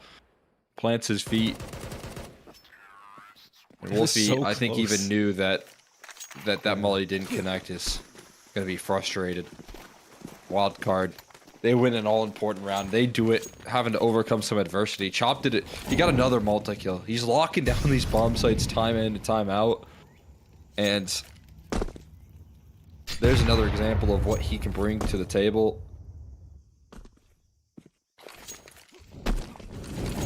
Gotta get more opportunities. So unfortunately, this case is going to be just with the pistol, the PT-50 in the mix, and a whole lot of fire on his feet. This wildcard going to get into double digits now.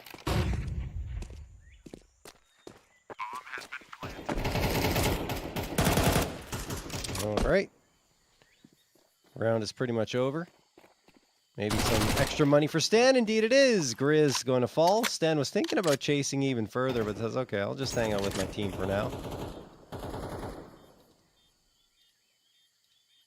And looking back on the NA Revival Series' history, Wildcard were victorious in that first NA Revival Series. Since that point, either didn't compete in a lot of them or just weren't able to get to that grand final again.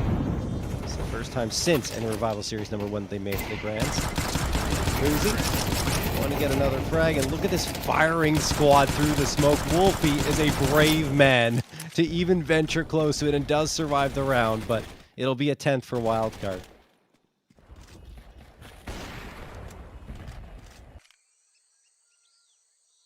Crazy that, you know, throughout all of the times that we've seen Wildcard play out throughout these, the only one that they won was the first with that roster playing in Sweden. Yep. And for Marsborn, grand finals have eluded them for so long. Door's been opened here. And they're looking to claim that victory in their first shot at a title.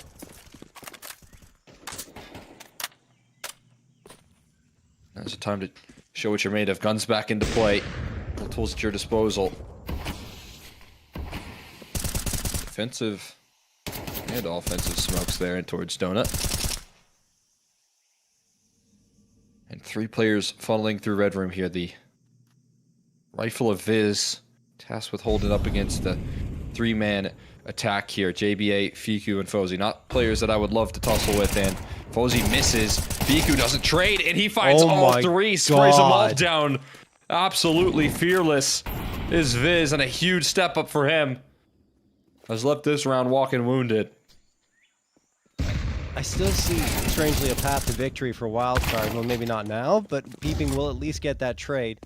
Just because of the space they had to gain towards that B site, no one was really there. Peeping going to fake the plant, hoping that a player peeks him. That's not going to happen. He can actually fade towards A if he wants to. But he's going to have to do that now, and eventually, as this time ticks away, that window will close. Peeping. Here's around, gets the headshot, needs to follow up, won't find it, but he made it close. 60 down to 9 HP as Peeping falls short of the clutch. Was into the realm of possibility. This is what does the difference making. Viz 1, 2, a third, and those 3 players that you do not want to challenge. They all tumble down. You also had 60 with the backup there, which is good, but either way. Stanislaw. He's got the PrizePicks check mark for more than 12.5 frags. Gonna see more and more check marks come through, folks, because when you go the full 24, which it feels like we're gonna do here, lots of players get in on that action. And especially with such an even distribution on, I think, both sides. Yeah, I mean, everyone's in on the mix. Viz looking for another multi-kill. This time, he gets Fiku down to 2 HP, but he has to fade off afterwards. Eventually gets JBA, then Fiku as well. Fousey responds with 2 of his own, but 60 is there to find a key one at just the right time. Following that, it is Chop onto Stanislaw, leaving Peeping to his own devices again. This time, though, he does not have the bomb. That is the biggest problem.